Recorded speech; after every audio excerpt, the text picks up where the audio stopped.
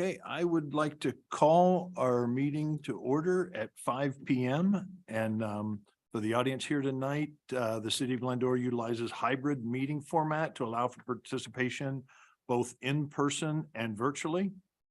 Again, with the public meeting, we appreciate your respect and presence here this evening. I would like the record to show that all council members are present. And I would like to ask the city attorney to read us into closed session. Thank you, Mr. Mayor, members of the council, and any who are visiting with us virtually or in person.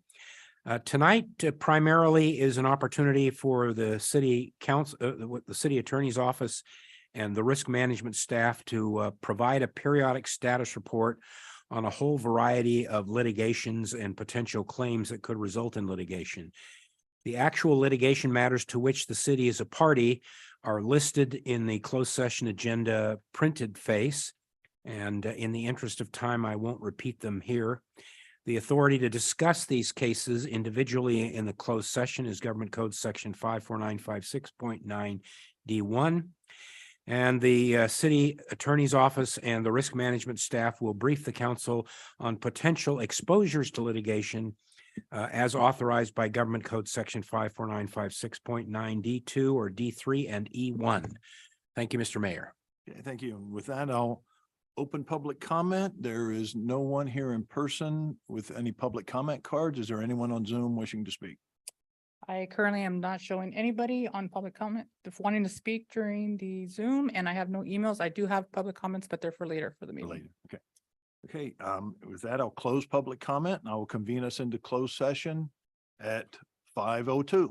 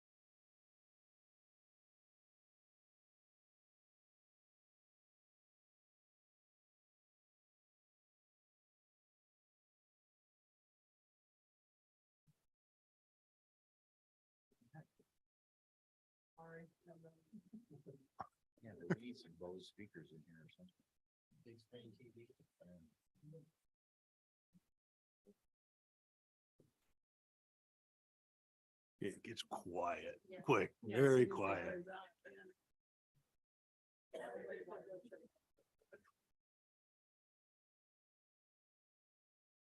I think we should leave the music play through the whole meeting. Yeah. And then you clear the room, right? Don't test me. Uh-oh. Okay, I got 7. Ready? Okay.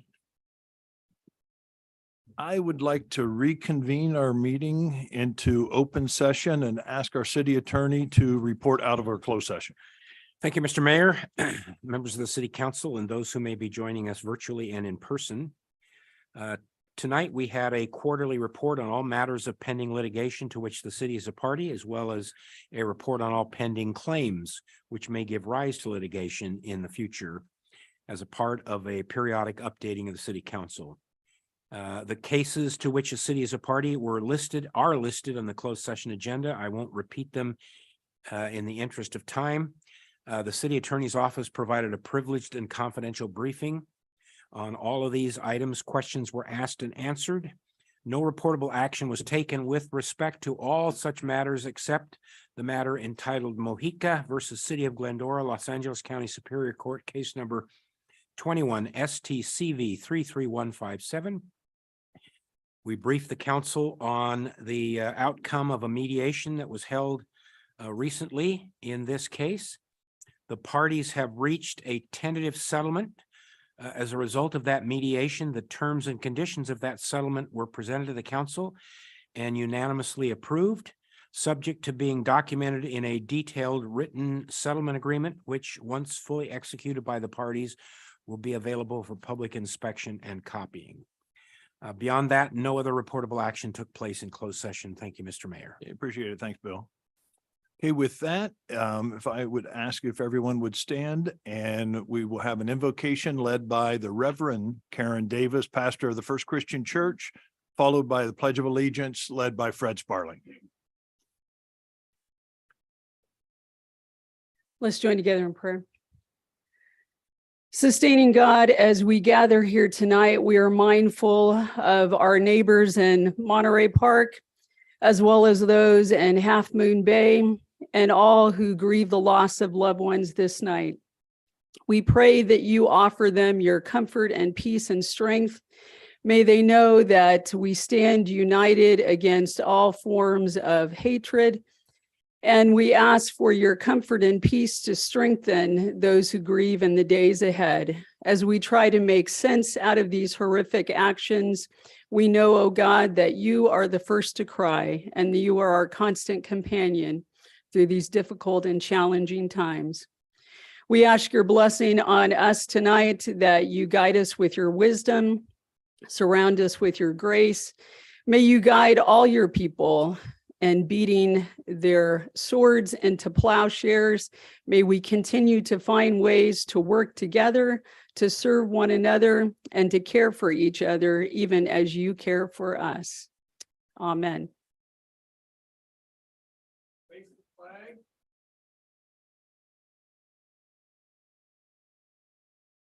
Please face the flag, put your hand over your heart, and repeat after me. I pledge allegiance to the flag of the United States of America and to the republic for which it stands, one nation, under God, indivisible, with liberty and justice for all.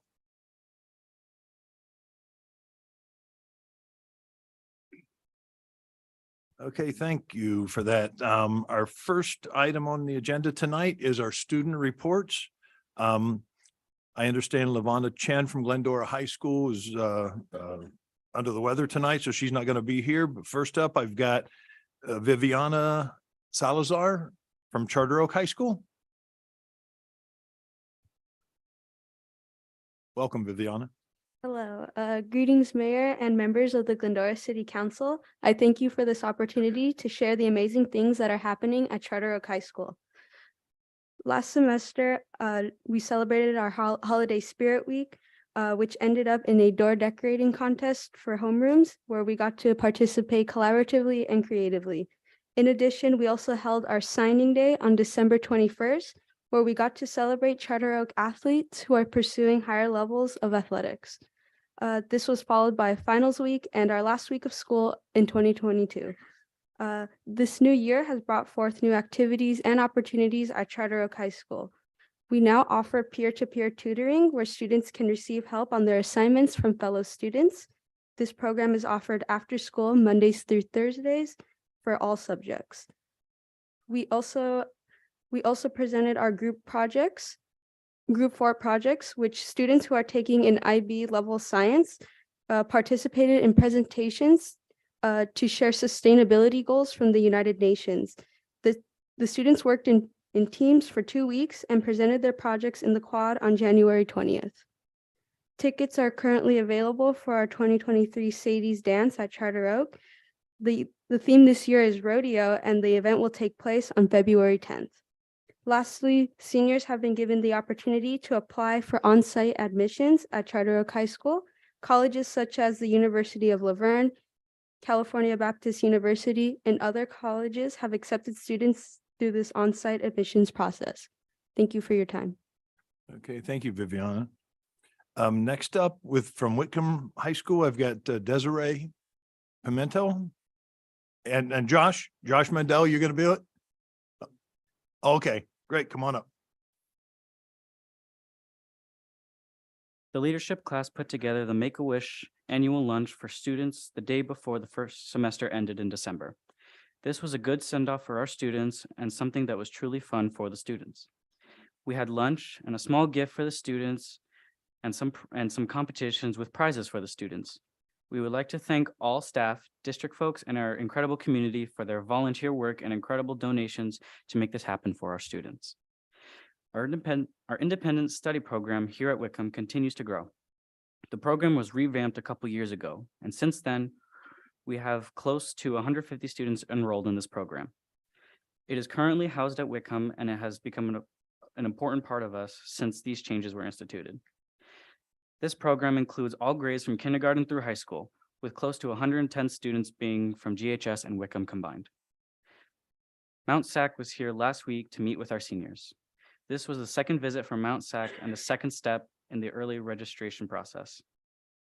Even if seniors do not plan to attend Mount SAC, we had them run through the process in case they have a change of heart and are interested in possibly attending Mount SAC. Citrus College will be coming again next month. The 12 new students that came our way from GHS at the semester appeared to be settling in quite well. For most of them, they will do well right at the very start, but for some, it can be quite an adjustment. This group did very well, and we should have a smooth quarter ahead for them. The next time we get students from GHS will be the start of the fourth quarter. We also had 5 students return to GHS at the semester, and we wish them luck as they enter their last semester before graduation. We held the second of our 3 principal honor roll breakfasts on January 12th, and it was a huge success. We were able to recognize many of our fine students for their accomplishments in the classroom. This also includes our 7 students of the month from the last 3 months. As nice as it is to see our students receive their awards, it is very heartwarming for me to see the happiness on the faces of the parents when they hear the name of their student announced. And thank you to those who were able to attend and support our students. Our prom will be held this year at the Glendora Country Club on March 31st. Our prom is one of our big events for us on a yearly basis, and we are really excited to see it return after 2 years not having it due to the COVID restrictions. Thank you for having me. Thank you, Josh. Next up, Alexa Straight from St. Lucy's. Is Alexa here? Okay, I guess she wasn't able to make it tonight. Okay, next, want to ask if there's anybody wishing to reorder the agenda or add any items? No. Mr. Mayor, I'd like to request we pull item 13 from the consent calendar for discussion. Okay, we'll get to that when we get there, but Thank you. I appreciate it, David. Thank you. Okay, if there's nobody wishing to reorder, up next is public comment. Inviting members of the public to address the city council. Speakers are limited to 3 minutes, speaking once on both on and off agenda items. If you're in attendance, please fill out one of the speaker cards. If you want to speak on anything besides the development tonight, this is the time to do that. If you're participating via Zoom, please select the raise hand icon in Zoom before I close the public comment period. Once recognized, you'll be unmuted. State your name and subject matter you wish to discuss. So our first public comment card tonight is John Harold. Howdy, welcome, John. Thank you very much. Good evening. Again, my name is John Harold. I was here a couple weeks ago talking about number 13 on the consent calendar, which is you have regarding outdoor dining standards in the Glendora Village. My concern tonight is what my concern was 2 weeks ago. And that is, I think it's important for this body to realize that the merchants downtown have gone through a horrible experience. They have gone through one of the worst pandemics in our history. They have gone through one of the worst, I believe, recessions since I have lived in Glendora. My wife was born in Glendora, so she's even lived here longer than I have, but it has been horrible for them. And I don't think now is the time for us to be messing with the downtown village. It's finally starting to get off of its knees. It's finally starting to bring back. And I don't think that they need right now for any interference from the city council or from the city. Let's get them through this. We're still in the middle of a very cold winter, and it's going to get worse. My God, the price of eggs. I have no idea how Kara's able to feed me in the morning with the price of eggs, not to mention the price of gas, not to mention the price of everything else. The trouble they have with getting employees and all the different problems they have. It's very easy for those of us who don't have to worry about people coming in every day. It's very easy for those of us who don't have to worry about paying all these different bills that they are getting. And what happens? I was really proud of Glendora because I think you guys did a good job of helping them. But now don't pull the rug out from under them. This is something that can be done. There's nothing going on there that is of critical importance that you have to do something for it right now. Move slowly. Government's usually pretty good at that. And so I think you can do that.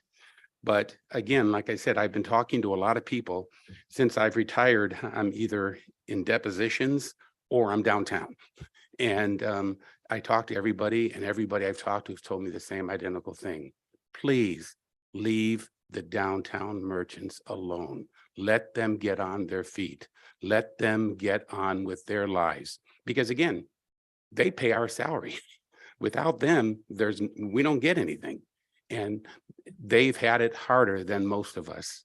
And they do not need at this time for us to go in there and be telling them and changing things. They're doing the best they can. There'll be plenty of time for that later. Just don't do it now. Give them some breathing room. Thank you. Okay, thanks, John. Next up, Fred Sparling.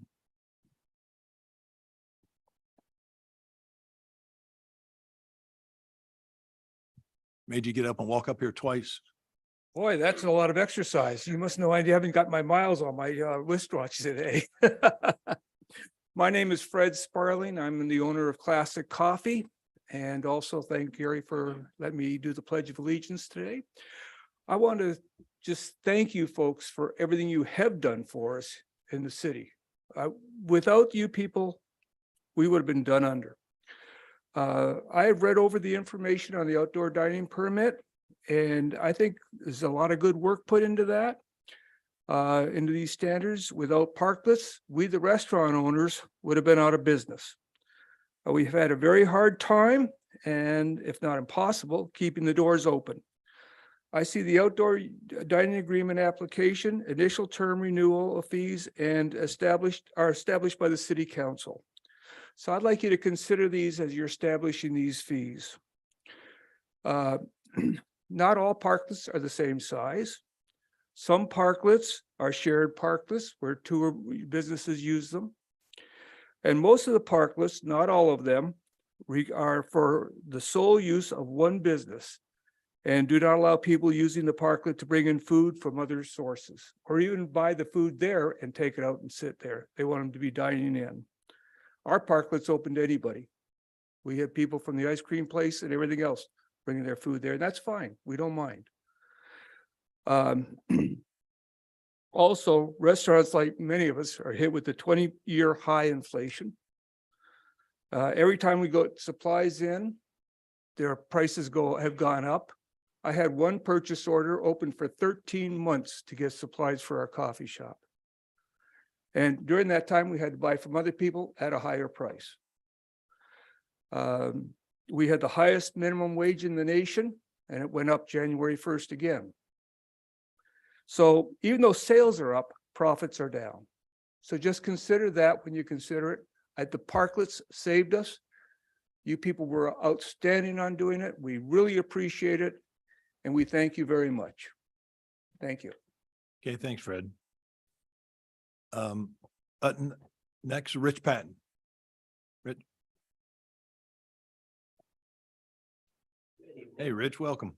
Yeah, thank you. Excuse my attire, just coming in from evening with the kids. Just wanted to touch base with you all about the Historic Streetlight District again and some of the things that have ensued since the last public bid. There's a few things that I've seen on that I think are way out of proportion. And one of the things I think that need to be discussed is some of the aspects of the lights themselves. I believe that the conduit can be run and a lot of the conductors and everything can be put together at a minimal rate compared to the total cost of the project itself. But I do believe that there needs to be some time set aside to figure out what the 110, it's not 109, 110 lights, what the cost is going to be to put those over from the standard lighting as we know it into LED, what it might cost to, if there needs to be, let's say, a new caisson, how everything's going to come into the caisson, if there needs to be new cages, and just a myriad of different things that could change this bid significantly. I think the difference could be between $8,000 and $10,000 and $30,000 as you're going to see it as it's being bid out, because we just didn't know exactly what it was going to be in cost for those particular streetlights to be refurbished and a lot of the things that go along with it. So I just think that there might be some time that needs to be spent and to take a couple of those lights, really figure it out and assign a value to that, and not have just a regular underground contractor or electrical contractor go about throwing a bid out there, because I think you guys are getting a bid that is way, way outstretched. And so it's pretty simple in my mind. I've been doing this for a long time, and I just thought it would be a good idea that I make a comment about that. And I'm going to touch base on some of the guys that are talking here about downtown Glendora. My wife's opening a new company here in town, or business in town, and they've gone through a lot. And to see the activity that we see in downtown each and every day, and the amount of opportunities we see people out having breakfast, lunch, and dinner, I think it's imperative that we give these guys an opportunity to really just take that to the next level and keep working on the businesses that they've strived to do for all these years. Thank you for your time, guys. Yeah, appreciate it. Thanks, Rich. I don't have any other speaker cards. Is there anyone in the audience that wishing to speak? If not, I'll ask if there anyone on Zoom that has their hand raised. We do have one in hand raised, so I'm gonna have Ian, if you can unmute yourself. Can you hear me? Yes, thank you. Perfect. You have 3 minutes. Okay. Greetings, Mayor and City Council. My name is Ian Lawrence Torino, and I am a resident of the proposed Antique Lighting District and a board member of the Glendora Historical Society. I bought my house in Glendora in 2004. I chose to make Glendora my home because I was looking for a neighborhood with a traditional suburban feel, a safe and healthy place to raise a family. I found that in the Glendora Village and was drawn to the village in large part due to our city's beautiful antique street lighting. As I'm sure you can imagine, I was very disappointed when the lighting went off only weeks after I moved in. Now, I share the concerns others have expressed about the bids and the pricing and the whole process so far, but I wanted to take a moment to point something else out to the honorable council and everyone else. I'd like you all to take a moment to look at the city seal hanging there in the chambers. On the bottom, it says incorporated 1911. It's no coincidence that's the same year that this lighting originally went in. And around in the center of that seal, there's another symbol, the Liberty Torch. And if you look closely at it, both the form of the torch and the color of the torch are also the same as the antique lighting. Now, the words around there, industry, agricultural, residential, that was supposed to be the promise that this lighting brought to our city.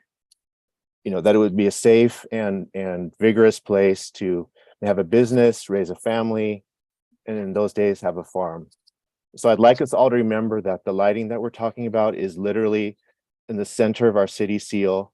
It is part of our identity, and it is something that we really ought to preserve. Thank you. Okay, thank you. Anybody else on Zoom would like to speak? If you can please click the. Oh, perfect. We have nobody else, but we did receive emails.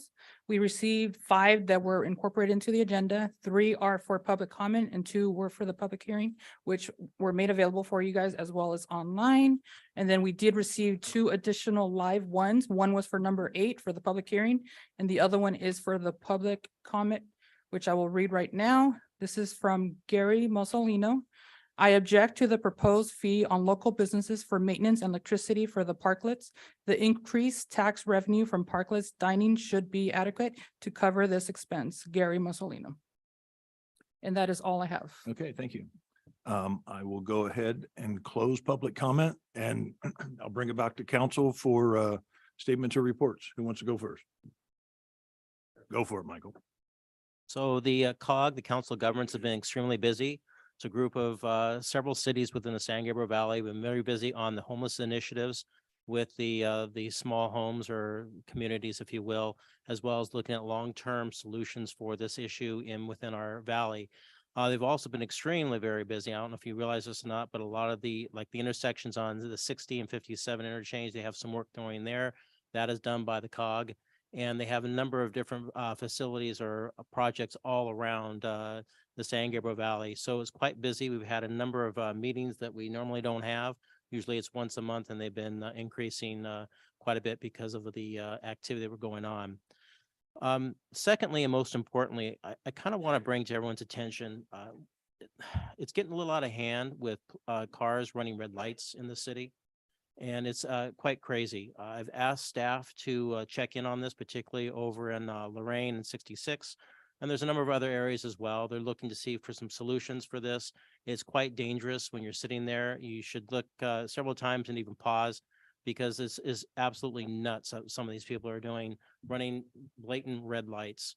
And at some point in time, it's going to really hurt somebody or kill somebody. And we really need to address this. So I know the staff is looking at it, and they're going to come back with some solutions, and hopefully at the next council meeting. Thank you.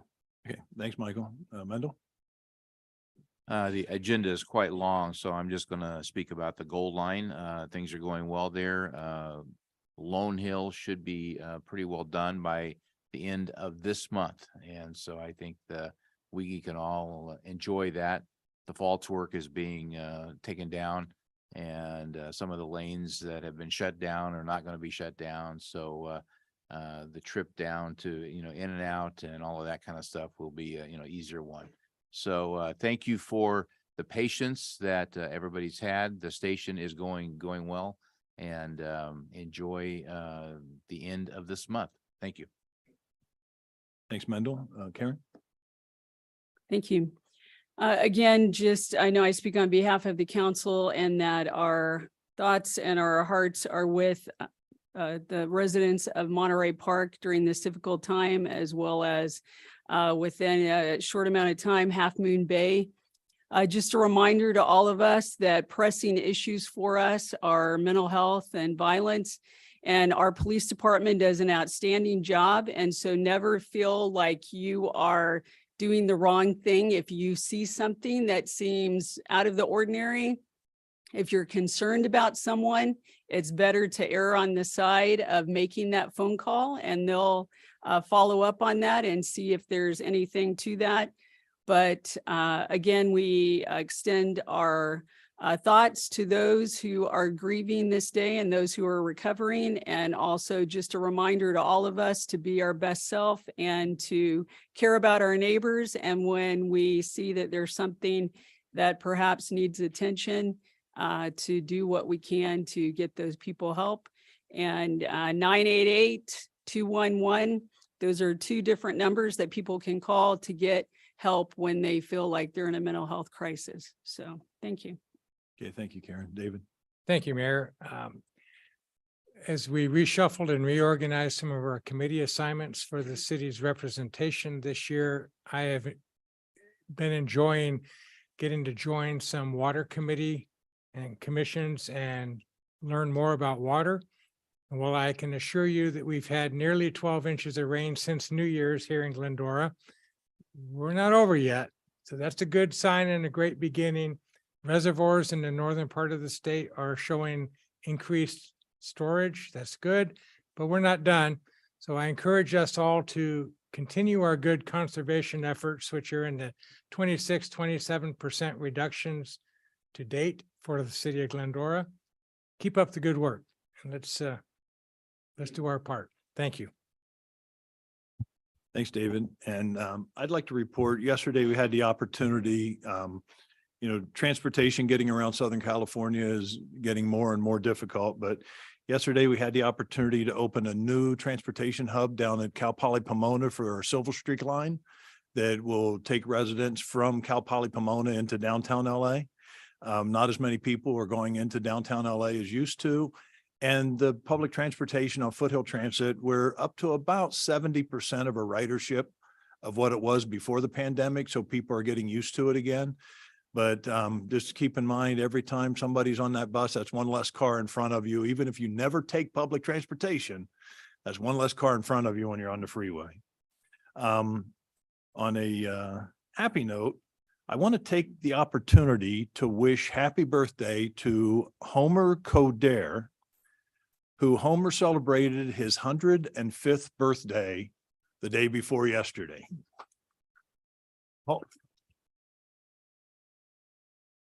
Homer is a member of IDOS, which is an organization here in town that works with the visually impaired residents in Glendora and the surrounding cities.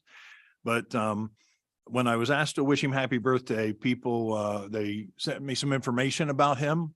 So I've got a stack of information about somebody who's 105 years old. They've accomplished quite a lot, but I'm going to take the time to read a summary of what we have here. And Homer Coder is a fourth of 10 children, was born on January 21st, 2018, raised in Auburn, Massachusetts. He often talked about being blessed with the wonderful parents he had. He has always been a nature lover, and when he was growing up, he enjoyed walks in the woods and enjoyed canoeing, fishing on a nearby lake with his dog by his side. Homer began working in his father's machine shop at age 16 and became a master machinist until his retirement in 1983. When World War II began, Homer was deferred from the draft because his father's shop had been commissioned with government contracts for the war effort. Not only was he his father's best machinist, but there was a shortage of machinists at the time. In 1941, Homer and his sweetheart Bertha got married and started their family in Auburn, Massachusetts. They raised 2 children and were later blessed with 4 grandchildren, 10 great-grandchildren, and 4 great-great-grandchildren. In 1953, they moved to West Covina and shared a happy and blessed life together for 74 years until Bertha's death in 2015. Homer's interests are diverse, and he has an extensive collection of cactus succulents raised by different kinds of animals and became famous for raising and breeding a particular kind of pigeon, the Birmingham Roller, for which he has won awards and was inducted in both the national and local Birmingham Roller Club Hall of Fame. He also has an extensive collection of country music that he enjoys. When Homer and Bertha discovered IDOS, an organization for the visually impaired, they began attending meetings in Glendora, and later they helped to coordinate a second chapter in West Covina and have truly been blessed with the friendships established there. At 105 years old, he still continues his membership and comes to IDOS meetings. A modest and quiet man, Homer radiates his enjoyment of life and his fellow man. Happy birthday, Homer. Had a great life, and I wish you many, many, many more birthdays. So that's it.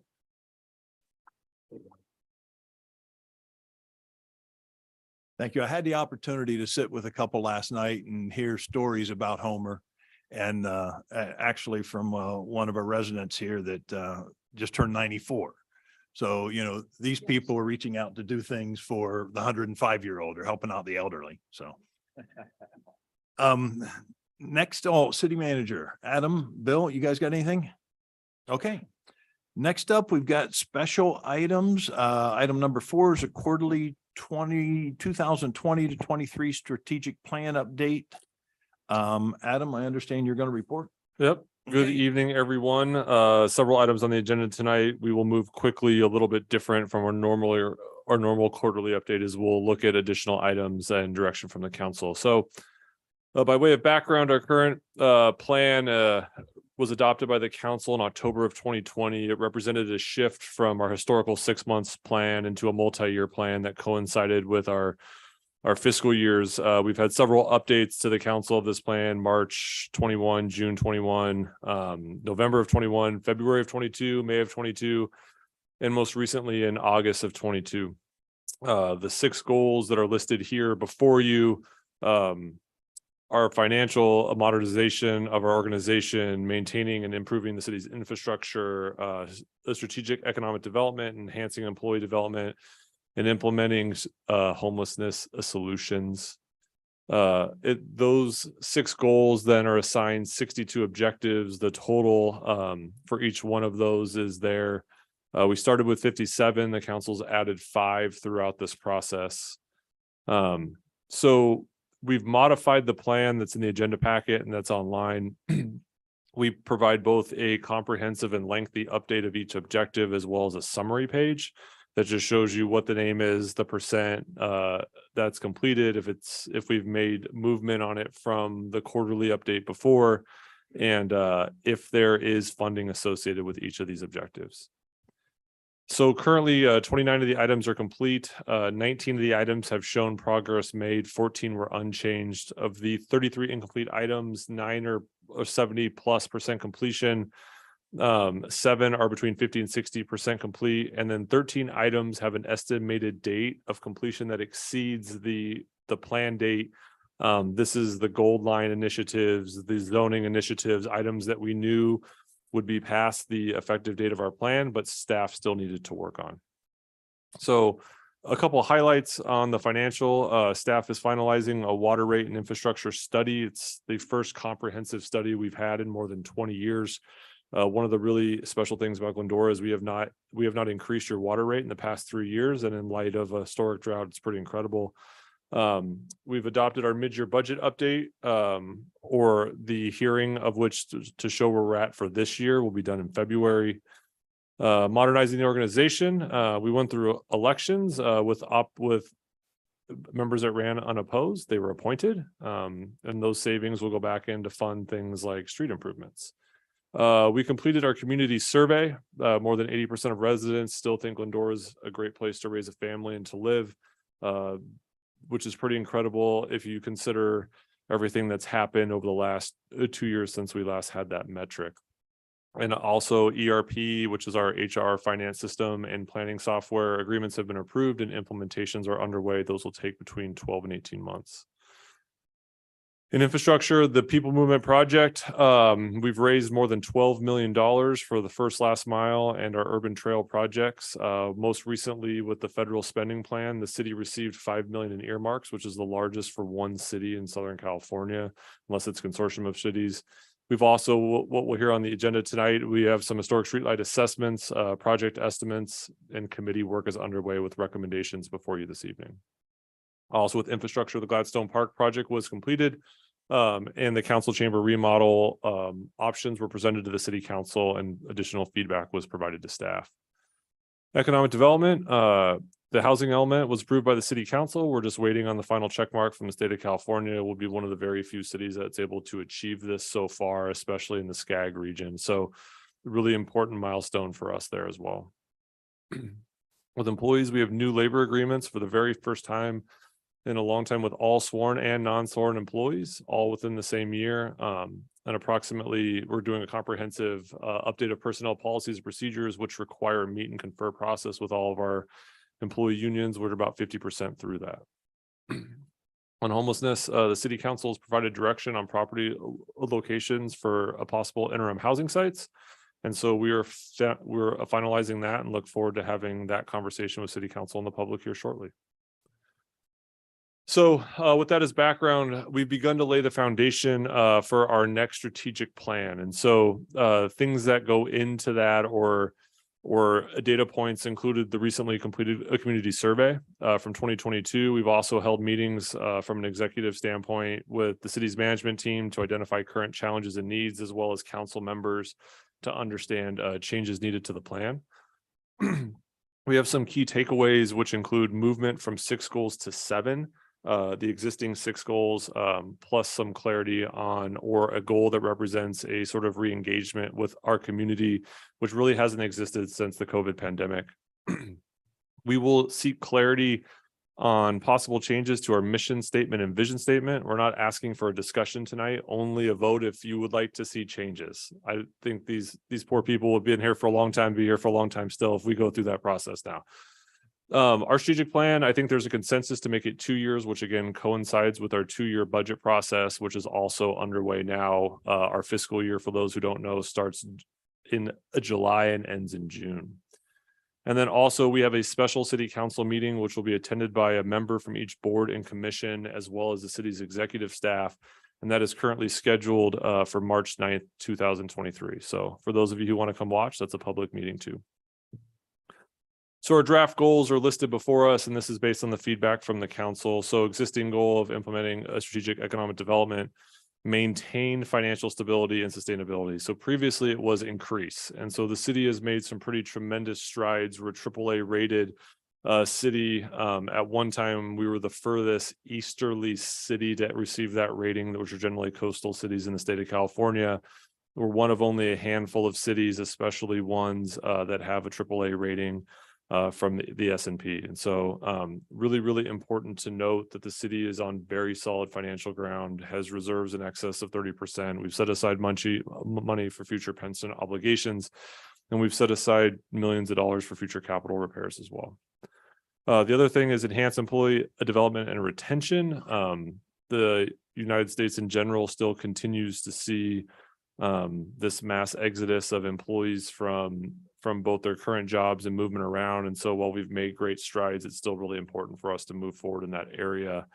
Improve and maintain the city's infrastructure. I think it goes without saying cities are really good at building things. They're notoriously terrible at maintaining them. And so as things have gotten more expensive, while roads in your area may be in poor shape, the city's actually increased its overall street rating over the last 3 years.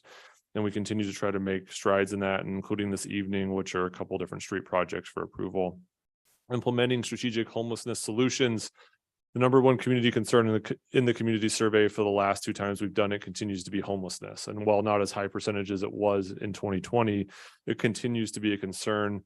And so the city is obviously keeping this as a goal. And the last one is we're going to add based on feedback, which is enhancing a community engagement and presence. And so whether that's from the police department for additional patrols in our businesses, to outreach to additional part-time park employees in the parks. We've made millions of dollars in parks improvements, and having the eyes and ears there is great. So we're really looking forward to having this conversation and see what objectives the city council would like to see in that area.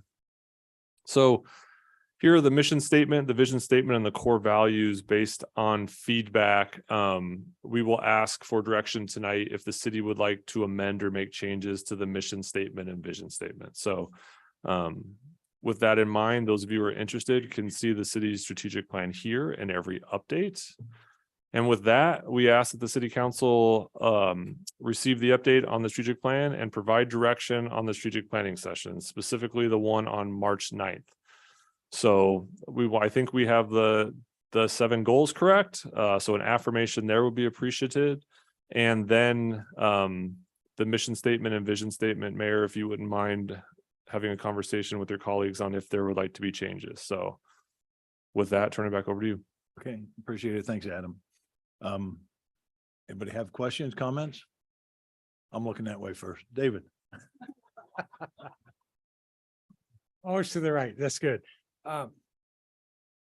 I appreciate those, and I would like a small modification in the goals area, which we can talk about later. It's just a little tweak, not a problem with it. I think they're on scope.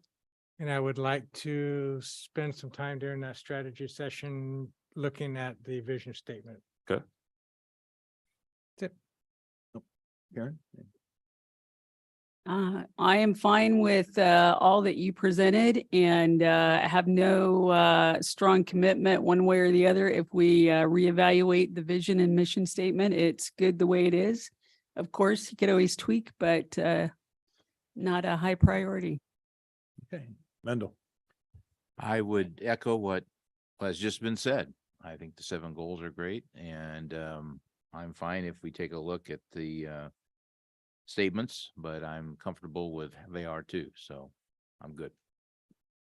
Okay, Michael? I'm good with the goals. I want to see a change, a modification of the vision statement. And in fact, I already pinned one, but I won't share it here because they don't want me to, right? That's appreciative. Thank you. So that's it. Thanks. The vision statement, yeah, I want to revisit it. So Okay. it comes down to you, Mayor. So, well, coming back to it, we have 2 who would like to see changes, 1 who is neutral on it, and 1 who doesn't feel it needs to be addressed. I don't see could you bring the vision and mission statement back up?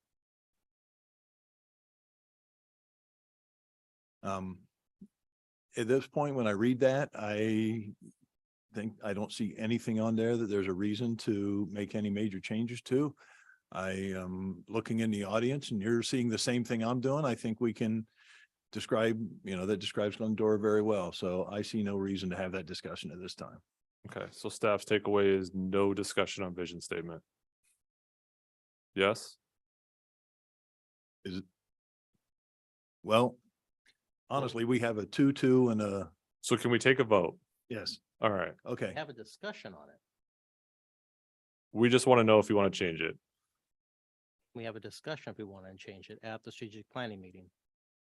We're asking for direction tonight so we can plan for length of time accordingly. Yeah, we want to be able to accomplish some planning on those 7 goals and not the other. Okay, so let's have can we just take a vote? Okay, Michael, you're a yes? Yes. Mendel? Sure, yes. Okay. Okay. David? This is to have a discussion on, Have a yes. discussion on it, Yes. yes? All right. Okay. Karen? Well, I guess it comes down to Nope. you and me is no. So So sounds like we will have that discussion on tonight. Thank you very Okay. much. Okay, I appreciate it. can we vote on a time limit on that discussion? That would also be appreciated. It 3 could be minutes. very simple. Just vote on what I have to say and we'll be good. 3 minutes. Okay, next up, item number 5, we have a presentation by Southern California Edison. I've got Jeanette Soriano and Travis Parks. Welcome, Donnie. Good evening, Mayor Boyer and members of the council, and good evening, residents of Glendora. Thank you for having us here today. As you mentioned, I'm Jeanette Soriano, Government Relations Manager with Southern California Edison, and I have Travis Parks with me here. He's Distribution District Manager for the local district that oversees work here in Glendora. So we're here to provide to you the annual reliability review of circuits in Glendora. But first, we'll get into information about Edison itself, since it's been a couple of years since we've been here, and then go into the details of reliability in Glendora, and then open it up to questions. So let's see if this works. Perfect. So who we are as Edison, we've been in the community for over 135 years, providing electrical service to the communities in Southern California. spanning over 50,000 square miles, serving 15 million customers through 5 million customer accounts. Forwarding through a description of our grid. As I mentioned, 50,000 square miles, serving electricity through 4,600 circuits, 1.7 miles of poles, and 126,000 miles of transmission and distribution lines, which we are constantly working on every day through planned outages and when needed through repair outages, which we will discuss the differences later today. So we're focused at Edison on strengthening and modernizing our grid for two primary reasons. One is to maintain the safety, the public safety, right, to make sure that our infrastructure is up to date, that anything that could be a potential safety is addressed, and then also to ensure the readiness of the grid as we move forward with the clean energy future, as we look to electrify more of our transportation and our building to reduce greenhouse gas emissions and meet those ambitious goals that the state of California has set. So how are we doing this? This year, Edison plans to spend $5 billion in investments in our infrastructure. And this is up from even a few years ago when I first started making these presentations. It was previously $4 billion. And so, like I said, these increased investments are driven by our safety focus in terms of mitigating wildfire risks, especially here for foothill communities. That's very important, as well as ensuring our grid is ready for the future needs. So we are focusing on infrastructure reliability, wildfire mitigation, as I mentioned, transmission to ensure we keep that flow of electricity going, grid readiness, and our long-term energy policy. And so on the right, you'll see a list of our capital investments from the year before, including underground cable, overhead conductor, which I'll speak to more in a minute, because there will be some overhead conductor work here in this city, as well as replacing distribution poles, etc. So a little bit more about our wildfire mitigation activities. Over the past several years, Edison has really committed to various technological as well as infrastructure improvements to address wildfire safety issues. Everything from inspecting our equipment, pruning vegetation to ensure that it's out of the wires, installing high definition cameras high up in the mountains, as well as weather stations within our communities, so that we have more situational awareness, so that we can pinpoint exactly where we potentially see a wildfire potentially happening, so that as a measure of last resort, we could potentially turn off the electricity to prevent a wildfire. And that's called public safety PSPS. Power shut off. Thank you. But I think the biggest project that has benefited wildfire mitigation has been our covered conductor. And that's the insulated wire that we have begun to install over the past several years in areas that are have the highest high fire risk. And what we've seen over the past several years is that covered conductor has reduced the risk of wildfire up to 80% and is 10 times less costly than undergrounding, right? Because we get that question all the time, is like, why don't you just underground everything? And one of the main factors is that would be extremely costly, as well as it's a much more lengthy time to install it. And then when it does, in the occasion that it does break down, it takes longer to repair. As a few years ago, we did see in this community, there were some concerns with underground outages. So that I think that's one of the biggest achievements over the past several years, is beginning to employ the covered conductor and the success we've seen in reducing wildfire risk. And so there's a lot more information there on that slide, and I'm always available for any questions that might arise. A little bit more detail on the public safety power shutoffs. Like I mentioned, we've invested in our situational awareness through the weather stations, the high definition cameras. We purchased data from IBM, which is the largest database of weather information available. We've increased our meteorologists on staff from 2 to 6 over the past several years, and they're solely dedicated in tracking the weather patterns, the wind speeds, the dryness of the fuel, the conditions of the fuel, and giving us forecasts into where we might see potential wildfire. Over the past several years, there have been a couple of circuits in Glendora that have been placed on, in our period of concern list, where, we see that maybe in the next 3 or 2 days, there might be a potential for wildfire. So it gets placed on the list for potentially being considered for shutoff. However, in the past 4 years, there have been no PSPS shutoffs in Glendora. However, when a circuit does get placed on the period of concern list, our municipal partners are informed, ideally 3 days before the potential shutoff. However, as you know, weather may change on the at any moment. And so sometimes, we are not able to meet that 3-day period. Once our municipal partners are notified, we then strive to notify our customers 2 days ahead of any potential shutoffs. And then occasionally the period of concern will change based on the different factors. And so different circuits will drop off that list. And so then we'll send notifications to the cities and the customers, letting them know they're no longer on the list. In the event that there should be a shutoff, we strive to send an imminent notice that the power may be shut off within the next couple hours. And if the power is then shut off, we will wait for that period of concern to pass. And then because these are high fire circuits, we then send patrols out to, troublemen out to patrol the entire circuit to ensure that there are no dangers should we, energize.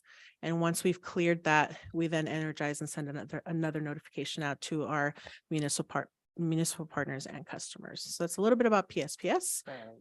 Absolutely. So on that, during our period of concern, we will actually, you'll see some Edison personnel out in the community patrolling our circuits and looking for hazards or wires slapping together, debris in the lines, trees that may have come down, and we have energized cable or wire laying on the ground. It's just another presence that we have during those times, not only just relying on our weather station data and technology that's out there, but having physical eyeballs out there on the field throughout the entire period of concern. So you'll see that during the wind events, and it's not just when it is windy, but it's when it's windy and we have a high fire potential index, low humidity and stuff like that. So just one more thing to add on to that. Thank you. And the consequence of that is that, occasionally the outages might be a little longer, right? Because we do have those boots on the ground, putting eyes on the wires. So that is a consequence of having a high fire circuit, an outage on a high fire circuit. So I did speak about, our public safety commitment, and we're also committed to, creating a clean energy future for our communities. I think what we've seen over the past several years is two of the biggest indicators that something's not quite right. And so the one would be our, pollution, the health effects of pollution, and then extreme weather, right? So we've seen increased heat storms during the summer, and then, even wind and rain in the winter that are occasionally record breaking, right? So we've got health effects as well as extreme weather. And so, we might argue about what is causing all that, but, we do think that something needs to be done. And so at Edison, over the past 10 years, we have decided to partner with the state to help meet those goals of reducing greenhouse gas emissions. Our latest plan is called Pathway to 2045, because that's the year that California has set its goal to reach carbon neutrality. And so we have 4 pillars to our plan. One is to decarbonize the electric sector. And with the commitment being that 100% of our retail sales of electricity will come from carbon neutral sources. 2 is to electrify transportation with the goal of having 26 million electric vehicles on California roads by 2045. To that end, we went to the California Public Utilities Commission with a plan several years ago for Charge Ready, in which we have invested in installing 30 to 40,000 EV chargers throughout our service territory. Now, over the past couple of years, we've taken applications from, various companies and cities, et cetera, and it has been so popular that we've had to put a pause on that program because the money that the CPUC has allowed us to put into the program is already, been applied for and granted. But we are continuing to work with our cities and our partners on the installation of the projects and moving that forward, and hopefully return back to the CPUC with plans for more investments. Thirdly, we're looking to electrify buildings. And so the vision is that 70% of all buildings will use efficient electric space and water heating, starting with new construction, and then eventually perhaps as customers are ready to reinstall new products that hopefully they will go electric. And then lastly, we recognize that there are sectors that cannot be electrified, uses that cannot be electrified. And so that those purposes that do need carbon fuels, that they will be low carbon fuels. And so those are the 4 pillars of our Pathway to 2045 plan. However, so as a state, we've made great progress from the goals. The goal was that to reduce greenhouse gas emissions from 1990 levels down to something more sustainable. And we've made great progress in that on a year-to-year basis, we are decreasing our greenhouse gas emissions by 1%, despite the fact that our population has grown over those years. However, Edison recently published a paper basically trying to send a wake-up call, because even though we are decreasing by 1% a year, we see that there actually needs to be a four times that, a 4% reduction every year in order to achieve the goals of cleaning up the power grid.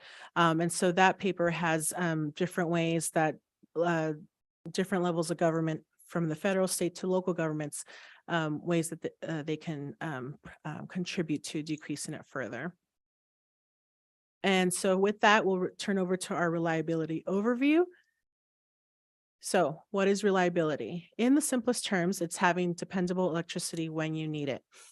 As much as we would like to provide electricity 100% of the time, that is simply not possible, due to factors that sometimes are out of our control, or for the need to work on the grid to ensure that it's maintained.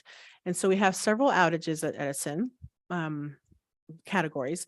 So we have maintenance outages, and these are the planned outages that ensure that we continue to upgrade and invest in our grid and make sure that it's running smoothly. Second, we have repair outages, and there's several causes for repair outages that we'll go into later. As I mentioned, we have our public safety power shutoffs, and then we have our major event days, which I believe are those days when we have those heat storms and the power, grid is overtaxed. Is that pretty much it? Yeah. Okay. Wind events. Wind events. Yeah. And so I'll turn it over to Travis to discuss, how we measure reliability and the rest. Okay, so it might be kind of hard to see on this slide, but basically we measure our the categories of the outages we have as a few acronyms for SAIDI, SAIFI, and MAIFI. So sustained outages, momentary outages, and the frequency of the outages we have. The main metric that we use to measure our outages really is our SAIDI one, which is people that experience an outage for greater than 5 minutes. That falls into the SAIDI category. And the metric that we use is the total number of minutes our customers are without power divided by the number of customers that we have. So on the next slide, we might be able to see Glendora's, go to the next slide. Yeah. And one more. So here's Glendora's performance across the top there. On the top left, you can see in the red where Edison's performance was about 180 minutes for 2021. Glendora, we were at 108 minutes. So each customer on average in Glendora sustained about 108 minutes of outages time with us. I know we had that really big windstorm that came through here of January last year with the big trees and these type of neighborhoods. It is very impactful. In fact, we just had some issues. Adam, I think the last time we were meeting that same day where right here in Glendora, we had some big trees come down across our lines. But we, as Jeanette indicated, we are investing heavily in capital improvement projects, especially here in Glendora. We'll be doing some more covered conductor work, which will really benefit the public safety here in Glendora. With the amount of trees you have, it could really prevent any kind of either ignition of a wildfire or the public coming in contact with our high voltage lines. So on here is our Glendora capital improvement map. Too hard to see on there, but we can go into this with you guys later if we want. Privately, and it kind of has a scope of the work that we have planned for this year, and the locations of those things. So there's a legend there. We can go over that privately if you guys want to. There are links on our company website to Glendora's performance reliability for the public if they'd like to look like that. I don't know if that's something we can send to include with today's agenda. I think we spoke enough on reliability here. Do you guys have any questions for us before we move on? Yeah, on slide 15 and 16, can you explain the bottom weather, fire and earthquake where 0%? Because just a week ago, weather, I think, caused an outage. So how can that be shown as? So I just wanted to share that this data is from 2021 and Well, this okay. is- but yeah, so I'm this sure- is the, I'm sure in 21 we had, I mean, I don't understand how a 0 can be affixed to that right. column when weather So occurs every year. that could fall under operation. Like if a tree branch falls across our lines, we have sophisticated equipment that would turn the power off. That kind of falls under the operation side of the thing going on there. Maybe if weather isn't the right word on there, maybe it should be for fire and earthquake. We can look into that. I would say that would be a better choice of Okay. words. Yeah. As we can see also the vegetation and animal showing at 11.3% for last year, for 2021, probably a low number. Under the other category is for unknown causes of outages, and given the amount of squirrels that you guys have in this community, we know that those little culprits are part of some of the outages that have been caused around. And you need to have a category on one of those slides, power outages at Mendel Thompson's neighborhood. Yeah, a couple of years ago, he had some, yeah. I think I remember that. Yeah. So like you mentioned, so these are categories. So when the troubleman goes out there, they put the cause right down. And so, they can only choose one, right? And so sometimes some outages may fall in one category when they might have been in the other category. So it's not an exact science, but we do try our best to categorize. And so here are the definitions of outages. There's the definitions for you guys. So like I said, there's equipment failure, there's vegetation and animal. So that's the trees, the squirrels. Third party, that's something we hear a lot, car hit pole, or someone digs without calling 811, or Mylar balloons, metallic balloons. Those are a big deal, especially we're starting to get into that season. We have a slide that we use for some of our safety moments. When we caution folks about metallic balloons, starting right around Valentine's Day and with the peak around graduations and weddings, you will see those outages caused by metallic balloons. I'm sure many of you have seen videos online of transformers blowing up because a balloon got caught up in there. So that's a really big safety issue that we try to caution folks about. And lastly, we'll leave you guys with this, that if there are any concerns that you have in the names of reliability or public safety, please reach out to Jeanette and myself. We do have some discretionary capital dollars that we could spend in the name of reliability and public safety. Or the community too. Just let us know, reach out to us, let us know so we could partner with you guys to try to make some of those capital improvements on an ad hoc basis. Yeah, there we go. We'll put that on a line item. Mhm. And I did want to share, when it comes to outages, it's very important for customers to always call it in or report it online.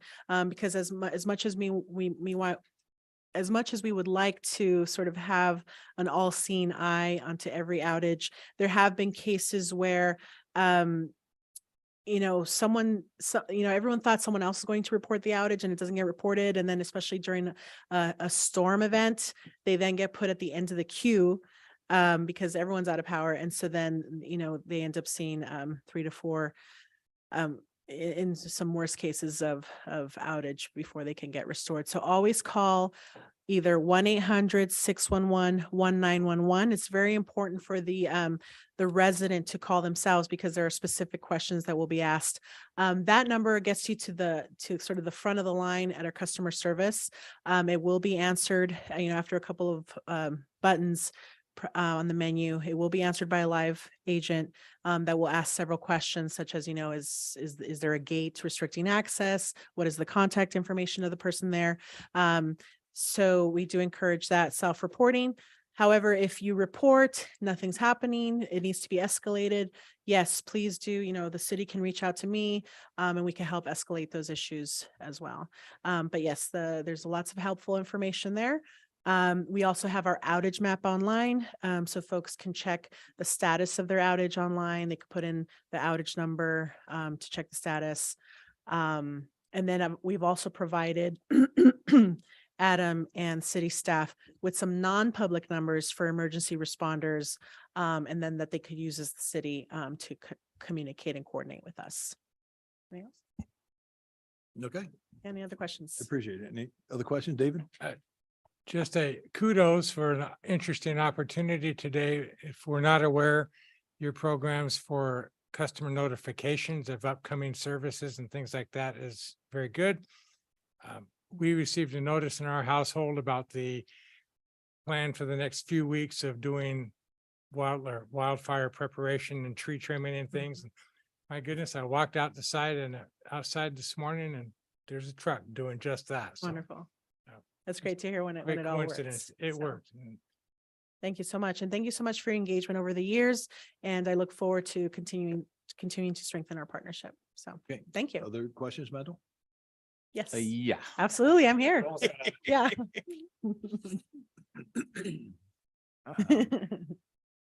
I'm gonna try to keep them brief. Absolutely. And you guys, you're doing a good job. But your company needs to step it up. A question that you didn't talk about, but it's been on the news back east. People are driving by and shooting out stations. Hmm.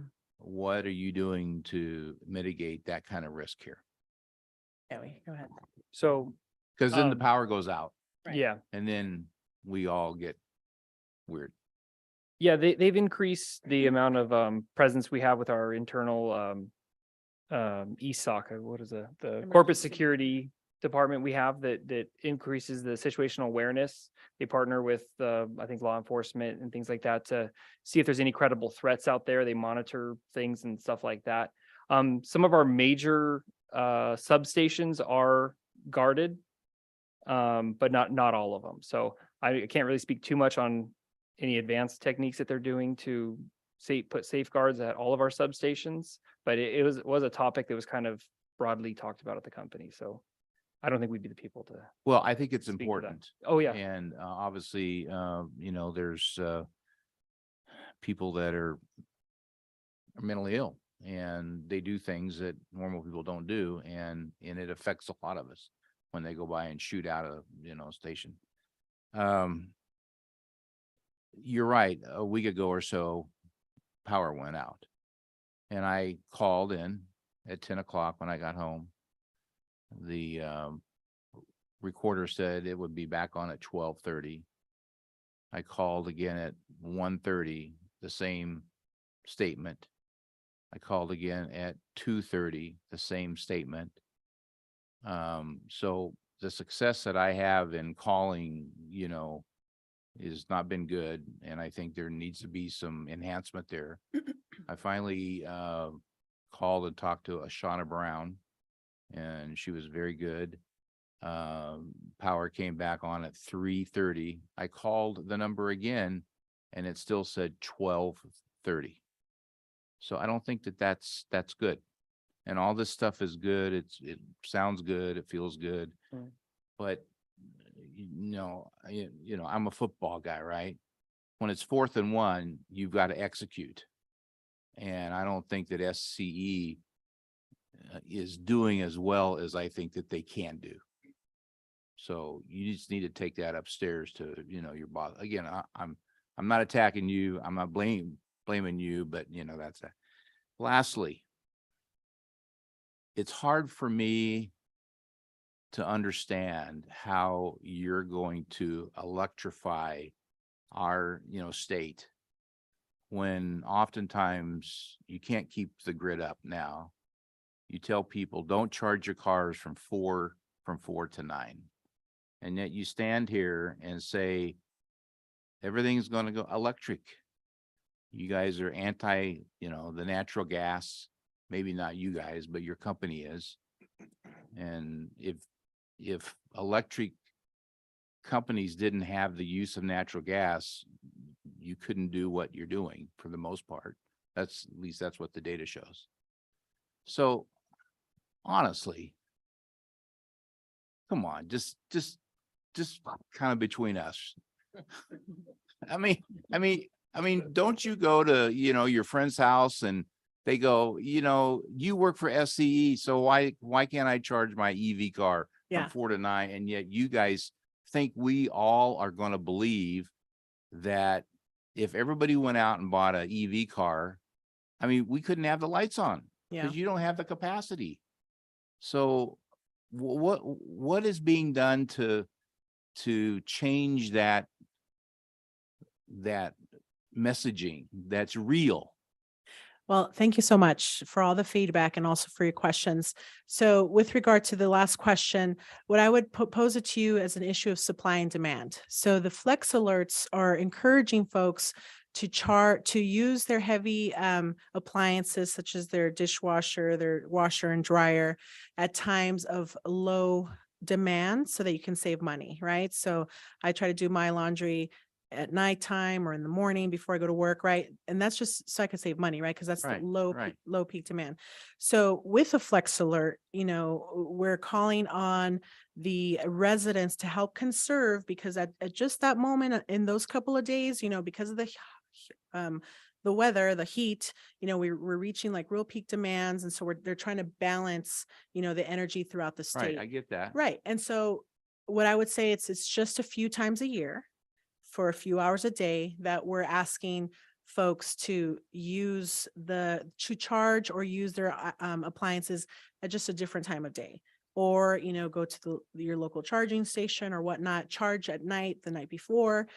So it's a little bit of a change of behavior, but it's not an absolute restriction where everything is going to come crashing to a close. It's just a way for all of us to sort of conserve a little bit just to get through that peak, heat storm or whatnot. But what's going to happen next year if 10 million more electric cars come online in our area and SoCal? And you guys are only able to do underground work on 91.7 miles. That's like when you cover 50,000 square miles, 91 miles is like nothing. Yeah. That's going to take forever for you to underground 50,000 square miles. So my point is, if we all go out and buy a, EV car, because we get a robust tax credit, right? That's kind of a joke, but, are you guys going to be able to allow us to plug it in? Well, we've definitely keep the lights on and cook and. Yeah, well, we've definitely been planning for this for the past 10 years. And I think the thing to really keep in mind is that it's not all going to happen at once. There is, yes, people are going to buy more, but we're also investing more. So I think gradually, this is pathway to 2045, right? So we still have over a decade to get to these goals. Yeah. So it's going to be a gradual change, but I also want want us to think about, electricity is part of the total energy consumption, right? We also pay money to put gas into our cars. And so as we pay less and less money to put gas, we're switching that over to electricity. So there's a balance there, and everyone can make their individual decisions on when that's best for them. So thank you so much for your feedback. Okay, We thank you. appreciate that. Okay, thanks, Mendel. Michael? Just really Okay. quick, to extend on what Mendel has mentioned, 2045, have you costed that out, what it's going to cost the ratepayer?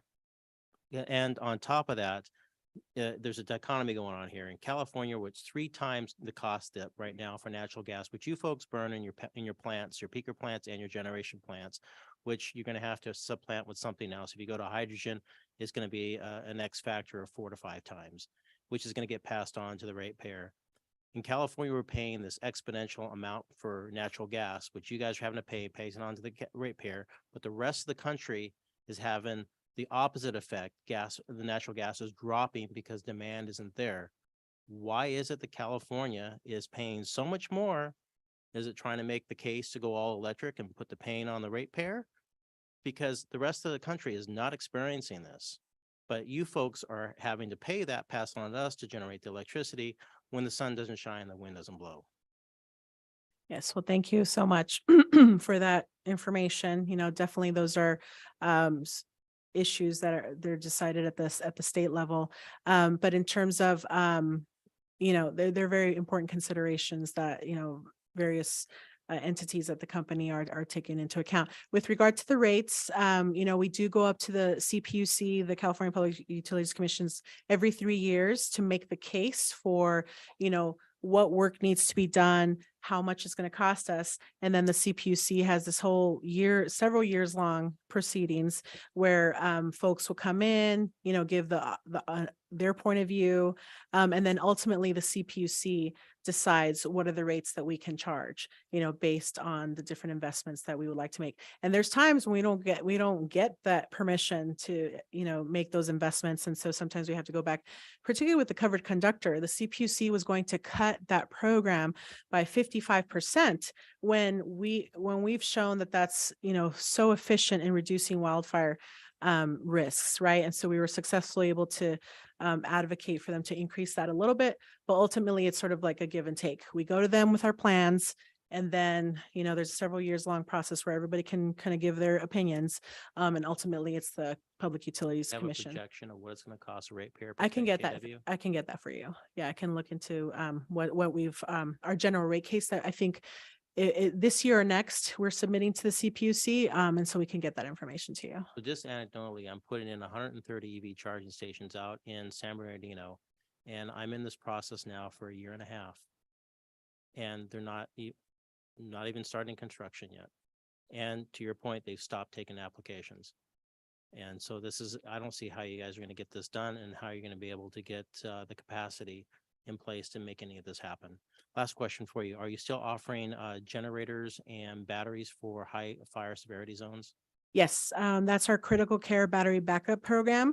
And so we do have that available, especially for folks that live in high fire risk areas. If you go to marketplace.sce.com, if customers can see all the different types of generators. You have everything from the small ones that are a couple $100s to larger ones that are several $1,000s, and then the rebates that are included for those.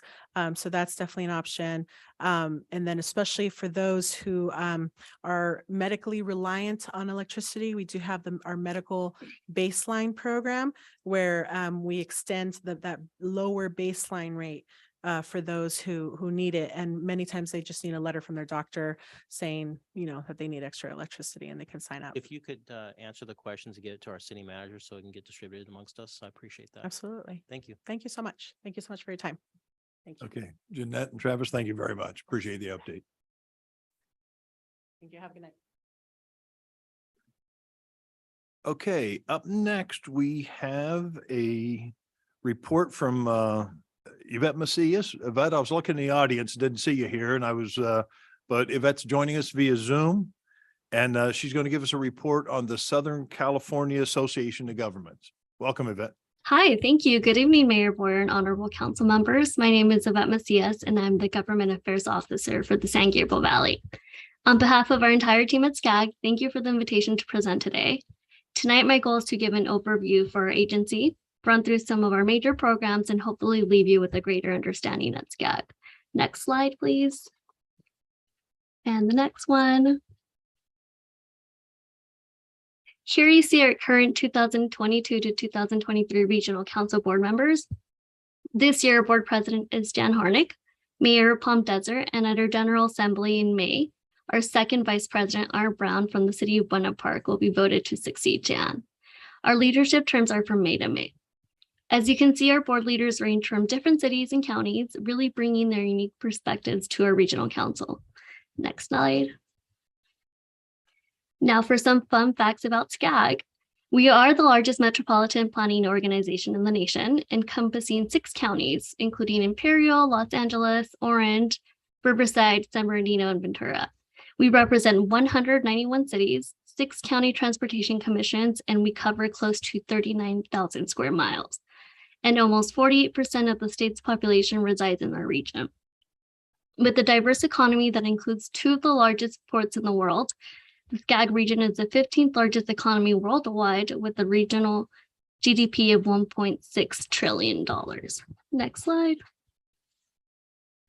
Our vision and mission statements drive the work at SCAG, particularly serving as a catalyst for a brighter future, innovative regional planning, and regional interconnectivity. Next slide. Thank you.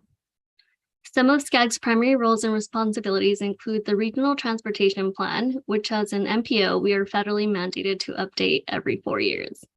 Also, the Sustainable Community Strategy to meet state and law standards. Together, these 2 make up our Connect SoCal plan, which I will detail further in my presentation.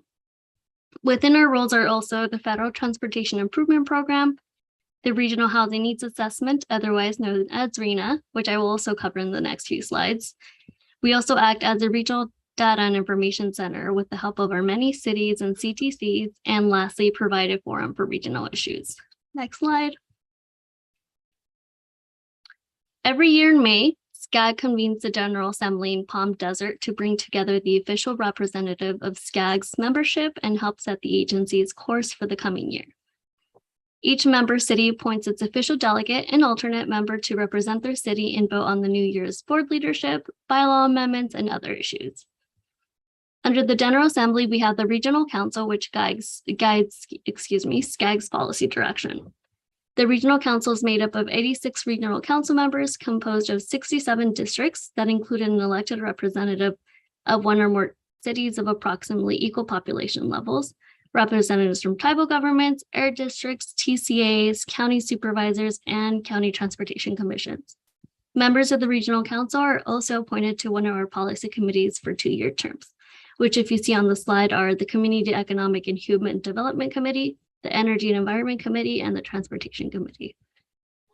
Our board president also appoints members to the Executive Administration Committee and our Legislative Communications and Membership Committee. Next slide, please. Another one. Thank you. Now that I've explained some of SCAG's governing structures and projects, I wanted to take a moment to highlight Glendora's role in participation in SCAG. Mayor Gary Boyer serves as a representative to Regional Council District 33 that encompasses the cities of Covina, Azusa, Baldwin Park, Glendora, and Arundel. Mayor Boyer, thank you for your wonderful work and service to the region. It's been such a thrill to work with you this past, I want to say, year almost. Next slide. And the regional issues that SCAG addresses are transportation needs, including active transportation and demand management, planning and policy development. We also work with goods movement networks through increases in economic efficiency, congestion mitigation, safety and air quality improvements, and enhancement to system security. And we ensure compliance with federal, state, and regional air quality requirements. We also provide resources and direct technical assistance to jurisdictions to complete important local planning efforts, identify specific funding sources, and fund amounts for various projects. We also collect and invest in broadband data and develop detailed broadband maps and broadband opportunity zone. And we lead with social equity as a focal point in addressing inequities faced by people of color and support the overarching goal of the creation of a just and equitable society. Next slide. Thank you. As mentioned earlier, the Regional Transportation Plan and our Sustainable Community Strategy Connect SoCal for short is one of SCAG's major responsibilities as the MPO for Southern California. Connect SoCal is a 20-year region plan with 6,000 plus transportation projects, regional development patterns, and goal-oriented programs and strategies like mobility, environment, community, and economic goals, reducing greenhouse gas emissions, to name a few, and supporting new jobs that facilitate efficient goods movements. The core vision of Connect SoCal centered on maintaining and better managing the existing transportation network while expanding mobility choices through a combination of transportation and land use strategies. Next slide, please. And moving on to what I'm sure is the favorite topic for many, RHNA is mandated by state housing law as part of the process of updating local housing elements of the general plan. It also quantifies the need for housing within each jurisdiction during specified planning periods. The RHNA process this past cycle was a departure from previous cycles, and that HCD included what they define as existing need with future demand in the allocations. As many of you know, the 6th cycle RHNA allocation was 1.3 million units, more than 3 times the 5th cycle allocation. Next slide, please. As with most of the states, SCAG is experiencing a housing crisis as has been decades in the making. AB 101 provided us with the Regional Early Action Planning, REAP for short. SCAG received $47 million from HCD to accelerate housing production and help jurisdictions meet their RHNA. REAP 1 was focused on the planning side of things. Some of these programs including assisting our cities and counties prepare housing elements and develop plans and programs that set the stage to accelerate housing production. Next slide, please. REAP 2021, or REAP 2.0 as we call it, was established through AB 140 as part of the mid-year budget revise for the state's FY 21-22 budget. Approximately $600 million is available statewide to support transformative and innovative projects that implement a region's sustainable community strategy and help achieve goals of more housing and transportation options that reduce reliance on cars. With funds from the American Rescue Plan, the state will allocate $246 million to SCAG. This grant is intended to meet multiple objectives and integrate housing and climate goals and includes accelerating the implementation of our adopted regional plans. It goes beyond REAP 1.0 in that it can include housing production activities, not just planning. SCAG, with approval from the Regional Council, submitted the final application to HCD on December 31st, 2022 to have those funds come in next year. Next slide, please.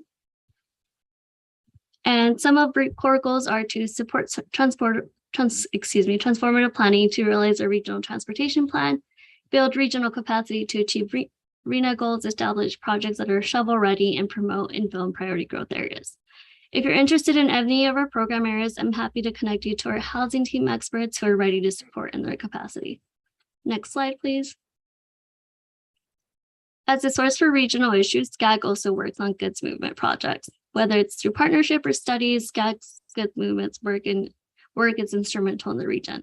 For example, SCAG partnered with the Mobile Source Air Pollution Reduction Review Committee to establish program guidelines and issue a call for projects for the last mile freight program. Next slide, please. In supporting the region's sustainable goals and our Connect SoCal greenhouse reduction goals, we also work on clean mobility technologies. SCAG's sustainability program works actively with Southern California communities and stakeholders to create a dynamic regional growth vision based on the principles of mobility, prosperity, and sustainability. Next slide, please.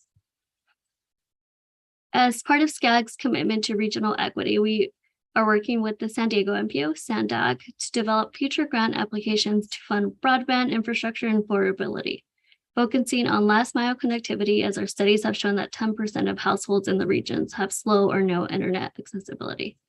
Next slide. Under SCAG's commitment to equity and social justice, we're also focused on economic vitality, healthy and complete communities, mobility, and environment. Overall, all of our work is done through an equity and social justice lens. Next slide. One more. One of SCAG's roles is to facilitate a forum to develop regional plans that improve the quality of life for the region. SCAG helps bring to fruition many regionally significant projects and programs while serving as a place to introduce, test, and nurture new ideas for the long-term benefit of the entire region. One of the ways in which SCAG does this is through our signature events, which include our General Assembly, which I briefly mentioned, our Southern California Economic Summit, normally in December, and our annual demographic workshop in September. Next slide. Over the years, SCAG has been at the forefront of advocating for the region's fair share of federal and state funding for plans and programs and has been instrumental in delivering billions of dollars to the region, harnessing the power of the agency's membership together as one region with one voice to promote the region's interest. As part of the agency's advocacy efforts, annual legislative and advocacy trips are organized to both Washington and Sacramento. If you're interested, I'm more than happy to connect you to our government and affairs director. Next slide. We also have both state and federal lobbyists that advocate for SCAG funding for regional programs and projects. Our Legislative Communications and Membership Committee develops SCAG's legislative agenda and efforts and makes recommendations to our regional council. Next slide. And SCAG's grant programs help provide local cities and counties with the resources they need to build a sustainable future. Members can also get help finding and securing grant funding from federal and state agencies for local projects. Next slide. As a member-driven organization, SCAG prides itself on meeting the needs and requests of its membership. SCAG's Data Services Program was initiated and organized starting in the late 1980s, with the goal being the preeminent source of data and information to the Southern California region. Whether it is customized city profiles of economic and demographic data, free GIS training, data sharing, or mapping assistance, SCAG aims to provide members with the tools, data, and training they need to plan more efficiently for the future. We also have our Go Human team, which, if I remember correctly, partnered with the annual Glendora Holiday Stroll and Tree Lighting Festival to put on the Roll to the Stroll, to offer community members a unique experience of Glendora Avenue in December 2019. And we also offer Toolbox Tuesday trainings and our Monday money emails that alert any grants and money that cities and counties can apply for. Next slide. Thank you. That concludes my presentation, and thank you again for your time. I'm available for any questions or comments. Wow. Thank you, Yvette. That was a lot I of tried to put all of the information. SCAG in like 5 minutes. You know, I'm on the board and I learned a lot tonight, so I appreciate it. You know, it's important for us to understand that the SCAG does not implement a lot of the things that they work with. They try to help us figure out ways to and engage and get through some of the mandates and opportunities that come down from the state. I do, because I guarantee everybody here is thinking about our RENA numbers, that we're finally seeing a light at the end of the tunnel. But I've got to ask you a question, Yvette, before I turn it over to my colleagues. How many of your 191 jurisdictions were happy with their RENA numbers? You know, that was actually before my time, but I've heard many stories. I would say very few. Yeah. You know, it's the SCAG's job was to try to figure out how to take the numbers that were dictated by HCD and try to spread those out among their 191 different jurisdictions. So they're not responsible for the numbers. They're just responsible for trying to help figure it out. So with that, does anybody have any other questions or comments for Yvette? No? Excellent. Okay, I guess did a great job, Yvette. I really appreciate you being here tonight. Thank you. Thank you, Mayor. I'll see you at the next regional council Okay, meeting. see ya. Have a great one. Okay, our last presentation is a presentation by the Hope Street Coalition on Homelessness. I got Paul Webster. Welcome, Paul. Thank you very much. Thank you. This is key. I know my presentation won't be as exciting as the Council of Governments or SoCal Edison, because it's just homelessness after all. Thank you very much for inviting me to discuss homelessness and what communities are facing. My name is Paul Webster. My experience includes working at the United States Department of Housing and Urban Development as a senior policy advisor on homelessness, and I currently serve as executive director for the LA Alliance for Human Rights, which sued the city and the county of Los Angeles on their poor response to homelessness, and also of Solutions Utah, which both of them are community-based organizations working to change policy and improve the lives of the community. Let's see if this will work. Boop, there we go. There we go. Great, great. I don't have any magical answers on homelessness. Instead, I do hope to offer insights and a different perspective on what is contributing to the challenges that communities are facing. While homelessness is very complicated, my message is simple. Stop treating homelessness as exclusively a housing issue. It has not worked. The failure of homelessness policy can be shown in 3 graphs. Whoop, that's the wrong graph. There we go. The first graph shows more money than ever is available and has been spent on homelessness assistance. Total federal programmatic spending is close to $9 billion a year. And the state of California plans to spend about half of that on homelessness assistance through its state program. One state spending half of the federal government's budget on homelessness. That should tell you something. The second graph, this one over here, shows more capacity than ever has been created to house and serve the homeless. These various bars, the orange, the gray, the yellow, and the blue, are the trends of shelter beds, permanent supportive housing, rapid rehousing, transitional housing. And the dotted, or the line, let's see, it doesn't have a little pointer, does it? Okay, no problem. The solid blue line shows the numbers of unsheltered homelessness. So as you can see, in a couple of year lag after the federal policy was changed in 2013, you started to see unsheltered homelessness go up. In fact, because of some of the accounting changes that happened in 2009 and 2013, many experts, including myself, believe that our unsheltered homelessness has continued on an upward slope despite the drop somewhere around 2010. So the conclusion is we have more funding than ever, we have more capacity than ever, and yet more homeless people experiencing homelessness than ever. Something is clearly wrong at the policy level. More aggressive plans and more spending based on the same flawed theoretical assumptions and narratives will simply produce more of the same result. And local communities have had to bear the failures and the costs caused by these failed plans and policies. The third graph shows that 78% and 75% of people experiencing unsheltered homelessness have had some kind of mental illness or some kind of addiction. This graph demonstrates the tremendous disparities between the population that agrees to shelter and those who reject shelter. It also is a commentary on the inability of the current homelessness assistance policy to create housing for people with little, if any, income at sufficient quantity and sufficient scale to adequately address the problem. Because you could see here that when you've got the sheltered numbers, which is the blue numbers, 19%, 50%, et cetera, and the blue numbers, you're seeing significant, the assumption is that there's going to be significantly more investment and more scale and more expense to shelter all the dark blue numbers.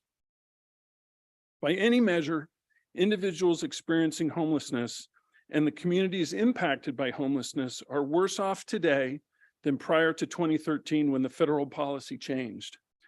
And it is simply tragic that 10 years ago, advocates and policymakers identified today, January of 2023, as when homelessness will end in the United States. The current policy hurts the most vulnerable and makes it nearly impossible for communities like Glendora to innovate, improve, and adjust. So, how did this happen?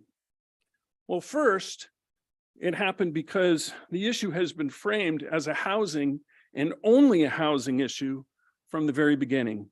Advocacy groups continue to insist that homelessness is caused because people can't afford the rent. I would just submit, just accompany me down at Skid Row or any of your close by homeless encampments, and I will show you that the folks there are not there because they can't afford the rent. That may be the ultimate end of some of their behaviors, but it didn't happen because these are folks that, you know, just got priced out of a house.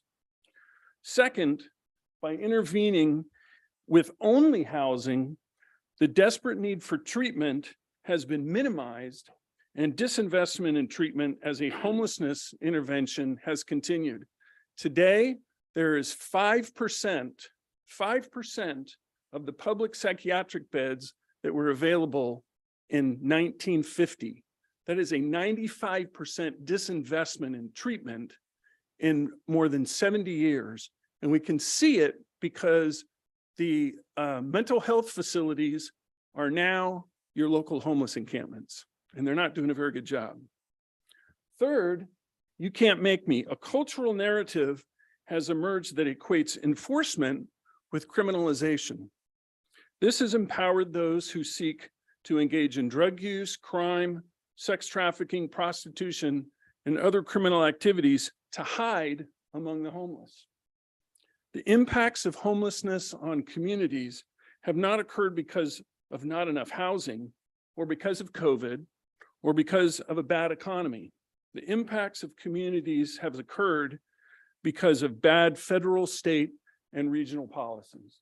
This is a policy problem more than anything else. I don't know why I keep pointing at this. It's probably over there. The federal and state and county policies cause greater dependence on government provided housing. It prohibits requirements of sobriety, workforce training, and mental illness treatment. The policy has been negatively impacted by harm reduction and drug normalization policies, particularly at a time when cheap and powerful street drugs such as methamphetamine and fentanyl are washing across the country. These policies have incentivized drug use, increased morbidity and mortality among the unsheltered, discouraged recovery efforts, and increased homelessness. In addition to bad homeless policy and bad drug policy, approaches to crime and public authority are contributing to disorder. The result is a "you can't make me" attitude that many communities have to face. But some cities are beginning to fight back. As New York Mayor Eric Adams has said, it is not acceptable for us to see someone who clearly needs help and walk past. Mayor Adams puts his finger right on the issue. Who truly needs help? Who is taking advantage? And how do governments decide between the two? Cities need to understand that the continuum of care homelessness data does not assist them. Cities should collect their own data and use it to design programs and interventions. And this isn't as an expensive a recommendation as you might think. There are some very low-cost alternatives for cities to collect data on a real-time, ground-up basis that will give you on-demand census of what's going on in your community. If you have, for example, if you have a majority of people living on the street who are struggling with addictions and have untreated mental illnesses, then treatment is necessary, not a government-funded house where they can continue to be addicted and mentally ill without treatment. Second, cities need to support compassionate interventions. So working with law enforcement and outreach workers. Connecting with treatment is more compassionate than connecting with housing. And that's one of the significant challenges that we have at our federal, state, and regional levels, is that we've empowered law enforcement to focus on housing instead of connecting folks with treatment when they really desperately need it. Third, cities need to push against the housing-only narrative, against drug normalization and harm reduction efforts, and soft-on-crime approaches. Tell your county, state, and federal representatives the connection that you experience between crime, drug use, mental illness, and homelessness with your own data, because that's the only way that they're going to start to change their perspective. It's actually happening in Los Angeles City. We're forcing them through the LA Alliance lawsuit to recognize the fact that treatment, addiction, mental illness are the issues, not additional housing. It's not to say that housing isn't an issue. We still need places for people to go, but because of the federal and state policies, it constrains the types of alternatives that local governments can use to deal with the crisis on the streets. So let me tell you about some success stories in this area. So one of them is Oceanside and Fontana. So in Oceanside, Oceanside, I live near Oceanside, and for years, Oceanside has been trying to put resort hotels by the beach. They thought that this was a great idea because folks don't want to go all the way down to San Diego in the gas lamp sometimes. Sometimes they like to be in a smaller community with a little less crowded beaches. So finally, they were able to develop these resort hotels with timeshares. They gentrified their downtown. It's really looking nice. But just as they opened these things up, they started seeing increases in personal crime and property crime. Businesses were upset. The goose that was going to lay the golden egg was driving tourism and visitors away. So what they did was they contracted with a security company that would be hired by the Business Improvement District. And the security company wasn't just your average security company that would just observe and report. They would observe, report, and engage.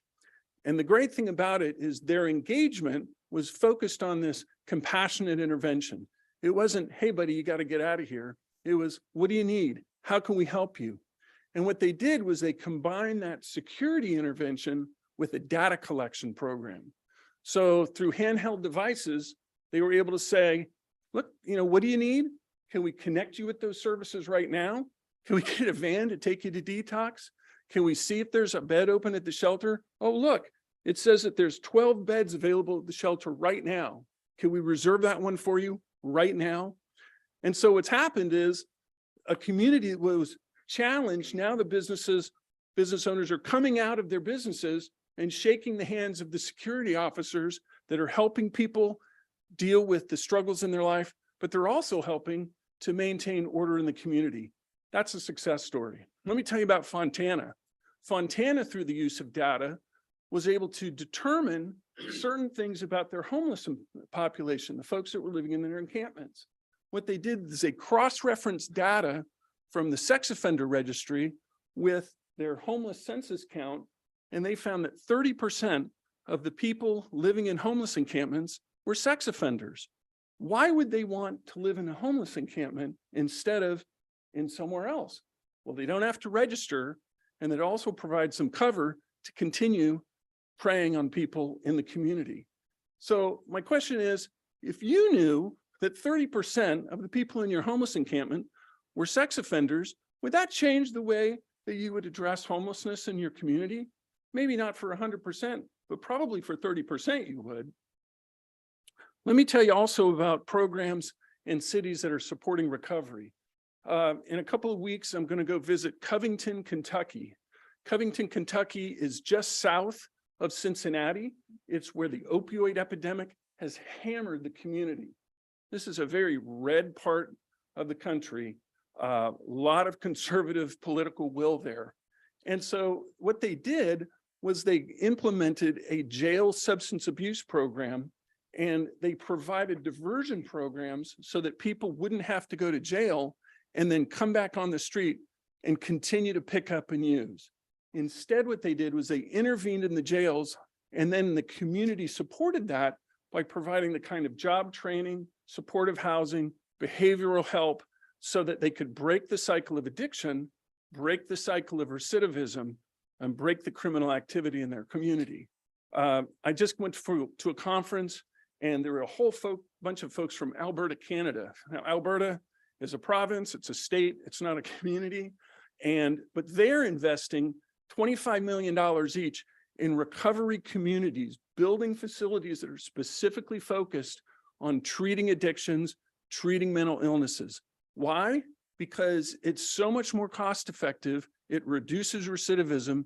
It transforms people back into useful, productive citizens instead of allowing them to languish, get sicker, and die in government-supported housing. Lastly, let me tell you a little bit about the LA Alliance.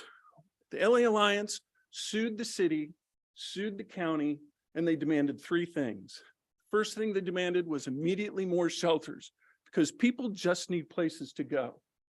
The second thing that they demanded was more treatment and services from LA County. It's probably been a subject of conversation maybe here or in other in closed sessions here in the city.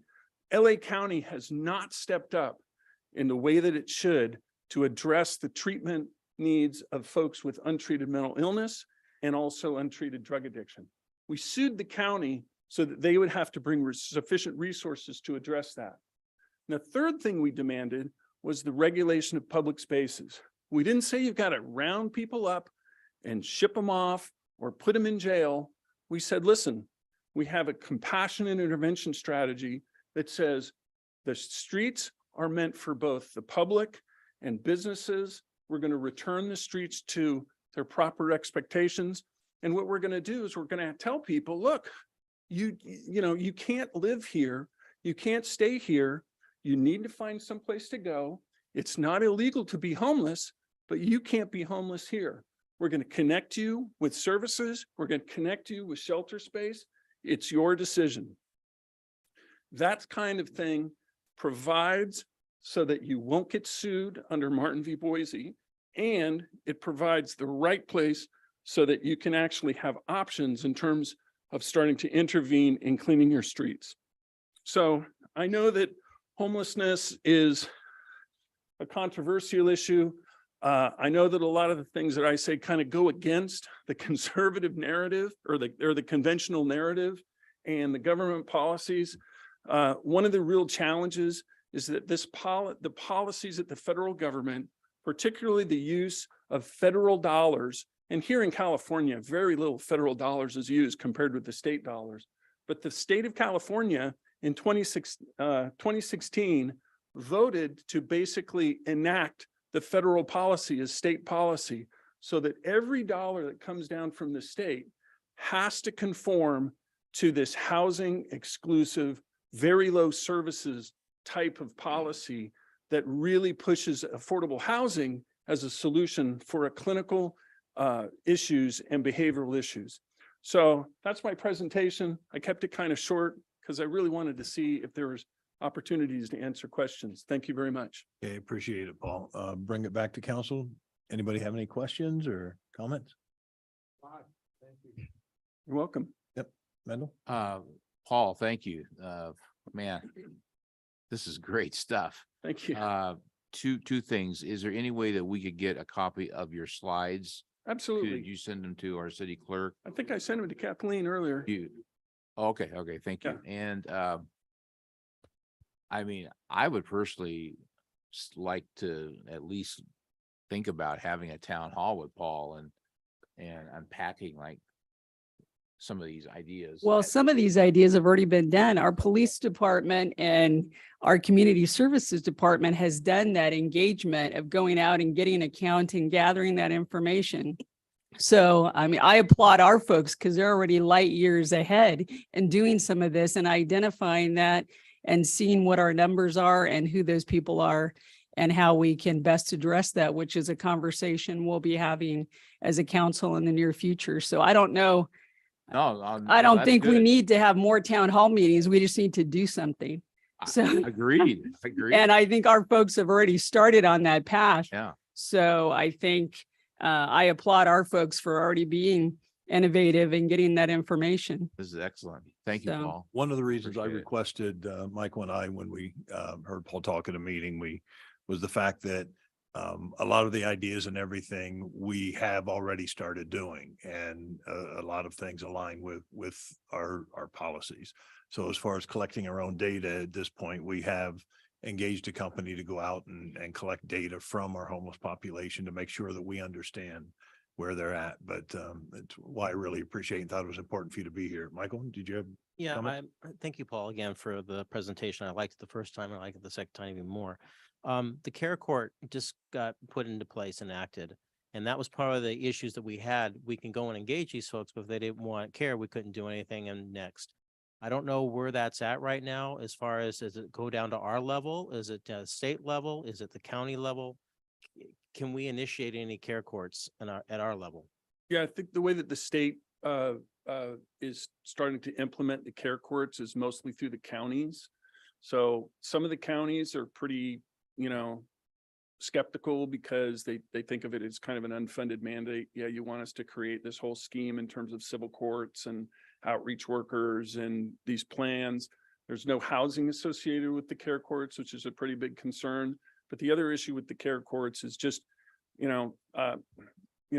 excuse me, but, California is always long on ideas and really bad on implementation. So I'm just kind of a little bit skeptical. The county is still, trying to figure out how best to get out Mental Health Services Act dollars in terms of treatment. And there's very little wiggle room. So the governor said, maybe this would meet a certain percentage of the homeless population. The challenge is that it's going to take a long time for people to actually be conserved who need conservatorship. But the other real issue is that at any time, because these are civil engagements, people can just say, no, thanks, I'm out. So it still kind of is the underlying issues of how we, Willie Brown kind of, a while back said that the only way that we're really going to be able to get to the homeless problem, provide solutions, if we have a really big policy change that essentially compels people to accept help and treatment. And that's one of the challenges. But I don't think that we should despair necessarily because that's the state of the policy. I think there's still a lot of things that communities can do. And part of it is kind of going back to what Mayor Adams was talking about, is we really need to distinguish between folks who need help, folks who might need help but don't want help, and how we distinguish between the two.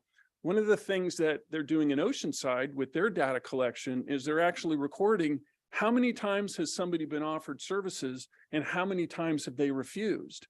The police department in Oceanside and in Fontana is looking at this data and combining this data because law enforcement is collecting some of this data with this platform. And they're saying, how do we know who has got outstanding warrants, and how can we take our outreach efforts and show them to the judge and say, look, here's all the records of the outreach that we've been trying to do with this one individual. They've got outstanding warrants. We've offered them services and help 12 different times over the last year. And so that's a motivating factor for the judge. At the same time, there's kind of this persistence that we've seen start happening in communities where, I have a friend who's in the addiction and alcohol, certified addiction and alcohol counselor. He said the best thing you could do to try to motivate folks who have a substance use disorder is disrupt their ability to get high. And what that means is that you take an aggressive, compassionate approach to say, we want to get you help. We want to get you help. We're not going to allow you to languish in your encampment. We're going to engage you. And what happens is people will either accept your help because they're tired of you bugging them, or they'll go somewhere else where they won't get bugged. And that's completely within Martin v. Boise. It's not an illegal activity, but it provides an opportunity to say, how do we actually go out and provide the compassion intervention that people are really talking about? It's kind of like the parable of the lost sheep, if you will. You keep searching and searching and searching, and you'd never give up, because ultimately you're going to find that sheep, and the intent is to bring that person home. Can you briefly talk about the cost of the drugs out there as far as? Yeah, so that's great. So I was in, my stepdaughter lives in Denver, and we were in Denver, kind of in the cool part, you know, where you can get good craft beers, not as good as where I'm from in Vista, California, but pretty good craft beers in Denver. And we were walking along and there was a fella sitting on the street with a little cardboard sign that said the typical thing, homeless, hungry, please help, God bless, right? It's on every single sign practically you see. And I asked my stepdaughter, I said, do you know how much a hit of methamphetamine is? She said, nope. I said, it's about $3 to $5. And I said, does that change your thinking about if you were going to hand that person $20 the next time you go by? And she goes, absolutely. So what's happening is because methamphetamine is always laced with fentanyl, at least it is here in Southern California, because it's so powerful and because it's so addictive, it changes the chemistry in your brain. And it has been, the market has been flooded. And so it's driven down the price and you can get it everywhere. The emergency street physicians that I talked to in Skid Row says everybody is on meth. Everybody has type 1 diabetes and everybody has some form of mental illness that is on the street. So when I think about that, and I think about this oversupply of housing that's being provided from the federal government on down, but this very scarce level of treatment, it just doesn't equate to me. The problem on the street is not being met because the capacity, the solution is going in a different direction. My friend in San Francisco, I think in San Francisco, you can get a head of meth that'll last you a couple of days for $5. So a little cheap, a little more expensive than where we are here. But he's a recovering addict and he put it great. He said, we need to make it hard to get high and addicted and easy to get treatment. Right now, it's easy to get high and addicted. It's easy to decompensate with untreated mental illness on the street and hard to get treatment. That is a policy failure. And my charge to you is as you talk to your county supervisors, your county representatives, is to start pushing them that this is your need. No, the consultants on homelessness will say, no, you shouldn't believe your lying eyes. Your real need is for more affordable housing. But that's why we need that data. You need the data. So in Vista, where I live, we've got a population of about 110,000 people. They hired a social worker to go out to the homeless encampments with law enforcement. And they wanted to do a couple of things. They wanted to find out, number one, how many people are actually unsheltered in Vista out of 110,000 people. What they came up with was about 180, maybe 210, I think was the last count. And they asked them these questions. They said, do you have any experience with mental illness? Do you have any experience with drug addiction? And guess what the results were? 78%, just like the Cal Lab study, 78% reported some kind of mental illness and 75% experienced some kind of drug addiction. The other question that they asked them is, if we offered you shelter and services, would you accept it? And out of 174 people, 0 said they would accept shelter and services. And the reason it's important to get that kind of data is because when you have demands for things like, well, we need to have a shelter here in Glendora. The question is, well, what kind of shelter is it going to be? And who would come? If you have 174 people that you poll and 0 people say they would come, why would you spend the money on that? At the same time, even if you did have folks who said they were going to come, what are the services that you're going to provide? Are you going to provide the services that the developer wants because they can pencil out, or are you going to provide the services that are actually consistent with the needs of the community, which in the case of our community would be mental illness and drug addiction treatment? And if you can't get those things because the county is reluctant to provide them, then in my view, it's up to you to be that persistent nagging voice in their head that says, we've got this 78% of the people that are homeless on our street are untreated mentally ill. What are you going to do about that? That's your responsibility. You've got to address that. Thank you, Paul. You're welcome. Thanks so much for the time and the opportunity to speak to you. Okay, Paul, thank you very much. Mhm. Okay, item number 8. We have a public hearing to consider a resolution to approve a tentative track map number 72413, variance and development plan review for a private gated development of 13 new single-family residential lots, 2 private streets, and a remainder parcel designated as open space and flood control structures. Project number PLN 14-0024. The applicant is Dreamland Investments LLC, and the location is at 950 North Silent Ranch Road. With that, I'll declare the public hearing open and invite Mark Carnahan to report. Welcome, Mark. Good evening, Mayor, members of the council. Mark Carnahan, City Planner.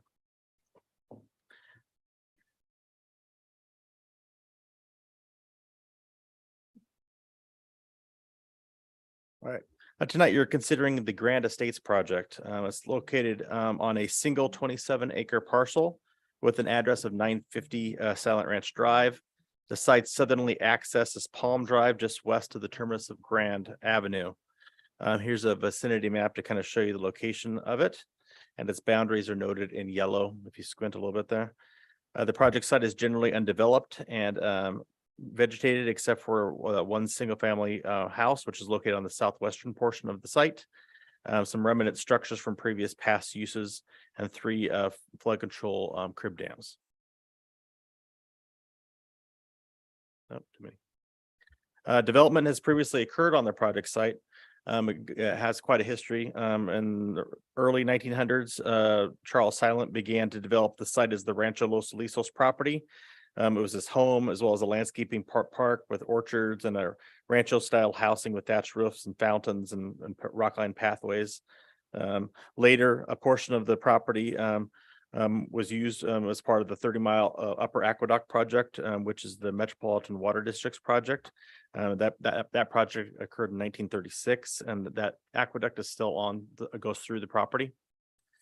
In the 1960s, construction of the 3 flood controlled crib dams were built on the project site.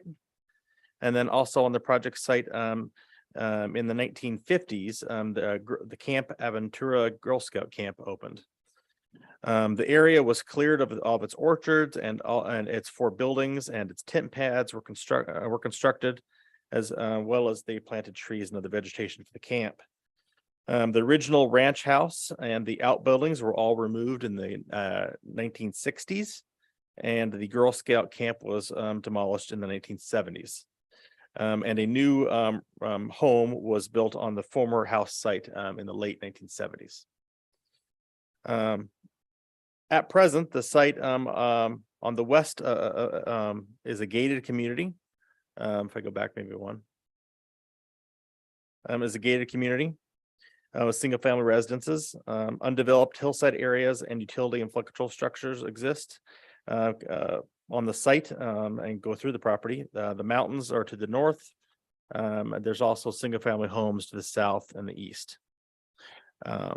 St. Lucy's school and the school of the Church of the Open Door are also located very close to the site, just to the west. The site since the site is mostly inaccessible, most people can only see it from a sliver of Palm Drive. I just wanted to do pick some quick photos so people can see what the site is, because you can't really see much of it. You can go, they were all part of the presentation. So, but you can kind of see when we talk about the crib dams and we talk about some of these topics tonight, you'll know what we're actually seeing. So they're basically the crib dams. One of the crib dams is there on the upper right-hand side. There is one of the photos. I think, and then also there's an existing kind of concrete channel thing that goes down the middle of it. There's another one of the crib dams in the upper right. Palm Drive is right there on that south or the lower middle one there. That's where the Palm Drive is, and then the channel kind of goes under there. There's the open feeder hatch to the Metropolitan Water District property. That's that right there. which I think is kind of is interesting in the sense that it was built in 1936. It's declared by the state as an historical landmark. So that is an historic hatch right there. There's also you can kind of see the southern, that's looking kind of south right there on the upper part of the site. Just more pictures, not one of the other crib dam pictures there.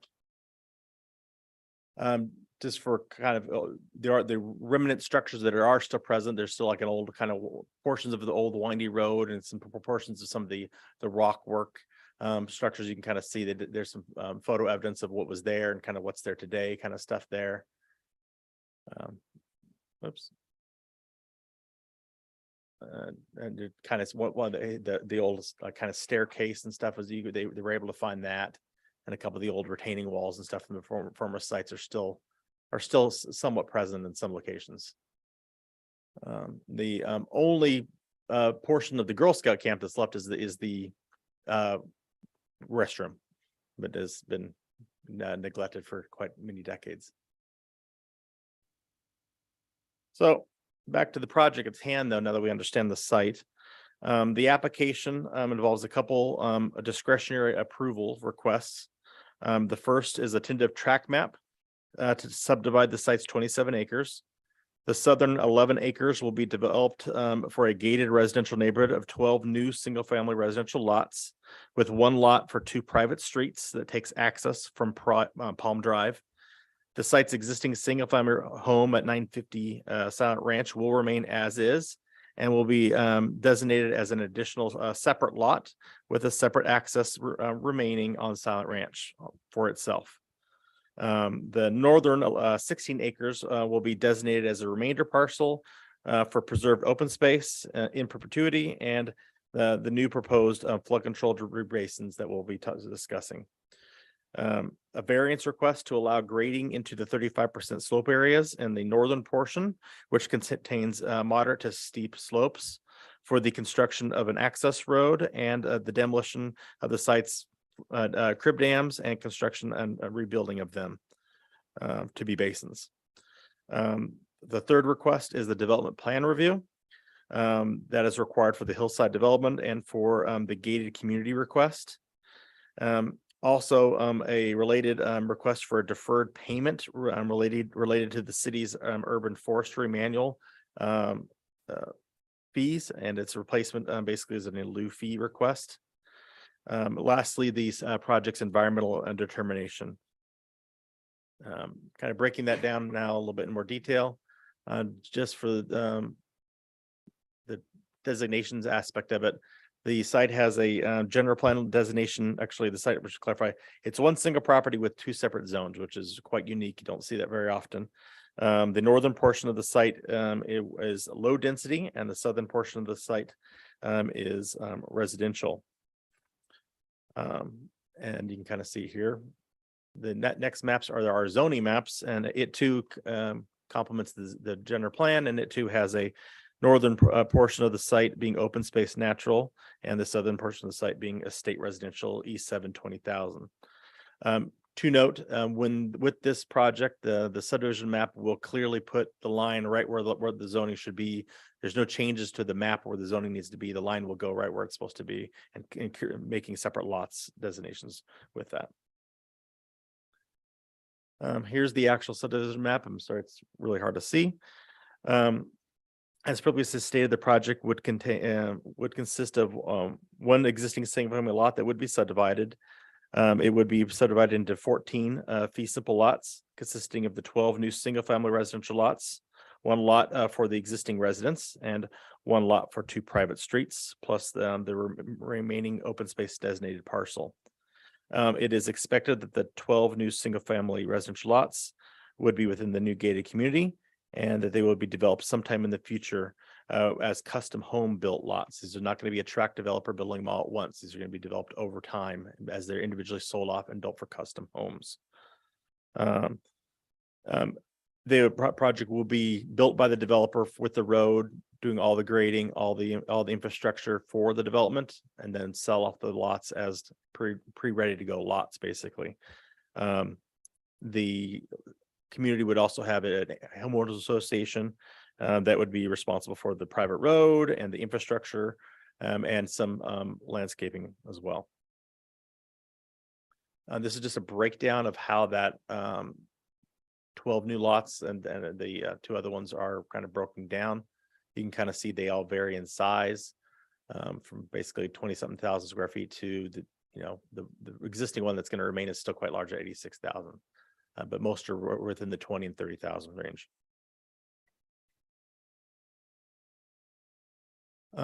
Here's just a zoomed portion of the subdivision map. Let me zoom in. If you zoom in a little bit closer, just zooming in, so because it's hard to see. This is just the northern portion of the map, and this is the open space portion of the map. Note here that this is the area that's designated as the remainder open space area, and it's just showing here the new maintenance access road that's going to be built, and the 3 new flood control basins that are being built in the same location, but would be designed a little bit differently. The area will involve some grading and quite a lot of grading and grooming, which is part of the request here. Again, these are all being requests of LA County Flood Control District for the rebuild of those. The variance request, again, is to do all of the associated grading to redo those dams or basins, I should say, because those areas are all very steep slopes and 35% area. The variance is not needed for the residential portion. It's all needed basically because of all the hillside area. We have lots of engineers who can probably go more depth about the need for the dams originally and why they need to be rebuilt today. I'm sure that can come up with further questions. As stated, the 16 acres will be open space again, and it will be restricted except for the dams. Staff does feel the benefit for the area at large. These newly designed debris basins will create a benefit, and not only will be an upgraded infrastructure that will help control the flood control, as well as make them much more easily maintainable. That was been the biggest issue you'll hear about, why we have to fix those, and you'll hear that they haven't been maintained ever. They can't go up there and clean them and maintain them. And so that this new technology and how they design them, their basins essentially in that road will go up there and be able to maintain them. And not only that maintenance road will also be able to be served for fire as well, which the site does not have that accessibility now as well. Kind of focusing now on the southern portion of the site, which is the residential portion of the site. This is kind of a zoomed in portion of that. Here again, it shows lot 1 as the one on the west, kind of on the western portion of that's again is the existing house that's going to remain. This shows the 2 private streets, and the HOA maintained streetscape area there is kind of showing the dark green, and that's going to be the area that's going to be kind of with street trees and stuff that will be maintained by the association. And the gate and everything, you can kind of see that kind of green island. That's going to be the kind of island where the gates would be located for control. This is kind of a cut and fill exhibit here, and it basically is important to kind of show. I want to get into the nitty gritty of not being an engineer, but it kind of really shows the intensity and where the dirt's moving. Red's showing really the cuts, and blues are showing the fill. So you can kind of see how it's all kind of shifting around. If we want to get into the details of that more, we can bring this up with one of the engineers. So one of the unique requests for this that we have not faced, but is interesting because of the large number of trees on the site, is how this project interacts with the city's urban forestry manual. Our manual provides the guidelines and specifications for obviously tree pruning and everything for city trees, but it also considers private development, and it has requirements for private development if you were to remove a tree and if you can replace it. Basically, if trees are larger than 8 inches or greater, and they are live trees, which the site has a lot of trees, then it should be mitigated as part of or replaced either in kind with a tree on the construction site, or pay a fee. And so this site is unique in the sense that there are over 835 trees on this site.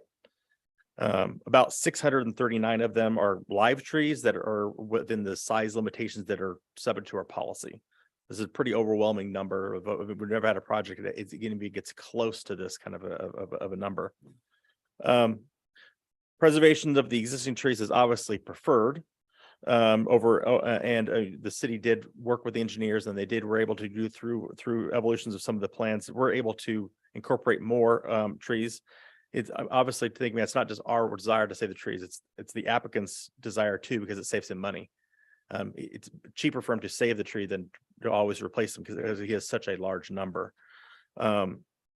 So keeping that in mind, the number breakdown is still substantial. You can kind of see here kind of how the numbers break down. It's still a lot of trees, and I mean he can still save about 184 on site. They'll still need to have about 455 of those to be removed. A large number of those are as a result of the rebuilding of the crib dams, but a lot of them are also in the southern part of the site too. The replacement trees per our policy would require about 879 trees. Can't even happen, being that it's also a high fire zone area. So, but based on that factor, as well as what's feasible, the developer hired a landscape architect to work with the field modification requirements and the city to see how many they think could actually get built by the developer. Because the other part here is that these are custom lots. He doesn't know what's going to happen with the rest of the development of the lots. He can only be doing so much. So he developed some plans, which I'll show you real quickly. That kind of shows that they estimate that they could be and on aggressively plan about 443 trees on the site as part of his commitment, but that still will have quite a lot of trees left over, and they would still need to then therefore compensate for about 435 trees not being planted. That number is quite substantial in terms of the number. You can kind of see the breakdown of the fees. You know, when we're talking about what's a tree worth. But that's sort of what it's worth. That's what we put in our policy. If the developer commits to planting the 443 trees, he still would be required to pay $593,000. If he didn't plant any trees, it'd be over $1 million something. But he has the commitment to plant the trees. And that's what the plans here are going to show. His request here is let him delay the payment of the full payments of that fee. He'll plant the 443 trees, but allow the individual lots make that payment as they come in individually, because those individual lots themselves will have their own private landscaping plans developed for them as well. And that number could even go less because they'll be planting trees, and then we'll be able to account for each of those trees and reduce that number. So it'll ultimately be less. If they didn't plant any trees, those 12 lots would be responsible for about $50,000 each. If we were just do it straight divided by 12 kind of math. That's kind of the breakdown on that part. One of the suggestions by the planning commission is that maybe the fee should be based on square footage and not a straight divide by 12 analysis, which might be more equitable. That's something you guys could consider. That's the request. I would say as staff, this is not like precedent setting. It's very unique to have anything like this happen. It would be definitely on staff to minister. It would be something that we think we could do if we were asked to do. But it would be something that would need to be really thought through and if for the project. Just real quickly, y'all know we can't see these, but these here, their commitments to the plan showing how things work. This is the existing house, and basically it just shows all the existing trees on the site can stay. And then if you flip through, all the big clouded areas are all basically groves of existing trees that are staying. And then you can kind of see where all the new dots are, all new, basically new trees that they can plant. I know they're really hard to see, but there was some analysis with how this could be done. This is looking where the flood control basins are going to be removed and rebuilt, and you're kind of showing how they can be restored and things can be planted in their place. For disclaimer, this would not be a habitat restoration plan for any kind of environmental reasons in terms of that. This is just these would be trees planted for meeting the city's policy and just for creating a new neighborhood. The state will have its own requirements that are mitigation measures for the compliance with any kind of that loss. They might be able to work something out with the state with some habitat restoration plans, incorporating them in with these, but that's not up for us to decide. Just kind of more plans, just showing you how they're kind of thinking through. Here's more showing the lots and the pads, showing like, hey, we're just leaving the middle of these lots blank because we don't know how they're going to get built, right? And we can kind of design stuff around them. So this, so that sort of concludes the tree part of the presentation. We do have our Raquel Falco on Zoom if we need to talk to her. She did all the math and has really gone through this plan because it's a lot of money, and she'd be the responsible staff person for this if we need to go into that. She'll be available to help answer any questions. The applicant, to kind of help visualize the project a little bit more, did a couple of visioning kind of illustrations to kind of get under people an understanding. This first one kind of shows how it kind of sets in with the neighborhood and kind of shows that its context would be very similar. You can kind of see the same patterning of lots from the kind of the surrounding neighborhood there. This is kind of a more of a oblique 3D bird's eye view, kind of showing the same thing. Of course, once it would be built in a couple of years after everything started growing, obviously. But it also kind of shows how it'd be not something that's being built into the hillside area. It really is just an extension of the urban, to kind of have an expansion of the urban area that we already have going. And then also there's this environmental document kind of help prepare some visuals as well for the project. This kind of shows existing on the left and kind of what it would look like on the right. And this is a view from Palm Drive. You can kind of see how the regrading would basically, right now it's sort of flat, but with the new grading, it's going to be kind of a sloped lot instead at the front. This is sort of like if you're sitting right in the middle of the new property, right where the two private roads do a fork, and you kind of see the kind of the existing conditions and how it would look proposed. And then they did a couple ones like, hey, if you're way far back on Sierra Madre, how would this change the view from the hills? This was the first one they prepared, just kind of the before and then after. And you kind of really can't see much of them from here. And they kind of did like this X-ray view that if you were able to go through all the trees and everything, you kind of see what you were actually looking at. So again, it was kind of so you see it, now you don't kind of thing. So the second view was another Sierra Madre view, and it kind of shows the same thing. It kind of shows how it would be viewed, that view, and then another one, and kind of again, it's kind of tucked behind that area. Again, this would be from the most major public viewpoint from Sierra Madre. Obviously, different angles from private properties, you can see things differently, but from that perspective, it was drawn. So from a environmental perspective, there was quite a lot of work done. The city is the lead agency for this preparation. We did hire a consultant to help us draft this. We hired Dudek.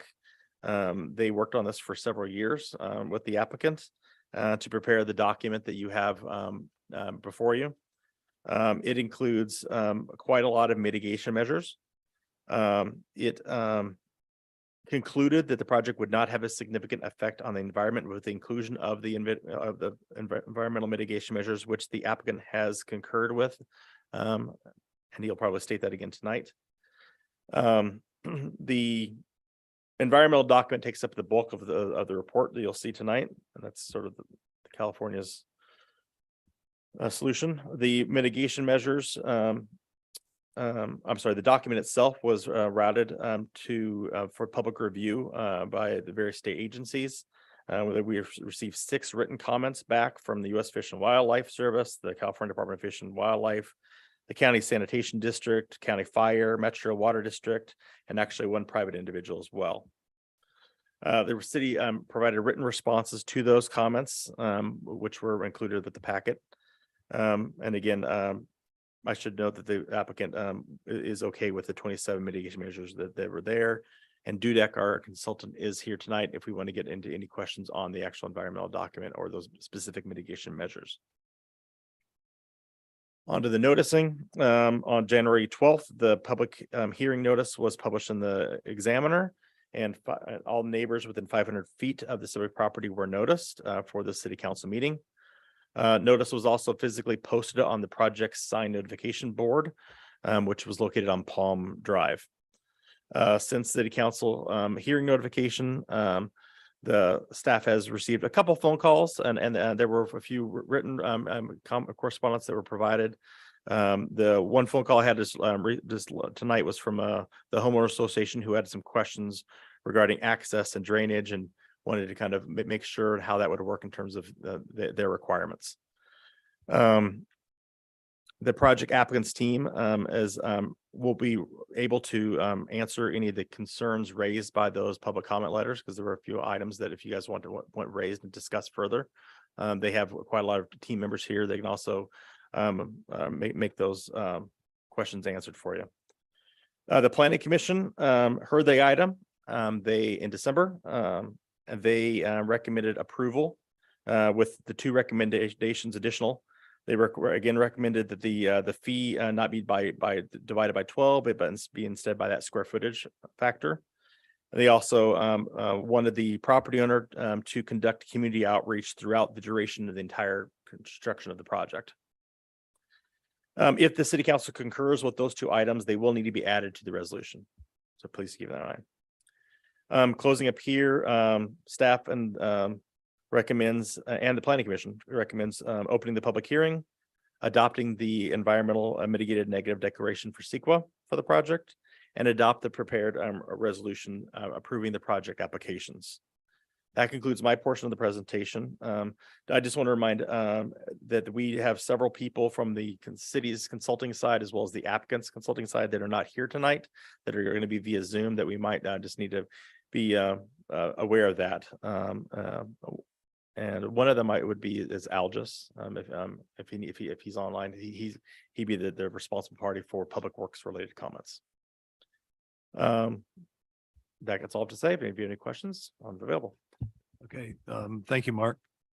At this time, I'd like to invite the applicant, I believe Alan Chow from Dreamland Investments. Welcome, Alan, and project engineer Amy Bledsoe with Jerome Engineering. Okay, thank you. Thank you. Good evening and Happy New Year.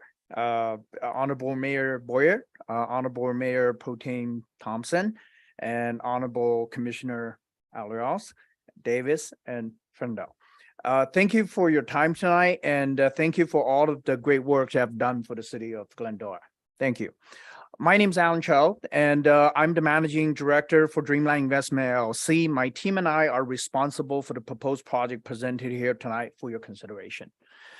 First of all, I would like to thank Director Jeff Kugo, Mr. Mark Canahan, Ms. Miriam Marks, Raquel Kugo, Algis Makuska, and all other involved staff members from the city of Glendora for their help and guidance offered to our team over the last 9 years, navigating this complicated, long, and frustrating development process. But we're here tonight. I also want to thank my invaluable team member. Many of them are here tonight in person, and others via Zoom, ready to answer your questions. We believe we have a good project. Our design helps flood and debris control for the site and surrounding neighborhood areas. The replacement for the non-functioning crib dam will be beneficial to the area south of the project. The new basins will help control and relieve the mud and debris discharge, which plague the area every time it rains. We feel this project will benefit the entire downstream community as a whole. We're happy to receive 100% support from the Planning Commission last month. Since then, our team have reached out to the public and held outreach meetings to address questions and concerned neighbors on 2 separate occasions, as well as several individual one-on-one meetings between some of the neighbors. And furthermore, our team will continue to be available to answer any question from the public going forward. I have reviewed the city's draft resolution, and I'm prepared to accept all terms outlined in the city resolution as a conditional approval, as well as recommendation from the Planning Commission that in lieu tree mitigation payments be calculated, appropriated by square footage among the 12 new homes. So without further ado, I will turn this over to our project leader, also the civil engineer on the project, Miss Amy Bledsoe. Good evening. I'm Amy Bledsoe. I'm the project civil engineer. My colleague Samuel Jerome and I have been working with city staff and the project team to prepare the tentative track map for this development. I just want to hopefully briefly discuss a few key aspects of the project that I think are important. Mark Carnahan, our planner, did a very thorough job describing the prior uses of the property and as well as its existing condition. Because of the previous grading, trenching, construction, and general use of the property, most of the lower portion of the lot has been previously disturbed and should therefore not be considered natural pristine area. Mark also showed photos of the existing crib dams that were built in the early 70s. As you could see in those photos, there are wide, tall concrete structures.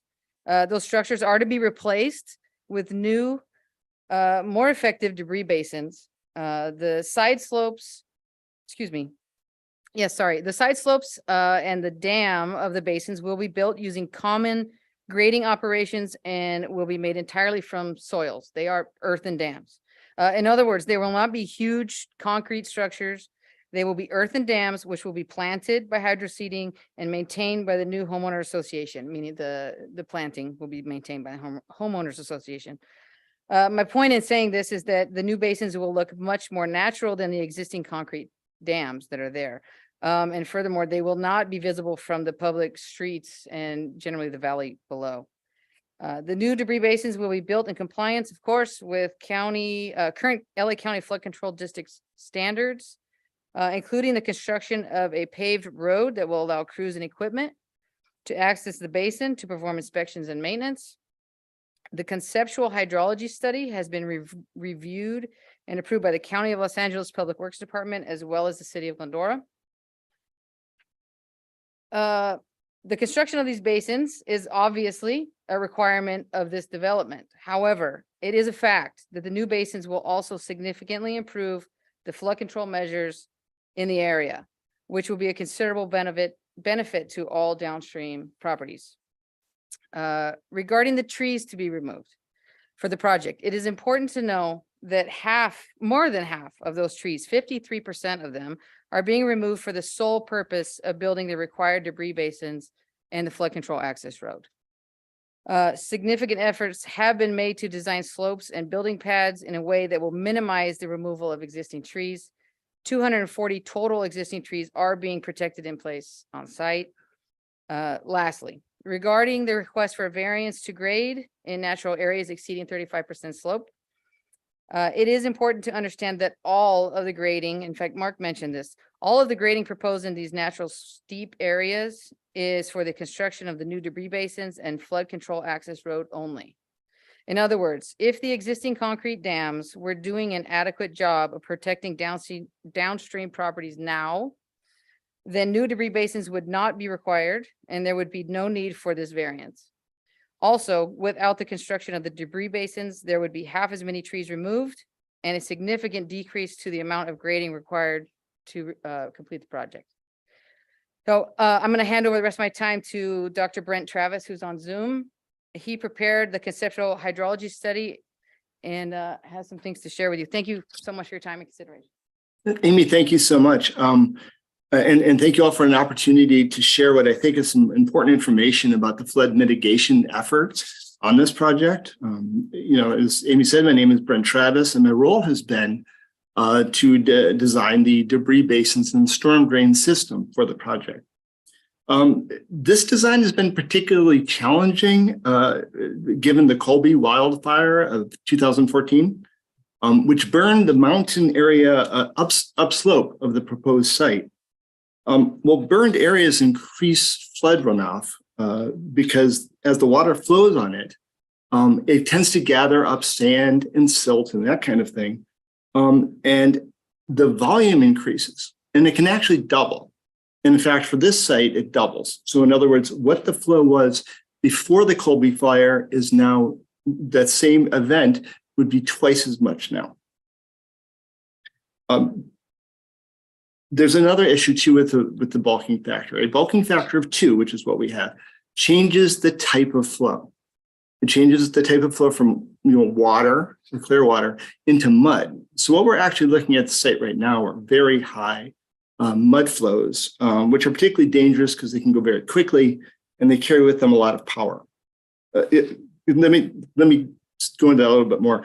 Under existing conditions, the mud flow resulting from our design storm is expected to have a flow rate of 150,000 gallons per minute. That's enough to fill up an Olympic-sized swimming pool in about 5 minutes.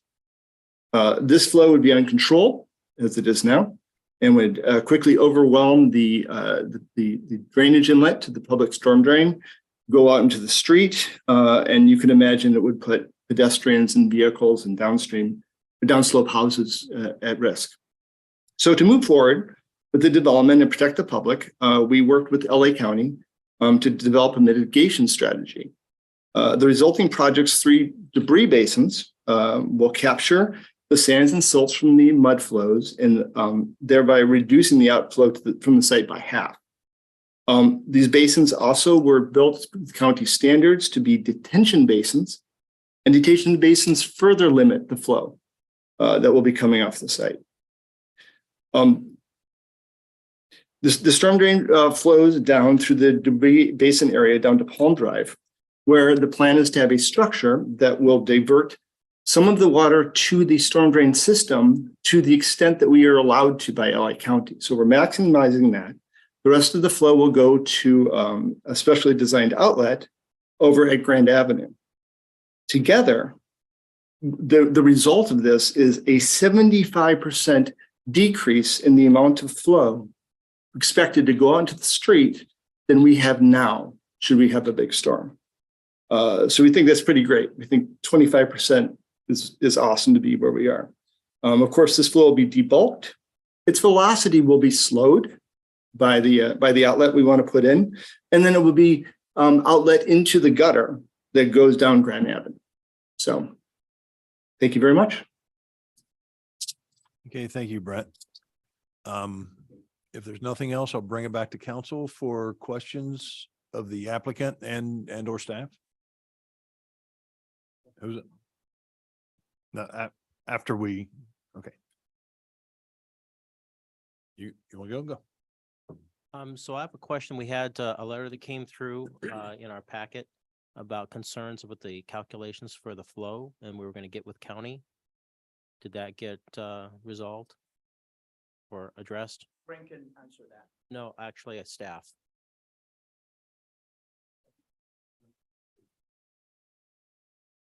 I'm sorry, was that a question for me? It will be. The applicant's consultant can help answer that. The answer is the LA County he can answer that. The memo that was addressed cited some previous older memo dates. They have all been addressed by the county, which is hence they have approved it. And he can I see. further. Okay. The other question I have is with the trees. Is there a timeline that these trees have to be planted? And is there any assurance that they will get planted? Is there a bond that will be issued in case they don't get planted? That would be part of the discussion. Yeah. I mean, right now it would be the fee is generally paid at the time of construction. So the question to be is if we're deferring it till the individual lots are being built, then the question is it could be Forever. 20 years. Who knows? Maybe 10 years, could be even longer. Yeah. So that's part of the question of this policy question. Yeah. Bonding involved? I would just add that the reason for that question is because of the size of the tree mitigation. And as the applicant was describing, the majority of the tree, excuse me, the tree being removed are subject to creating these debris basins. So it's an unusual circumstance that staff has not come across something of this severity. So we would be looking for council direction and or staff alternatives for something that maybe looks different than what normally happens here. But it's part of our requirements to replace the trees. So you want to have an exception. That we want to have a discussion on potential alternatives. Maybe bonding is one of those discussions. Correct. Yeah. Thank you. Wendell? No. Nothing? Karen? David? Yeah, thank you. I have several questions. I actually watched the planning commission meeting and so I've seen the presentation twice. It's helpful. More is good. Have a couple of questions about the debris basins. I realized that they're replacing at least one crib basin.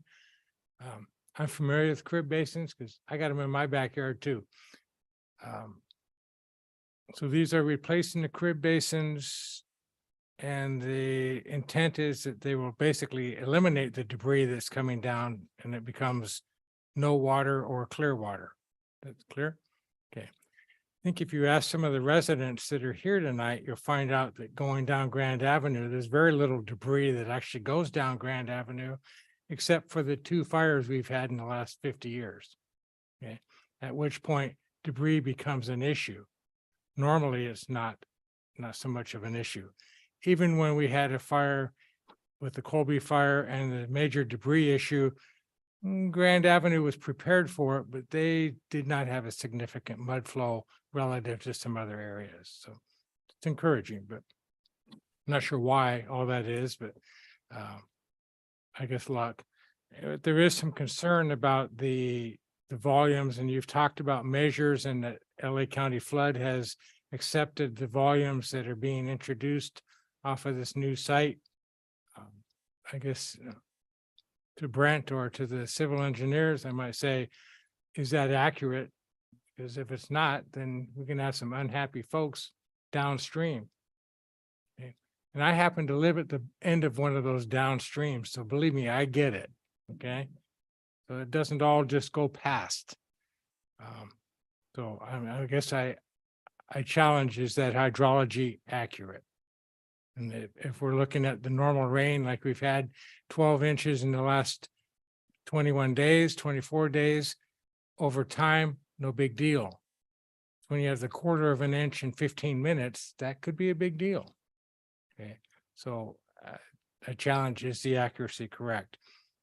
The tree planting, I think we need to address that as well, because one of my concerns is, while the development for lots and sites is very nice, the neighborhood could be experiencing up to 10+ years of constant construction to build out 12 homes. I think we need to be sensitive to that.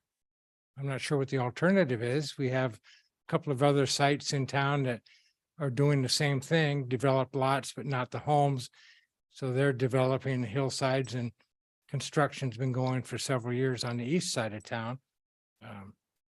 So it's not something we've not experienced, but the neighbors need to be considered, I think, with that reality. The last item I have is, we are also famous for the history of having non-conforming streets and building out neighborhoods and then leaving sections of narrow streets or unfinished streets. So I ask, should we indeed look at finishing correctly the Palm Grand Avenue corner and making that a conforming street? Those are my questions. Okay, thank you, David. I have a couple questions that haven't been covered yet, and I'm not sure. I think the first one's to you, Mark. Comment was made about the current dams not being sufficient, which is why there's a requirement for the new basins to be built.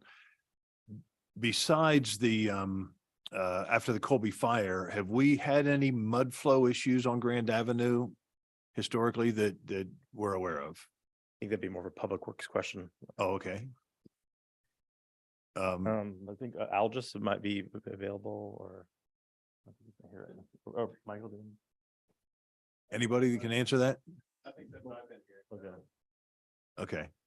If I might, the only big difference I see is the crib basins as they were built are not serviceable.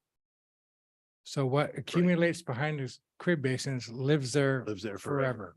Yes. Okay, the other question I have, and as far as the removal of the trees, do we know what kind of trees are there? Are the mix of trees, are they native? Are they anything that we should be trying to protect? They had actually done over the years. They've done two separate arborist studies of all 800 some trees and marked them and identified them all. And they're a hodgepodge of trees, native and non-native, because you have to realize it was used over the years by multiple uses, and the people planted some exotics in there, but they also have a lot of native oak groves as well. So it's a hodgepodge of both. Do we identify what's going to be removed? Yes, everything is cataloged by tree, everything by which one's staying, which one's going, and okay, that's how we were able to kind of get you the numbers with you show. Okay, appreciate that. Okay, if there's no other questions by us, I will go ahead and open public comment. And if you want to make a public comment and you haven't done so yet, please fill out one of these cards and bring it up to the front. Everybody will be given 3 minutes and I will start with Fred Rabb.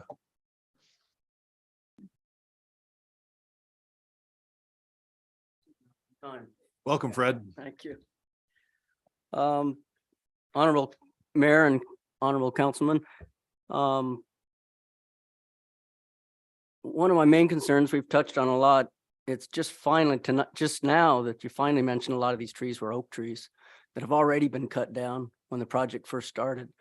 That was part of the controversy 9 years ago, is that trees were cut down in advance of this actually being submitted. How many of those were oak trees would be a question, but now it's in the open space. How many of it's actually oak trees in the open space, which as a kid, we all climbed those hills. We know that's where most of the oak trees are. So my concern is how many oak trees are coming out, large oak trees, where the debris basins are being proposed. The developer maintains that debris basins is required by the county. It's only required by the county because you're putting 12 homes in the bottom of a canyon. We don't usually build homes in the bottom of the canyons. When the property was originally developed, they developed the high ground and they left this canyon because it had all these issues. It's not easy to develop. Putting 12 homes in a canyon is going to require more flood control than's there. The erosion structures, I'm not going to get into it again. They're in Rainbow Canyon. They are functional. They were never designed to go behind and clean out. That's part of their function. They stop erosion before it happens. It seems like a better solution would be to consider leaving erosion structures and putting your debris structures, your basins below those where they complement each other. But I don't know if that's been considered, or I know that would take more property away from building lots, but it seems like that's never been considered. The cut's going to be over 50,000 cubic yards, a lot of it taken from the steep canyon, stacked. So these houses will, as you drive up ground, especially during construction for the next 5 years or more, it's going to not have trees. You're going to see homes, pads stacked on top of each other, going up high into the canyon, where much of that dirt's been taken out in order to stack these pads up. It seems like they should blend in better. The variance is a very precious thing that's designed to protect our open space, and I think it should be given a high degree of consideration before it's just given, and see what other alternatives are or how the open space could be protected. Our open space is essentially being given up here for debris basins in order to build these 12 houses. So that's the trade-off, and we look for you to, consider that, to see if it's a good trade-off and if we're making all the right choices. I appreciate it. Thank you. Thank you, Fred. Up next, I got Phil. Excuse me, Mayor, just a quick recommendation. If they already submitted an online public comment, they may not speak again at public comment. So we need to do a better job verifying that for you before you get those speaker cards. We'll make sure we do that in the future. Okay. And Apologize. can we please check? I believe we have an online submittal already here. Am I good to speak or not? I don't think so, sir. Disappointing. Is it Dudar? Dudar, do we have that already? Do we have a written response from Phil Dudar? So as part of the audience, and I think it's important, we allow for public comment to be received either online or through, if you participate via Zoom or in person. And so those comments that are already received and emailed online are a part of the agenda packet and emailed to the city council prior to a meeting. It's clear when those requirements are done. So you don't get 2 public comment sessions, you only get 1. Okay, do we confirm we received something in writing? We only have one from Polar. We got 3 earlier today. One got withdrawn. Oh, no, we have a Kathleen Kusia and then Gilligary here. That's Streetlight. Okay. That's not accurate. Okay, so we do have your remarks, Phil, and Yeah. we will take those into consideration. Up next, we have Patrick Wang.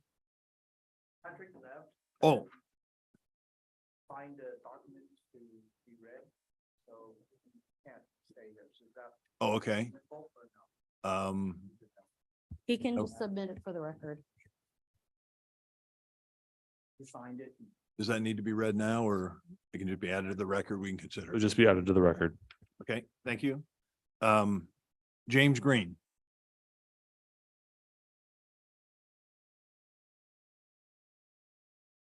Welcome, James. Thank you. Thank you, Jim. Got some pictures here I'd like to show you guys. Is it all right to pass these out? Yes.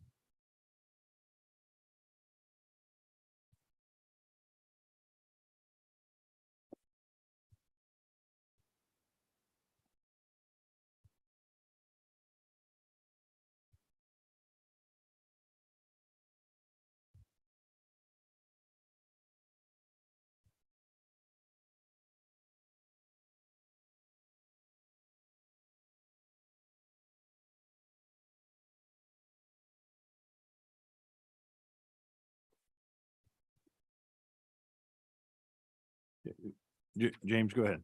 Okay. My name's James Green. I live at 950 Silent Ranch for the last 6 years. I have a background in Arizona from highway floodplain for about approximately 20 years. And looking at these photos this is light rain coming off the top of these crib dam. This is not a full storm. This is coming off, and this water does approach Grand and Palm. Every morning after we have rain, there are sandbags on the road and there's debris on the road right at the stop sign. We're going into the one lane. So this is already starting to fail. And it's already starting to cause damage. I've seen this happen many times. I was a first responder for almost 20 years for the county of Cochise County Highway Department and floodplain, where we had to repeatedly go after and chase these types of problems. And these problems cause home damage. People lose their house. And if you don't fix the infrastructure now, it might be too late. One house is too many for not fixing something that you could have. And having a pre-exempted a future. That's my opinion is, after seeing so many, working on some federal projects, FEMA projects, and Yuma, Arizona, $50 million projects where dams broke, everything could have been fixed by people just saying, we have a problem, we have a solution, we need to address it. There's a lot of people lost their homes, their lives. This is not acceptable. This is something that can be fixed. I'd rather be fixed before somebody loses their house. And it's gonna happen. Mother Nature's already telling every time it rains, because there is debris on that road. Every morning I pass it at 4 a.m. every time it rains. If it wasn't the telltale sign that it's failing, somebody's putting sandbags out already. Sign of your failure of that. So I believe that this is a really good program, what we're trying to do, what Alan's trying to do, and this will save people down further. Because this is how I used to have to work, from the top getting down. Who is it going to affect at the bottom? Just the guy at the top. Because it's the guy at the bottom who gets the brunt of all the water and all the force. So this is a good idea. And I think this is something that needs to be really considered. Because this is something that's being done prior, as not being reactive. This is proactive, not reactive. Too many times we're always cleaning up things after it's happened. Try to fix it before it happens. That's my statement. Thank you. Thank you. Next up, I've got Sylvia Shorey Barton.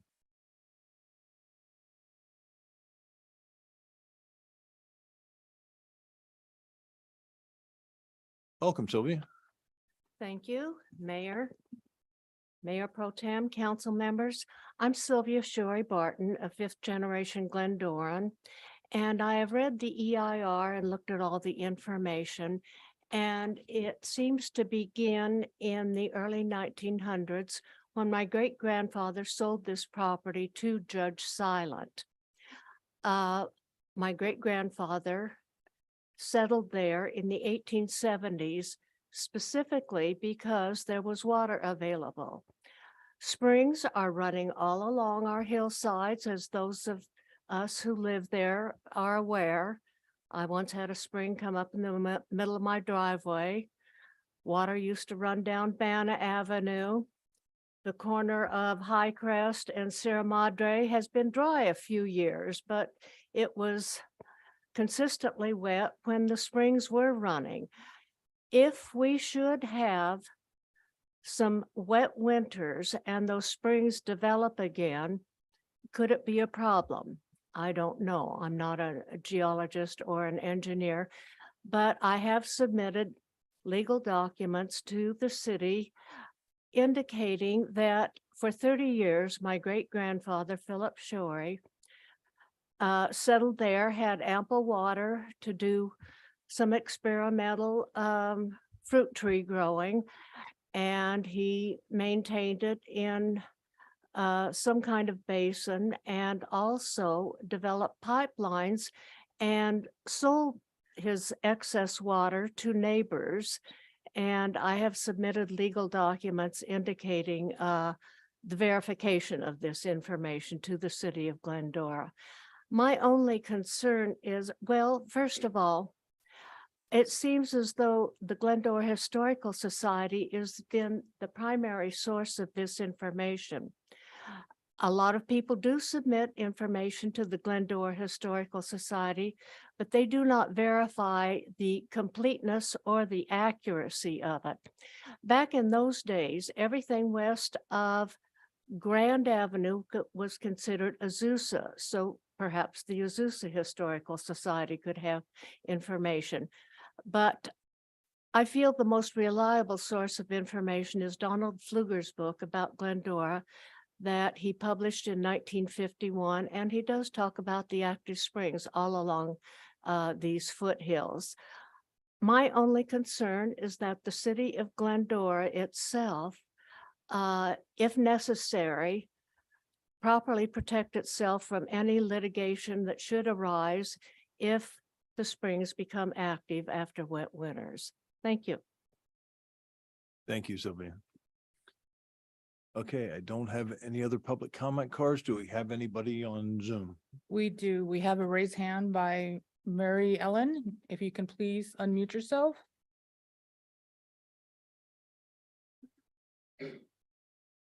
Mary Ellen, can you hear me? Yes, I think I have mastered technology. Perfect. Okay, so you have 3 minutes. Thank you. Honorable Mayor, members of the council, staff, and members of our community, our beloved community. Dreamland has presented what they believe is a safe and profitable development plan. And I think that, and I know that Mr. Cho believes that, and that the members of his team believe that. They've made a genuine effort.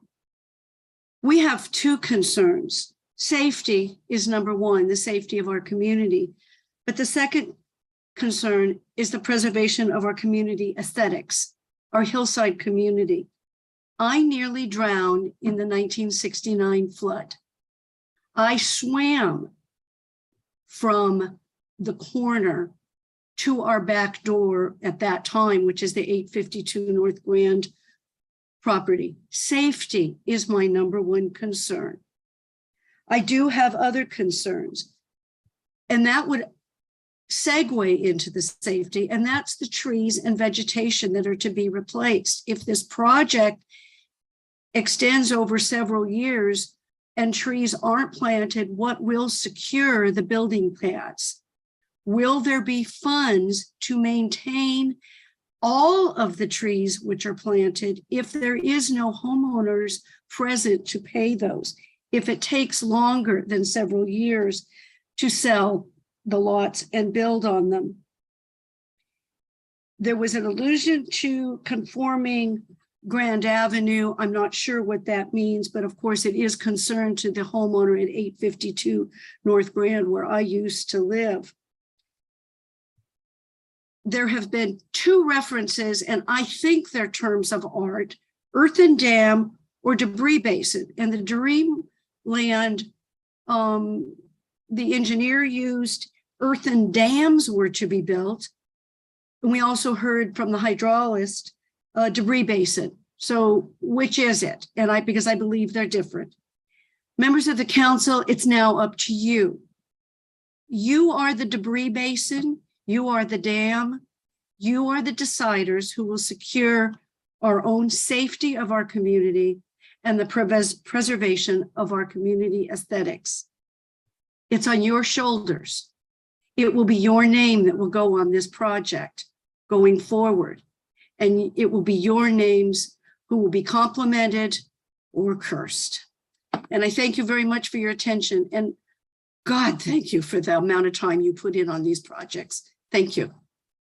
Thank you. Anybody else on Zoom? No one else on Zoom, but if anybody else is wishing to speak, if you could please click on the raise icon of hand so we could allow you to speak. We have nobody else, but I do have 2 emails that I did receive, so I will read those next. I have one from Leanne Polarick. Says, dear Mark, thank you for taking my call. The Silent Ranch Estates Homeowners Association just wants to make sure that the following is noted by the city when reviewing the building project. Lot 950 Silent Ranch is part of the Silent Ranch Homeowners Association. If emergency access is planned through Silent Ranch Estates, this would need to be discussed, reviewed by the association. If drainage runs through Silent Ranch Estates, that would need to be discussed, reviewed by the association. And this is Property Manager, Silent Ranch Associates Homeowners Association, Leanne Polrick. And then I have one more from Erica Landman that I will read next. She's saying what type of trees are being removed: black walnut, oak trees, scrub oaks, elberries. How is this a negative declaration? How many are deceased? How many can be saved? I am not in favor of this project. What would Anne Croissant say? Erica Landman. And that is all the emails I have.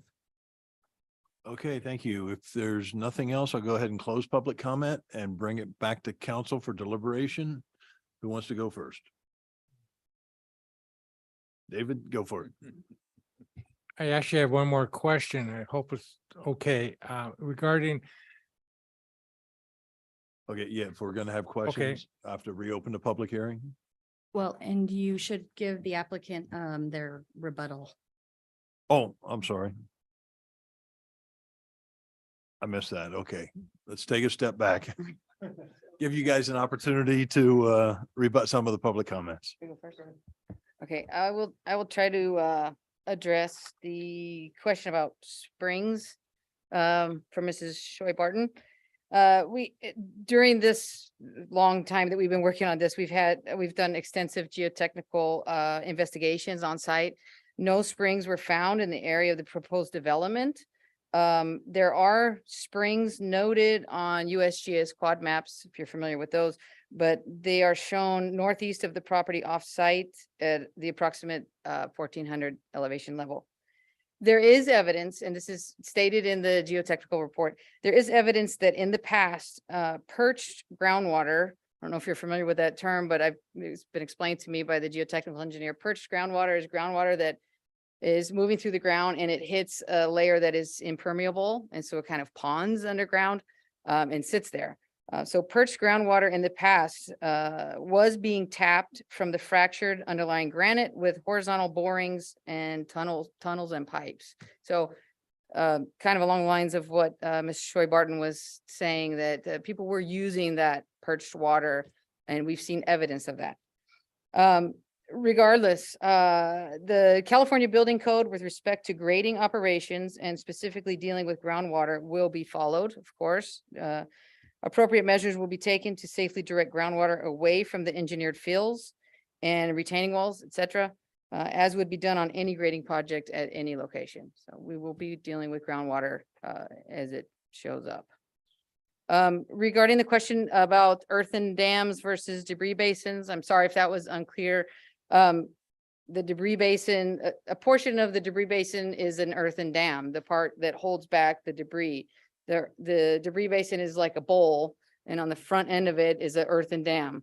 So the debris basin itself is earthen, made out of that earthen dam, and then just graded slopes on the sides. So hopefully basically it's one and the same. I'm talking about the same thing. It's just the earthen dam is a part of the debris basin. Hopefully that clears it up.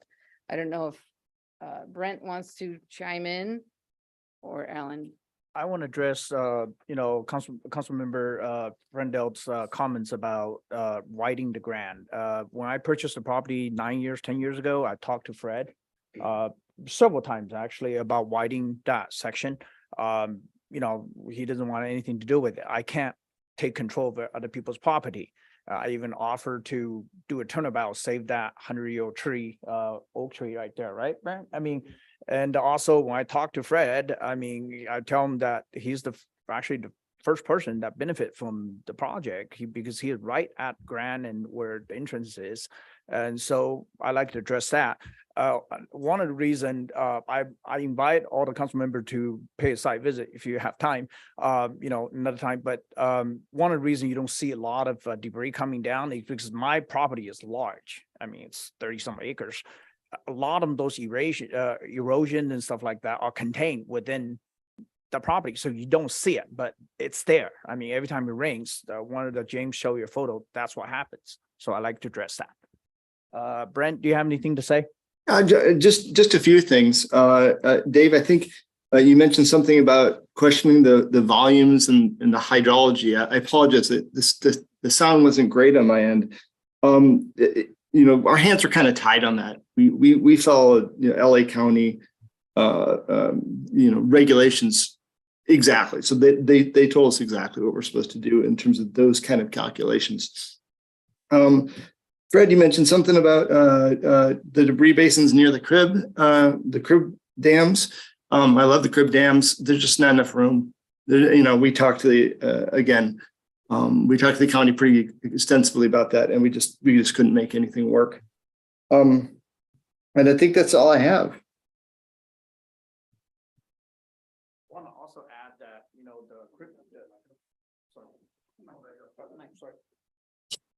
I want to also add that, all of the crib structure right now are filled to the rim. It's been over 50 years since they were built. And every time it rains, it comes out just kind of like that. So I just want to bring that to your attention. Yeah, there's no place to clean it up or no access to clean it up. So thank you. Okay, appreciate it. Understood. Nothing else. You have questions? I did. Actually, it's for Public Works, and since the king is back there, you might be able to answer it. It was in September of 21, a proposal was made to the Planning Commission for another property at 1000 North Grand that involves quite a distance away from the existing homes. And there was a question about the hydraulic power to be able to serve water to that site. So I guess my question is, do we know, or are we confident that we have the serviceability to service this project? That is the one area of Public Works that I am not over with. Yes, you realize you're the wrong cat. I'm sorry. I think Moises is back there, can come up and just comment briefly on that. We just want to make sure everyone has a chance to stand up and walk around the chambers. Recess time, yeah. And I appreciate that.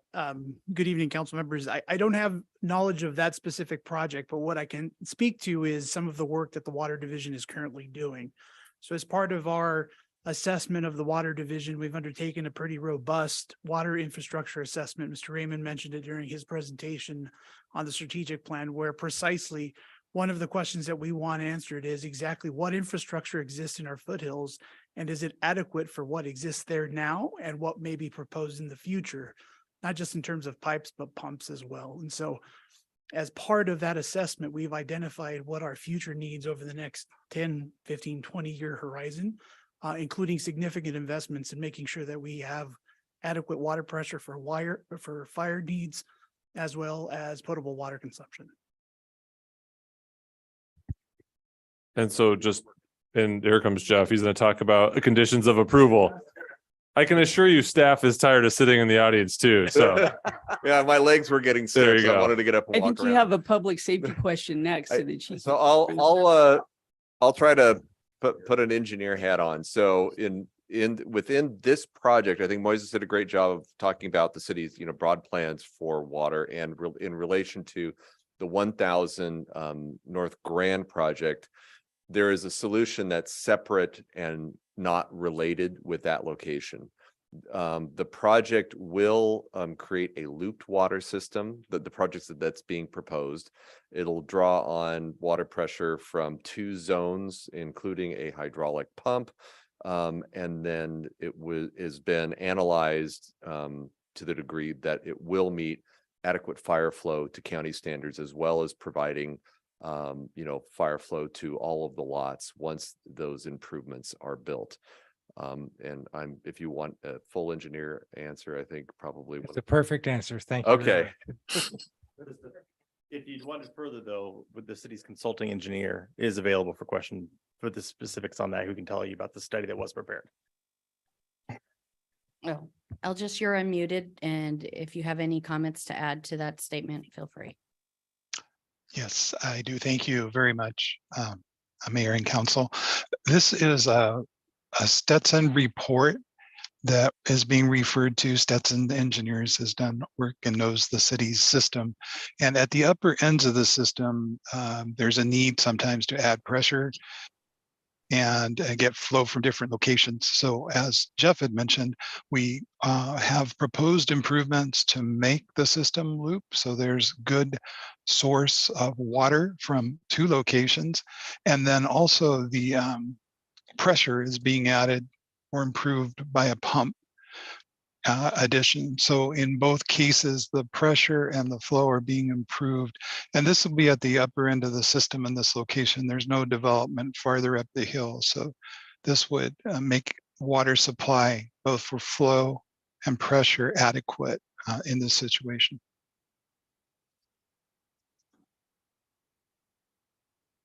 Okay, if there's no other questions. I do have a question. Okay. So I don't know who wants to answer this, but as the trees get removed to build out everything, and there's gonna be a time frame and it rains, what's the mitigation for mud and debris? In what portion? Up at once. So, I mean, I'm sure the consultants on hand staff can comment on the construction of the basins and what parameters that will follow and when some of that may start. If there's a timeline question, Mark, do you want to phase out who would answer that question? But we have like 879 trees are gonna be gone. They're gonna be holding back dirt that no longer gonna be holding back dirt. I think we went through a comprehensive tree portion. Do you want to take a stab at going over the tree portion again, just one more time? Yeah. Correct, but I think it may serve as a benefit since we're gonna have to make that decision anyway. On the removal of the trees and the interim phase, I mean, that would be relating to the grading operations. Correct. And I think that that would be something that Public Works can help address, but it is mostly the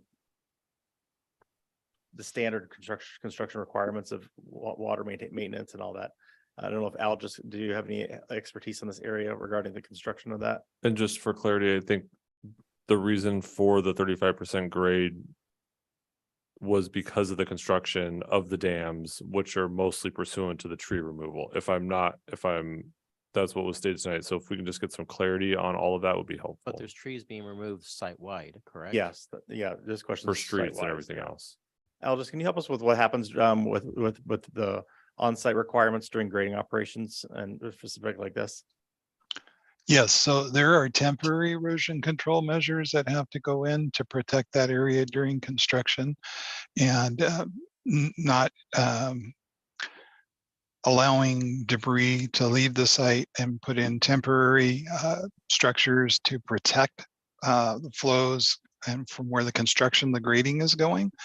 So that would happen during the grading operations. And then as those dams and facilities are completed, there is vegetation that's introduced. The hydroseeding that Ms. Bledsoe mentioned would be placed to protect the slopes. And that vegetation then gets established to protect the slopes in the permanent nature. So there are temporary measures that happen during the construction. as the excavations and filling take place. And then there's the landscaping, hydroseeding that happens for the permanent condition. And then, of course, the water is directed into the debris basins, comes out the spillways. So it's in a controlled fashion where it's not eroding or causing erosions. It's put into the basins, it's put into the pipe. And then the surfaces around the basins are hydroseeded. There's landscaping, vegetation, protection. What about the cut pads that are gonna, may sit there for years?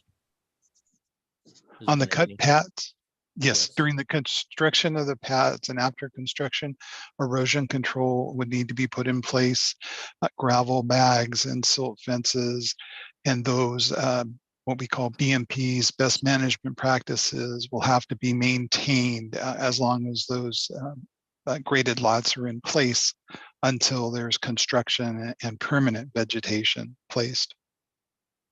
Thank you. You're welcome. Okay, if there's no other questions, I'll close public comment and bring it back to council for further deliberation. Mendel, go.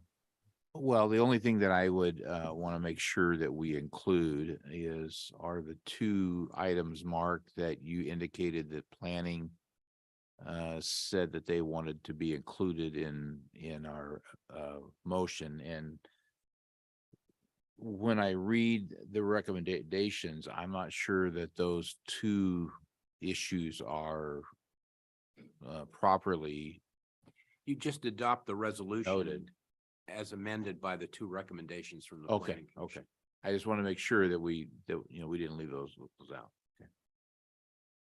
Okay, I- Michael? Is it, I would like to see some guarantees or bonding for those trees that they're eventually gonna be put in there.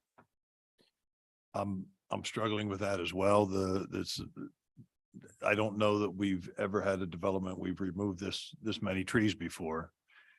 And I think about the fact that first off, with it being a hodgepodge of a variety of different trees, without knowing exactly which trees are going to be removed, one of the things that I look at is I think I would hate to find out that all the trees we ended up removing are native trees and the ones that are staying behind are not.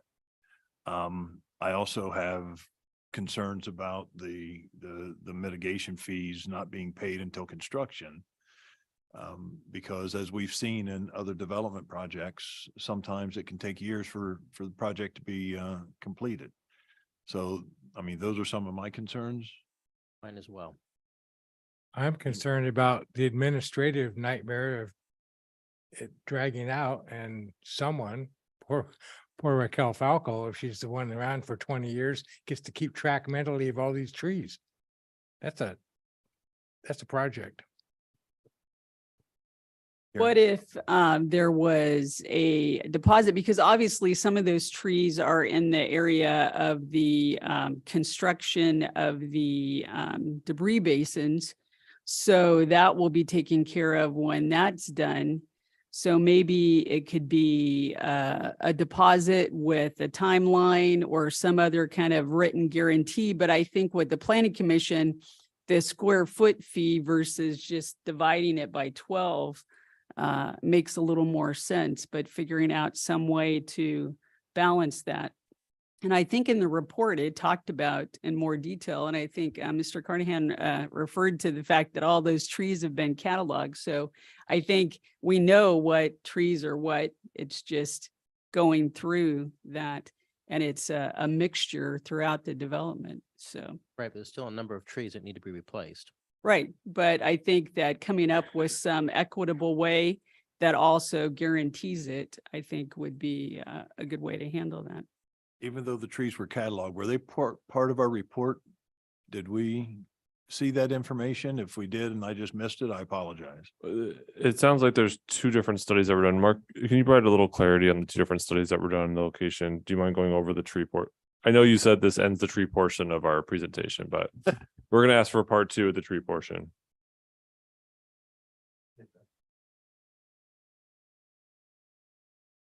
We will get you a page number right now. From the secret document or page Mhm. number? Oh, we'll get that in a second. If we need to talk more trees, just to remind you, we have Raquel Falco's on the line as well as Dudek, and their biologist is here as well. If we want to get into specifics about which trees and all that, but they were all cataloged. Mark, do you mind just going over the high level options for the city council to consider and what the applicant is proposing and what was discussed at city council, at planning commission? This, you've actually, I think, had a little bit more robust good discussion already than the planning commission did. The planning commission's view, though, which wasn't actable, need to be more. Because if you look at the breakdown of the lots, there were a couple lots that are like straight 20,000, and there's some that are like 40 some thousand. So you're like, that's not necessarily fair, which is probably something to consider. I think that the replacement category in terms of what's being removed or not is per policy. It accounts for if it's a native or if it's not native. There's different equations for that, as well as the size. Based on its size, it's 3 to 1 or 2 to 1, basically with the bigger size or little size tree. I think the question that we have is really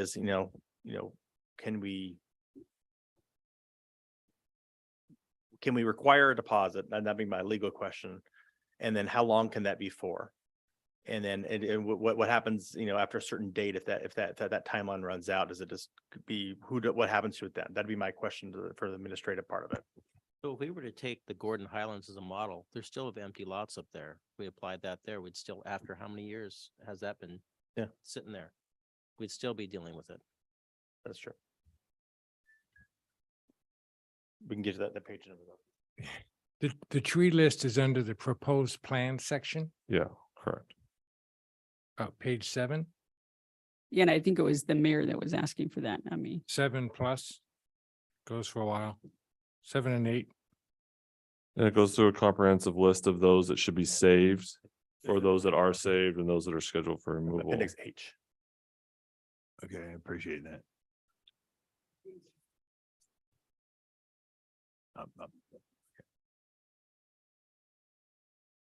Okay, anything else? Well, Mr. City Attorney, so do you have any recommendations from what legally and equitably could be done?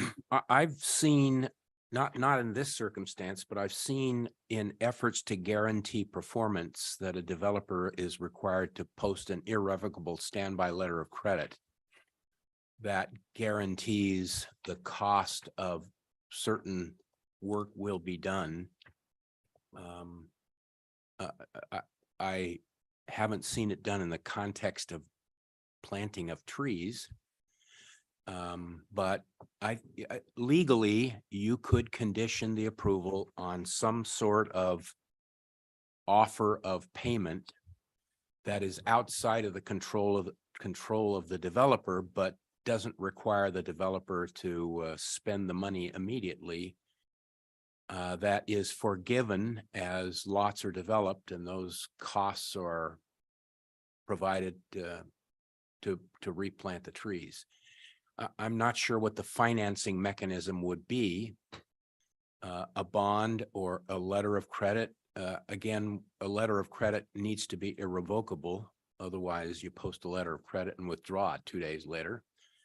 But I think either some sort of a bond or an irrevocable standby letter of credit in some amount, and I don't know how you would calculate that amount, wouldn't be unreasonable, which would have to be in force and effect for a specific period of time, which if a percentage of the lots were not developed within that period of time, the city could draw down on and plant the trees themselves.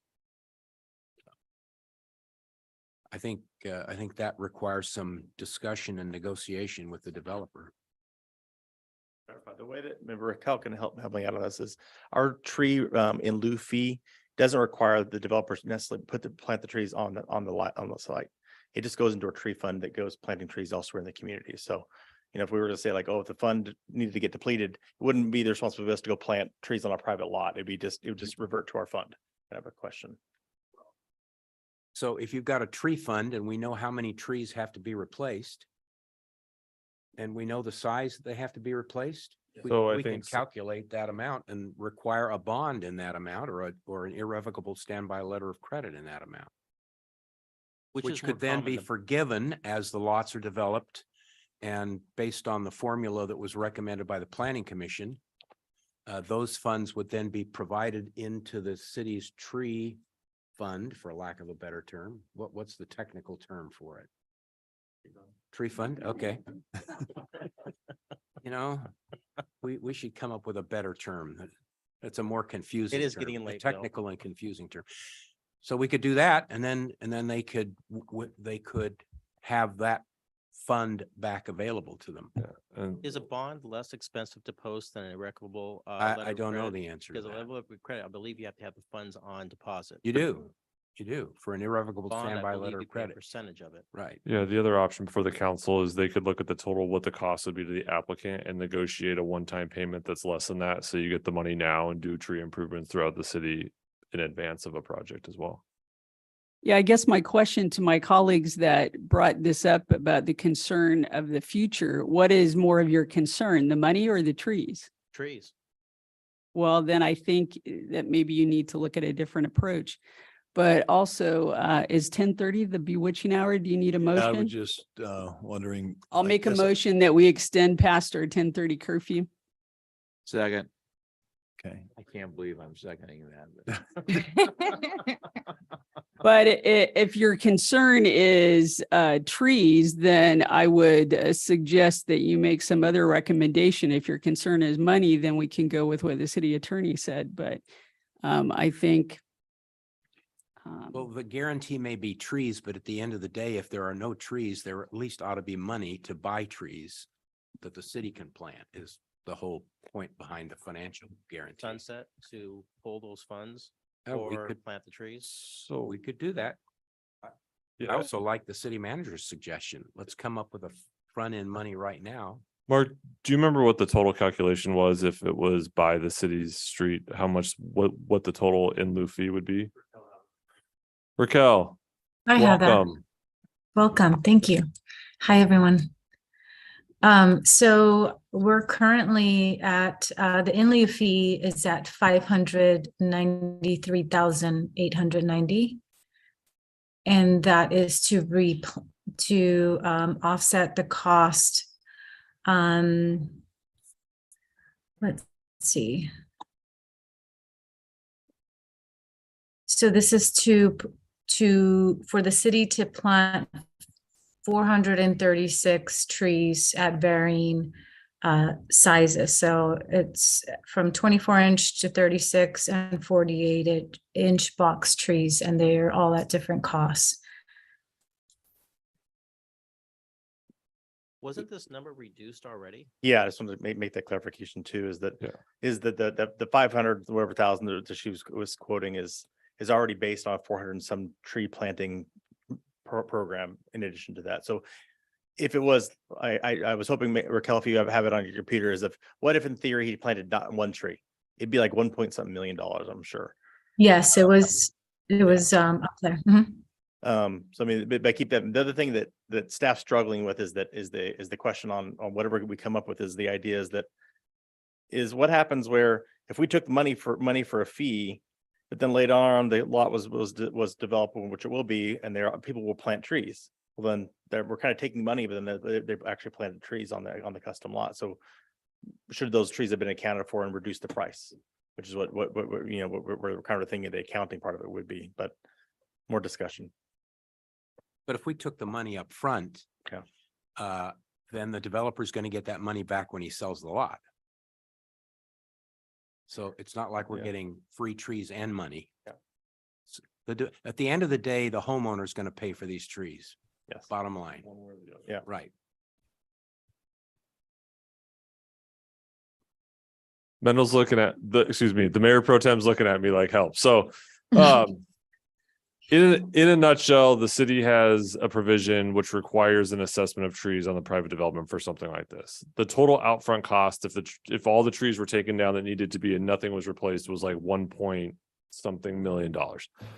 So the applicant is proposing to replant some of these trees on site or save some of the trees, which leaves a nexus shortfall, which Raquel said of about 525,000. I'm getting nodding heads, so I think this is correct. So the applicant wants ways to reduce those overall costs and not double dip over a period of time. So the city council in its infinite wisdom can move forward in a number of different ways. One of which was stated by the city attorney, or the city council may engage the applicant if they want to pay an upfront fee. Let's call it, if they're going to plant more trees throughout the progress and the net amount is $525,000, will the developer put a one-time sum of $250,000? The city takes payment and plants trees in other areas of the city. That's the kind of thing that we're looking forward as a condition to the project. And honestly, if we're worried about 20 years, I'll take money up front now and do work now. And in 20 years, those trees will be grown. And Discount it further. I am looking for a way to move forward if that is what the city council wants to move forward with, or the city council can choose any other action item before it at its sole discretion. And this would be in lieu of him having to be obligated to plant trees through the construction process? So Mark, I think it's twofold, right? Do you mind explaining what the promises are up front and what the net differential is, just so we're 100% clear on the ask?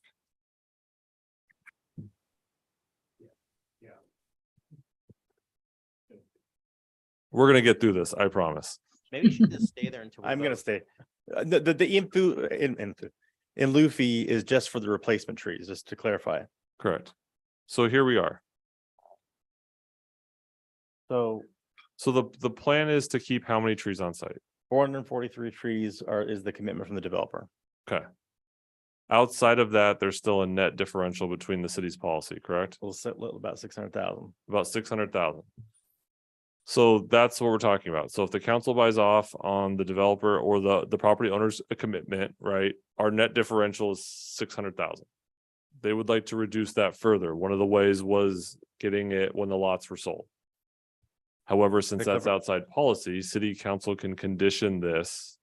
They're not reducing it. They're wanting to defer it. He's not, the money amounts to be the same. Yes, deferral. Yeah. So the city council in its discretion can condition the project differently to try to get something more. If the worry is wait 20 years to get this, and I've heard that from a couple areas, the city then and Raquel can help us with what trees should be planted that are natural in our area and not cause too many sidewalk breaks, right, Raquel? So the city council can try to negotiate something or condition the project differently. It could be money up front that's different than this total. Yeah, and taking your number, maybe saying 250 up front and the rest deferred over the project life. And then that way you get both. You get some now, and then you know that there'll still be some planted later.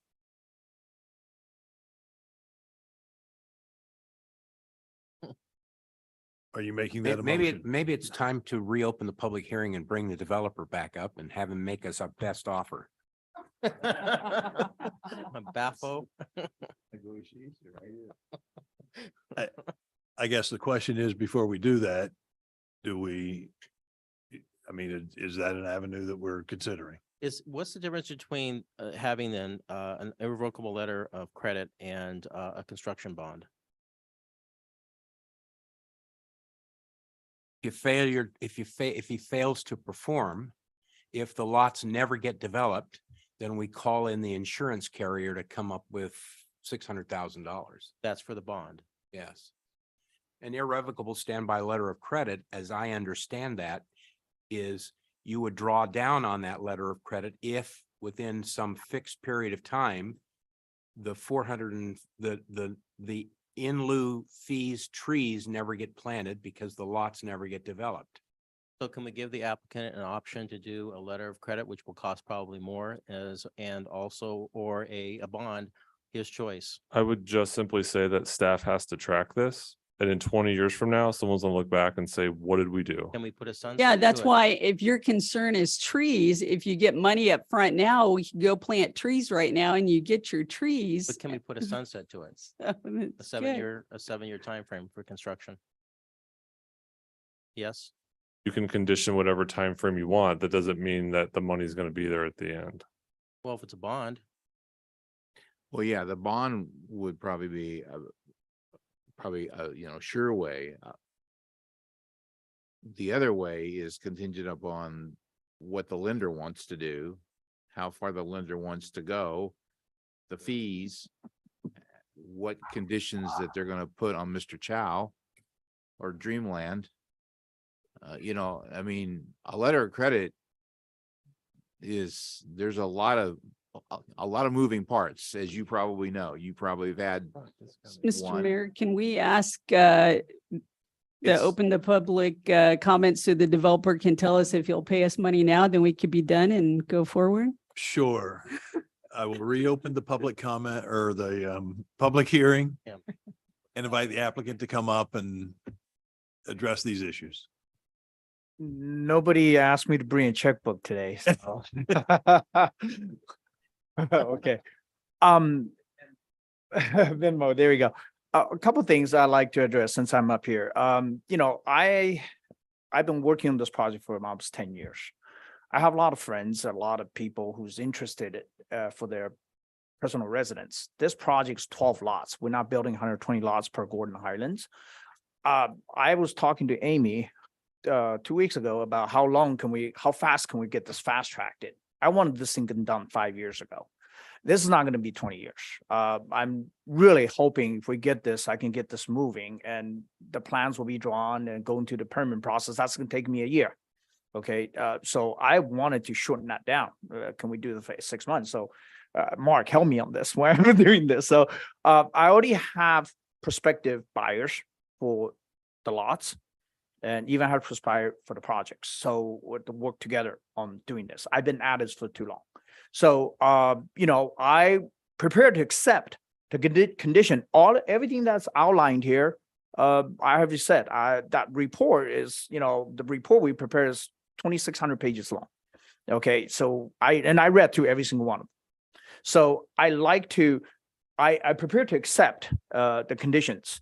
You know, in terms of letter of credit, the bond, I mean, I'm not asking the council to say, hey, don't pay you know, to draw this down. I'm paying per whatever the policy is. But I want to bring up the point that a lot of trees are being removed for the public safety. I mean, we're putting in new basins. I'm putting a couple $1 million just for building those basins, 12 lots. Please take that in consideration that, you know, I'm doing something. Someone has to do it. I mean, this county's not going to do it. City's not going to do it. Developers doing it. So please take in that consideration. I'm not worried about $506,000, you know, $600,000. I'm worried about just don't hit me up front. And then what I would do is as I sell them, this will go really quick. I promise. You have my word on this. What guarantees are we going to have? Right now, my word. I mean, I could, you know, so you know, I've been at it for 10 years. Like I said, I'm not going to go away. And, you know, so that is something that, you know, my credibility has to stand for something. Would you be interested in a construction bond or a letter of credit? If that's an option that I have to take, I have to calculate costs, of course. I mean, that is something that's conditioned. If that's conditioned by the council, I will consider it. It's not a problem. Have a guesstimate. How long do you think it would take you to cut the pads and sell the lots? Well, it depends on the permitting process. If you, I was asking Mark 2 days ago, there's a 24 months period that I actually have to get this thing done. I was like, okay, the permitting is going to cost, it's going to take a year. I mean, this project, I've been at it for 10 years, 9 years. I mean, my daughter was born, now she's just 9. I mean, so when that happened, so I wanted to get this thing done. So if everything goes well, let's say 1 year, 12 months for the permit and stuff like that, as far as grading and everything, I think that will take no more than year and a half, no more than a year, I think. I mean, we're moving very quick on this. Like I said, I've been thinking about this project for the last 10 years. So it's going to be happen fairly quickly. And you have my word on that. So if you did a 7-year performance bond, you'd be okay with that? I think I'm okay with that. Yes, sir. Okay. Any questions? No. Thank you very much for your consideration. Okay, thank you. I will close the public hearing again. And bring it back looking for a motion or I'll move that we accept the recommendations for staff and add a performance bond of 7 years to cover the cost of the replanting of the trees.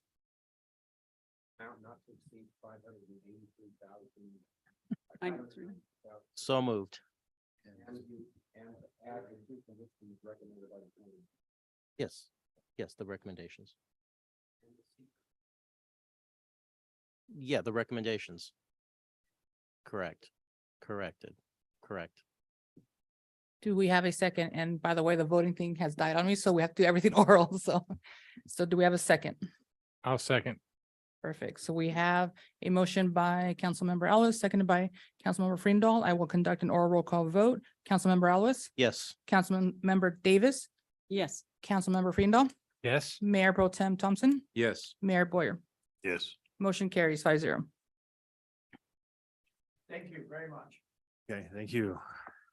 Mr. Mayor, may I move that we postpone consent calendar and move directly to item 15 as our next item? Okay, anybody have an objection to that? Okay. Next up, it will be item number 15, which is a report from the Ad hoc Antique Streetlight Citizen Advisory Panel. At this time, I need to recuse myself from this particular conversation because I own property within the area of in question. So I'll be stepping aside and turning it over to you, Mendel. Mr. Mayor, thank you. What a gift that you leave us. And Just say yes. yes, and if we don't get this done, we're gonna be all of the, antique flavor. So with that said, we do have the chair of the ad hoc panel here. Patrick, are you awake still and ready to go? We appreciate the patience of you during this long night. So please give us the report. We want you to know that we all have the report from staff and the financial assessment. So which we've all read. So thank you. Well, good evening, Honorable Council, and thank you for having us and for your time. I'm also very happy that you allowed me to stretch. So thank you. And moved it up. So it's definitely nice. So first off, I wanted to recognize the majority of the panel that's still here. We had some that unfortunately had to leave. We have the panel sitting right here, over there, and then SO is the vice chair. Ian, who you heard from earlier on the call, and I believe during public comment, I don't know if he's still on. I do want to recognize he was actually in Europe, so he was up at 4 o'clock making the statement. So the passion there is certainly there. I wanted to recognize that as well. So I will try to move through this, with a little bit more haste, still making sure I do it the appropriate amount of justice. And then if any questions, please feel free towards the end to ask. And then I was given the clicker, which is a lot of power. I hope you guys don't regret it because I might just take advantage of it. Let's take a look and see. Oh, it's up there.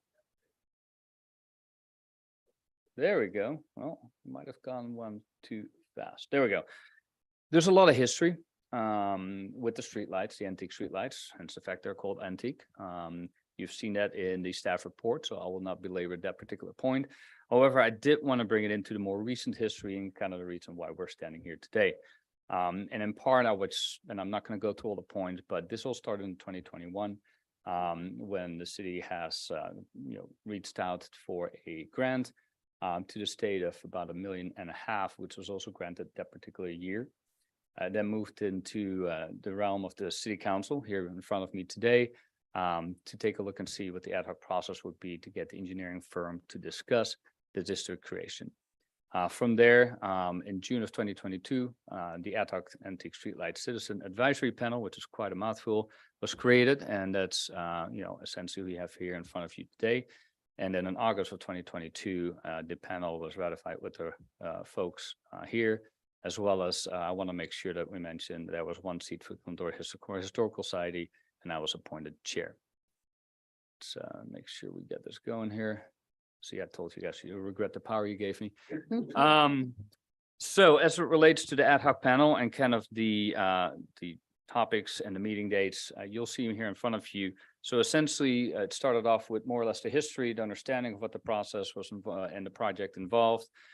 We talked about clearly the bids and the bidding process, the timelines. We had Wilden help us with the assessment process and giving us the numbers on what the assessment was going to look like.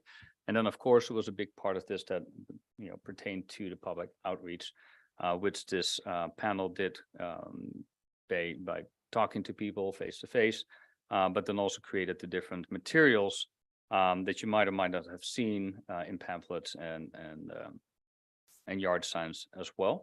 So a little bit of kind of what the panel has talked about. And again, you can kind of see on the topics, or at least you can read it, the topics that we conversed on and discussed. So as it pertains, just as a reminder, this is a specific affected area, if you will. It is a very important area of the city. It's an historic area of the city. A big part of Glendora Avenue, which is our main thoroughfare, connecting, of course, to our beautiful village, and then, of course, connecting to the station, metro station that is going to get built here in the next couple of years. It involves the historic district as well, with the streets of Bennett, Wabash, parts of Vista Bonita, and Ada. So just to give you a frame of reference, I know everybody's seen it, but just be good to kind of put that in everybody's mind. And that kind of takes us to the bidding process, so very high level. And I know there's more detail in the staff report that you've seen and that the residents and citizens have been able to read as well. Again, the engineer's estimate, about 2.2 million initially. It was opened up for bid between October 6th and the 25th. No bids were received at that point. The panel did come back and instructed to go for a second period, which was done November 7th through the 8th. I do believe, and I can be corrected on the numbers, that 6 to 8 people responded to that, but we only received one bid. And that one bid, you can see the numbers here as outlined in front of you. And I'm happy we got the visual in there because we worked very hard on that.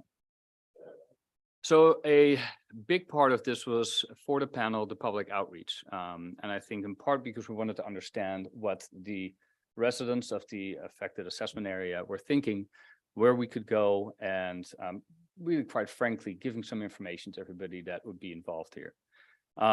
So myself, as well as the other panel members, we literally went into the community, walked up and down the streets, handed out flyers, but more importantly, talked to a lot of citizens that were on the affected streets. And positivity, passion, I mean, those are the things that we saw across the board. Oh, wait a minute. I am actually one ahead. My apologies. Let me just refrain that a little bit. The public outreach itself, just to kind of give you an idea of what we did. I see it's late, so just give me a little bit of credit here. We created the Entry Street Light webpage as a repository for all the information that we gathered. The initial meetings, the panel had a tremendous amount of questions, so we actually created a fact sheet that we also put onto the website. We got a lot of great answers from the city staff, so we wanted to make sure that everybody had access to that.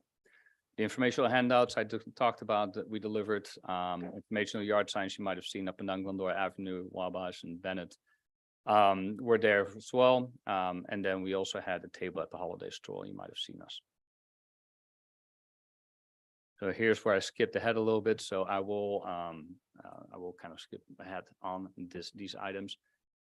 So again, it was very positively received. A lot of passion around it, making sure the lights were turned back on. These antique street lights, it's a part of our history, and Ian referred to that earlier in public comment. And again, this is an opportunity for us truly to expand a little bit more on the pride of the foothill. That is kind of what we say is making our city unique.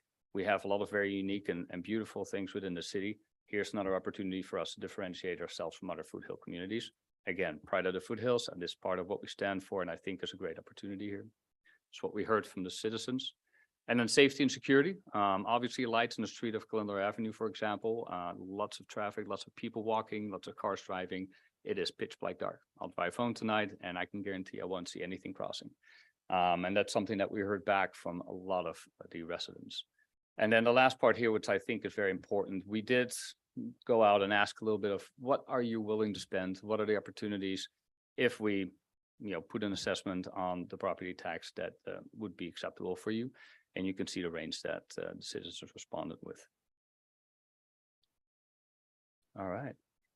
Which brings us to the final couple of pages, which is the recommendation that the panel is putting in front of the city council here.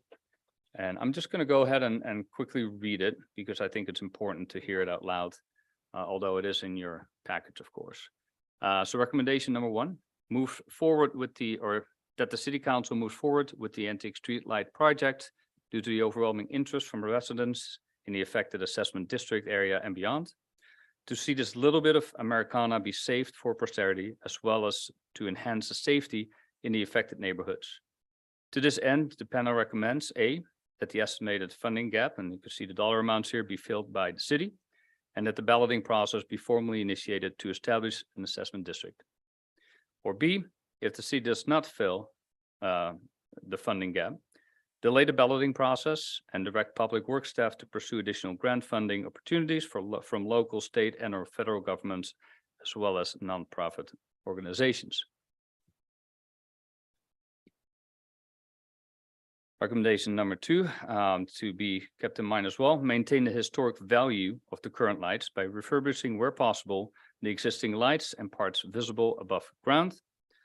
Item number 3, form a renewed ad hoc committee to move into the next phase in collaboration with the Glendower Historic Society, the City Public Works, to continue efforts around public outreach, firm up additional details, and generally remain a conduit for the residents to speak into as this project moves to balloting.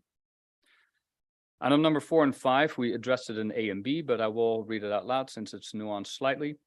Item number 4 seeks additional grant funds from local, state, and or federal governments, as well as nonprofit organizations, to subsidize any shortcomings beyond the current grant of 1.5 million, or subsequent bids covering the costs related to the operationalization and preservation of the antique streetlights. And our final recommendation here would be dismiss current bid or seek additional bids, and allow for the ad hoc committee to establish a bid task force to aid City Public Works wherever possible in the efforts to put forward to solicit bids and research where to cap the annual cost escalator. This task force should also form recommendations for best practices and policy recommendations to maintain proper maintenance and avoid shortfalls together with Public Works. And that is the recommendation. I thank you for your time and welcome any questions. Patrick, thank you. And thank you to everybody that has worked very, very hard with you. Bring it back to council. David, any questions or comments? Well, I thank you for the committee. Great work, tough task. It's a love-hate thing, not as bad as the walking creatures up there, but it's curious. And I guess I'm curious about the appetite for the residents that would be impacted and their willingness to establish a district. I'd love to see it go to an election soon. However, I recognize it's difficult for them to vote or for us to ask for a vote when we don't have a number. And all this great work, by the time we get that done, the numbers are certainly going to change. So I don't know how you do that. We're throwing a dart in the air. I'm not sure where it's going to come down, but I think we need to learn what the residents are willing to participate. How many are willing to participate? There's been lots of verbiage back and forth. There's been a great deal of mistrust of the information. No discredit to the team. We're looking at a piece of ground. We have no clue what's under it in long term. So it's not an easy decision. I'd like to continue. I don't want to just kick another project down the road further, but I'd love to, I'd like to figure out how we can get the feel from the audience other than the random sample that you've been able to perform. And I also recognize you go to knock on a door and you don't know if it's the property taxpayer or a guest or, a resident. Well, So we that's- actually do. We have a list of Okay. all residents, so we know who are landlords and who are actual residents. So yeah, we were deliberate in that. Yeah, I trust that. I without a doubt. But, I don't know, is there a way we can prospect, if you will, and try to do an assessment election? Oh, the councilman, I think we'll do our best from a staff to answer any questions, and with Patrick, who's done just you hear from staff, a wonderful job leading the task force, a lot of meetings, a lot of information, like drinking Yes. through a fire hose, I am certain. So if you wouldn't mind, if we get all the questions from the council staff, be happy to work with Patrick in answering some of those questions, both from a task force perspective and just from a procedural perspective from staff. Yeah, I'll add to that as it relates to the random sample or not so random sample. So we actively reached out and talked to 20 to 25% of the residents in the assessment area, of which 96 point something percent were in majority was in favor. 96% was in favor. So I do think that's a very relevant sample. I do think that's very important to keep in mind. So it's not as it's not as small as you might think. We also had I really quickly, Moses helped me pulling this. So our website got 529 unique visits as it started in October 4th. I'm led to believe that was due in part by our flyering, our yard signs, and overall interest for the public. So I would say there's a lot of interest, and there's certainly groundswell for this to move forward in a positive way.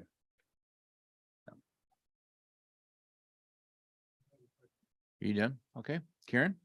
Anything? I don't have any questions. I have some comments, but I don't know if you're going questions first. I'll wait to make my Okay. comments. Do you want to, Well, I've been working on this issue since 2008. Lived through 2 failed assessment votes on this, and a lot of discussion around this. My personal feeling is that, there's that debate that's gone on even before 2008, if this is something the whole city pays for, if this is only residents pay for in that affected area. And so whatever we spend to bring the lights operational is asking all of the city to pay for.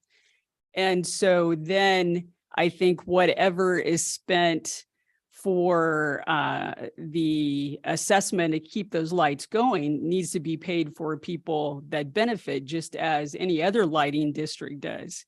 But the amount right now that we're asking to fill that gap, when there are many other things on our list of wishes, I don't know if that is really fair to the entire city to take $2 million for those lights. So I guess my feeling is, one, whatever the assessment is, I don't think a large assessment should have to be paid to bring those lights operational, because it doesn't sound like there's an appetite for that at all. Whatever the assessment is needs to be kept low. But I'm not in favor of taking a big chunk out of our general fund to pay for this right now. So I think one of those other recommendations of looking for additional funding, if that is what the council wants to do, if this is a priority to fix these lights, then I think we need to look for funding other than our general fund, because there's a lot of other things on our wish list that I think would be of more benefit to more residents than spending that right now. all right. Thank you, ma'am. Michael? Thank you, Mendel. Patrick, thank you for you and the committee. You guys did a phenomenal job, and the staff for the city. You guys put together a really nice website, lots of information, very transparent. Really appreciative of that as well. We only got one bid. We had 11 people that pulled it, one bid. I don't consider that a bid. We're in some strange times with inflation, which really changed some things. And so I think that we need to take a step back on this with what we do know and how you need to go forward. So I don't know what you have to say, but I'm going to suggest a direction for staff to consider. I'd like to. Why don't you I don't know what you're going to do, but Go ahead. It sounds like you're going to make a motion. So just let me Go ahead. just opine, and I'll make it really short. I think what has been said, I agree with, Karen, I think was spot on. I would love to see everything lit up, and I've lived here for 35 years and share all of the love of this town as you know you do. But I do think that one bid is not something that I'm comfortable with, and you probably are not as well. And in my other life, I would never take one bid for anything. And I do think that there's other ways that we need to pause and look at this. That pause does, in my mind, does not mean no. And so I want to make that clear. But I do think that there's I mean, it would be wise to just take a moment. When Rich Patton was here, this is his world, and he understands this stuff. And I've not talked with Rich. I know Rich because of just being around here, but I would like to have a conversation or have staff have a conversation with him more as to what he thinks could drive down this price, because he does this not historic street light stuff every day, but electrical work every day in a big way. So I would like to suggest that we pause and maybe take a crack at, some of the points that you have just made. So that would be my thoughts. But Michael, you Yeah, seem and to. if I can just provide one point of clarification to the process, and I know the councilman's going to make a recommendation, but there's been a lot of conjecture over the bidding, a lot of which is just false. And so I think it's important to provide some clarification. So in the first time around, the city got 6 prospective bidders that came in and pulled plans, and 0 submitted a bid. So we went out and contacted all 6 of those vendors. We've also had people that are telling us there's going to be major corrections in the market. And I think it's fair to point out that these bidders are putting in a 45-day cap on their bid for a reason. It's because costs are escalating and quickly. When we did the engineer's estimate and looked at the bid that came in, the commodity cost alone, without any of the actual work being done, exceeded the original engineer's estimate. That's not the ad hoc panel's fault. It's not city's fault. It's just, as the councilman pointed out, we are in these strange inflation times. We had 12 people pull bids, 1 submit the last time. And because there is this concept of refurbish or new lights that look antique, like in the village, it creates this nuance where you have to have subcontractors that do some of the work for you. And so we know, in speaking with another potential bidder, what they would have bid was between 3 and 3.5 million. So the bid that we received was not overly incorrect. It's just a sign of what is out there right now. And so that bid that we have is only good for 45 days, and we couldn't do a ballot process before that time came in anyway. So we have to rebid the project one way or the other. We have to do that outreach. But we've had people say they can do it for cheaper, but those people don't bid on the project. And so we've had that opportunity twice. And so, yes, I think staff finds it important to go out and drill down on those costs, but I think we need to actually have a moment and consider that it may be way more expensive. And even if it came back $1 million cheaper, it's still much more expensive than we would have thought.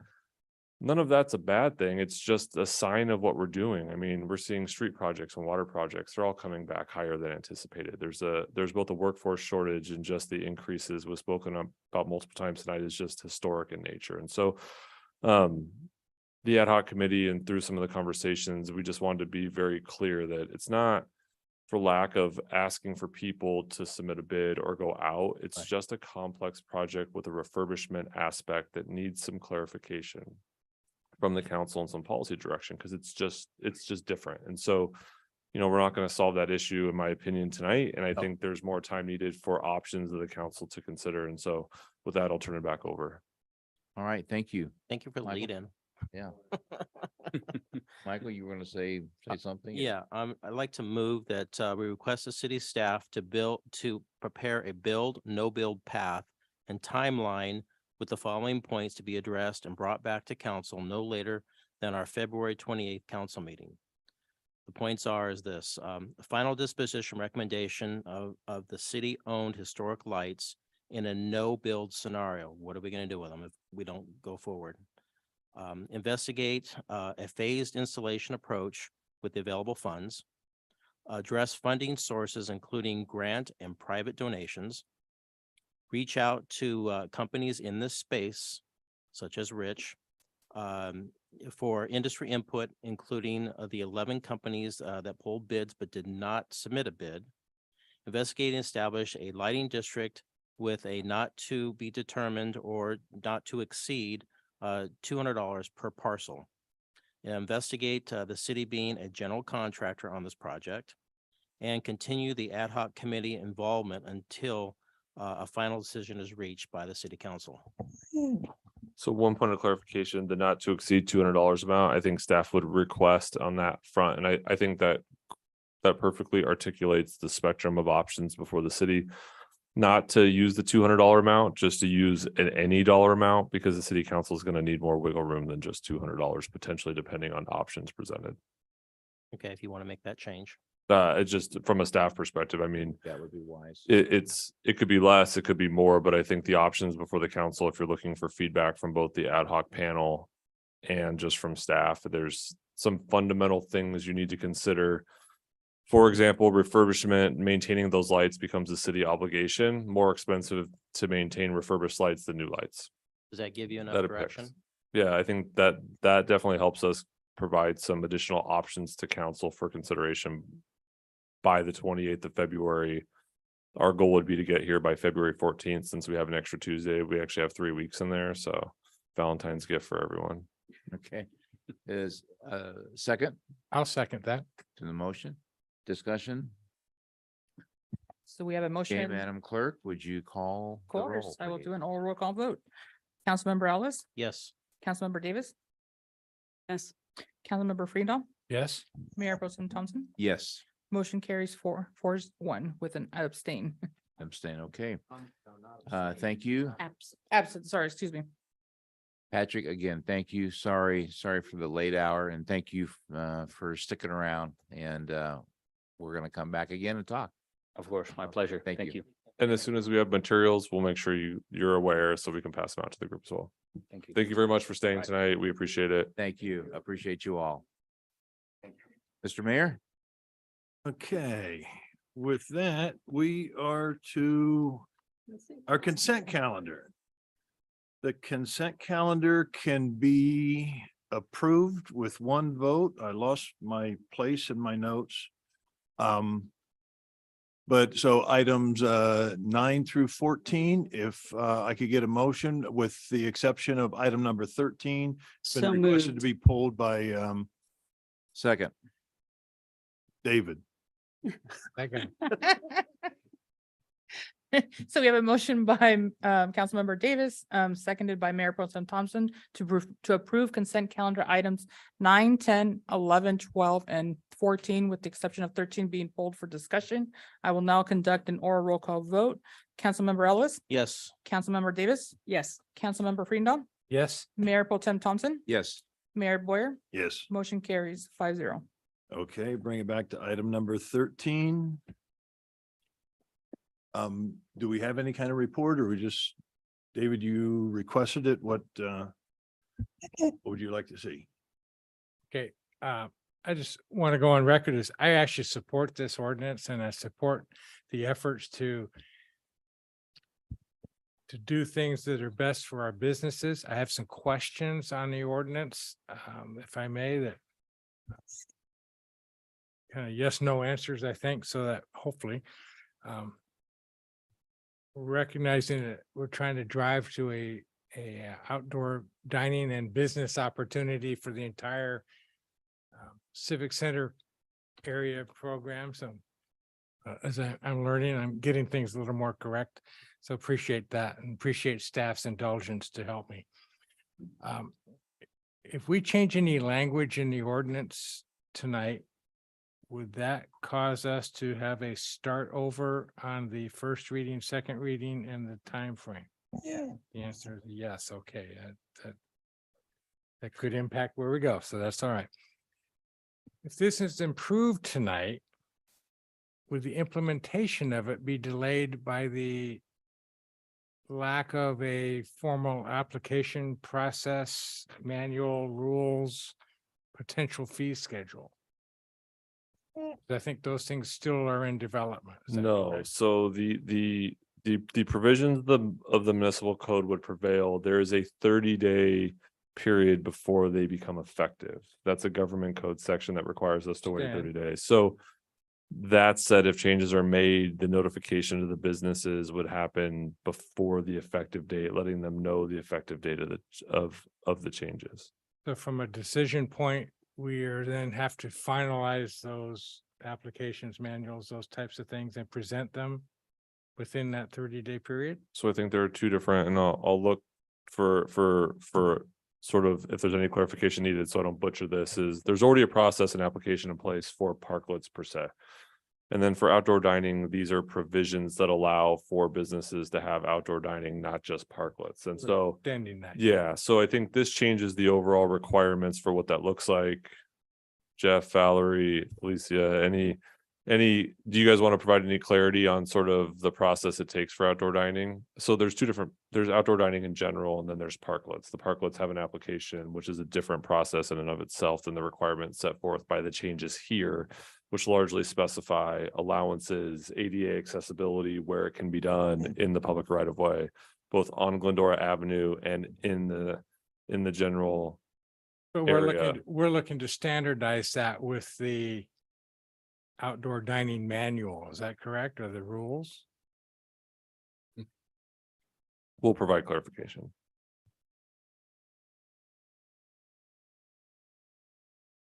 So we're not preparing a manual as there was for the temporary. We're basically going through the application that you see in the packet that was a draft. We'll be issuing that. And then we'll be using the ordinance for our guidelines that we prepare for them. And we'll put an agreement together, but it'll be very simple, summarizing pretty much what you see in that application. And it does have a page which has the declarations of all their obligations they need to comply with. Okay, so we can have that done within Within these 30-day period, yes, Okay, we can have that the done. waiting period. I guess is a good Correct. term. Okay, good answer. I And like that. we will, as we had mentioned at the first reading, we will need to come back to council for the amendment to add the fee to the master fee schedule. Understand. And would that also be achievable in the same waiting period timeframe? No. Because Yeah, I think we're looking to come back with that at the 28th meeting, so the second meeting in February. okay, I just trying to be reasonable to the businesses that Yeah. if they agree to do this, and then I don't want to have the Western exterminator guy with a big hammer behind him and come back. And say, No, "Gotcha." so there'd be a similar process. There'd be a fee establishment, there's a resolution, there's a fee, and then there's another period of wait too before that becomes effective. So. Okay, and I'm sure the agreement will be all compliant, so I will just leave it there and it'll be a happy day, so. Okay, I have no other questions. Thank you. Looking for a motion? So moved. I have a question. Question. So so I'm under the impression that we approved the application for the parklets prior. That's not going to change, is it? No, we're going to do what's in the ordinance, right? So the application is a summary of what we have within the ordinance. So it's we might make a couple tweaks, but it's going to be in conformance with the ordinance that you've already adopted. Or you will tonight. The city council's already approved several iterations of the application and document prior to this, Right, so they're going to make amendments to that application. because the rules are changing. On that application that we had approved originally, we talked about certain things that are buried in there, such as lighting and things of that nature. Because it's not here in the packet, so I can't. Yeah, refer to it. we don't specify LED lights, for example. Okay, we do not. No. Originally we did, they had to use solar powered LEDs that was on the original application. That was part of the temporary, and I think our instruction from council last time was to give them access to electrical boxes, should that be something they want to utilize. Gave them access through the application? Mm-hmm.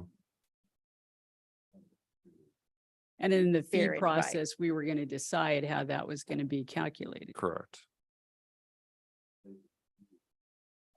And So, I mean, I think, and I think one of the things that's really important to point out here is that when the pandemic happened and we were looking at the temporary parklets, so much has changed. And Valerie was out there at the very beginning, trying to figure all this stuff out, that through the emergency, provision process, we were making changes on the fly in conjunction with city council's guidance, trying to figure this out, because we didn't want to harm the businesses. We wanted to provide them an opportunity. We weren't charging them fees. We were basically saying it's free if you apply. As the conversation has gone on and as council has provided additional direction, solar lights, the feedback is that's not possible. It's too difficult. It doesn't work. We can't get it to work. And so, Correct. as people have keys to the to the outlets and things change, that then the conversation turns more into how do we provide them access on an ongoing basis so we don't have ADA issues and trip hazards and everything else like that, which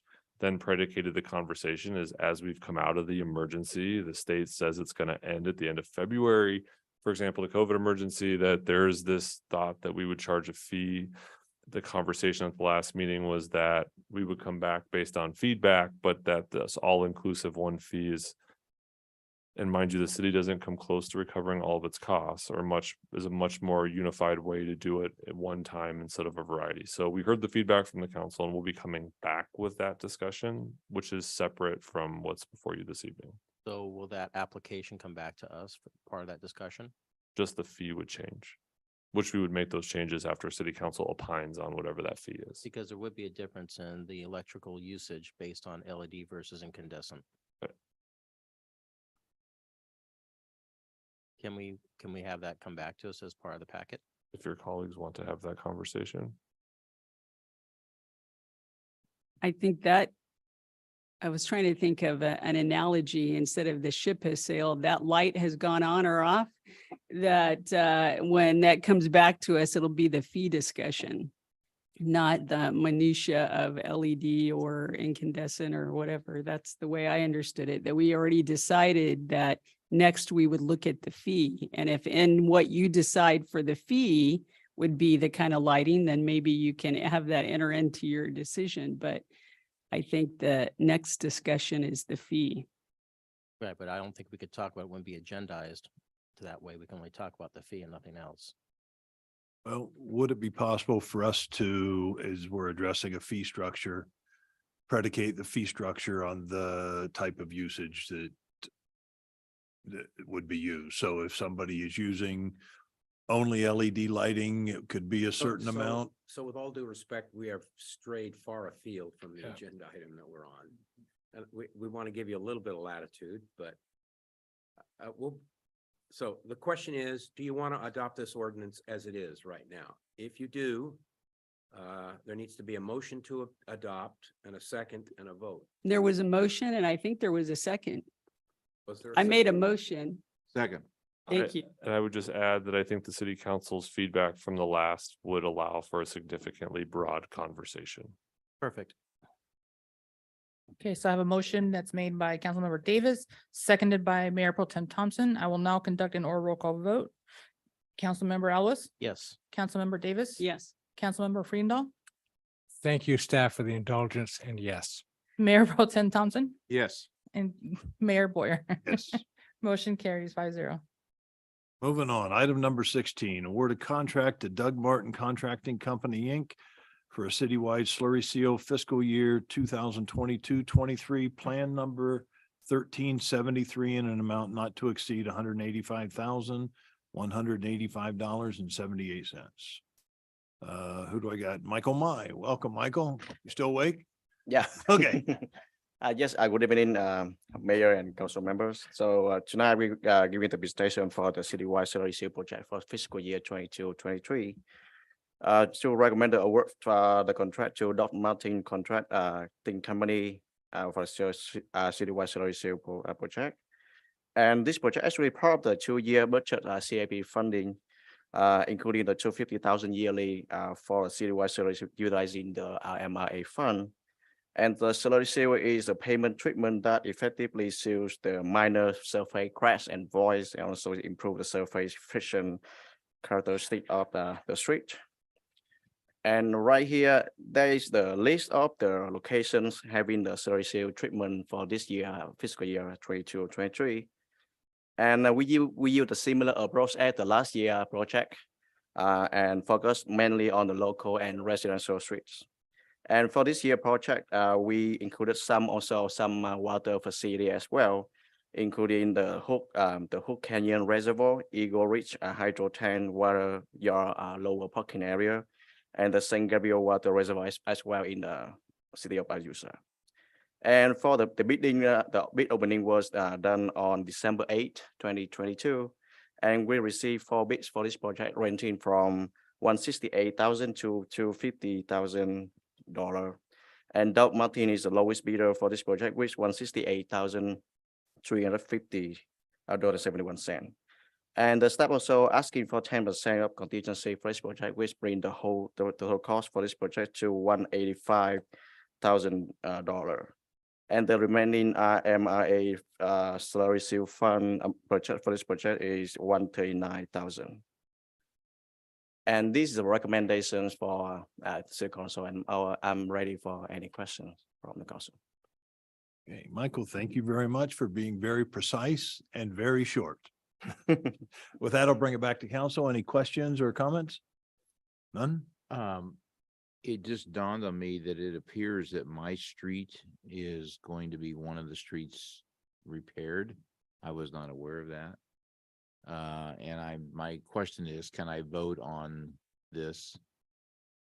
I mean, I wouldn't. It's Adam, you know where I live. It's Comstock. Right. And I'm assuming it's going east, and I looked at the map. That's why I had my head down here. And it looks like it's Comstock to Trainer. And it's the east Comstock, not the west. Gary, do you remember if you No, you're not. yeah. I'm not? Okay. It's good. not, you're not in, you don't get it, Okay. Are you within 500 feet? I don't think so. maybe. I don't know where I am right now. They couldn't pave there because of the underground Edison lines. Yeah. But Yeah. Edison knows where you live. Mayor Pro Tem, you can Well, if it's not, vote just in case. I mean, I mean, I if, can't remember, Mayor, did you vote when there was a street project by your house? There hasn't been a street project by my house in 40 years. That's true. It stops. Had to ask, You're right. huh? No, we have the same issue there too. You're right. It stops before. So maybe it might be safe to abstain. I will abstain. Okay. Okay, I have a question though. yes. One question. No. Michael, just vote.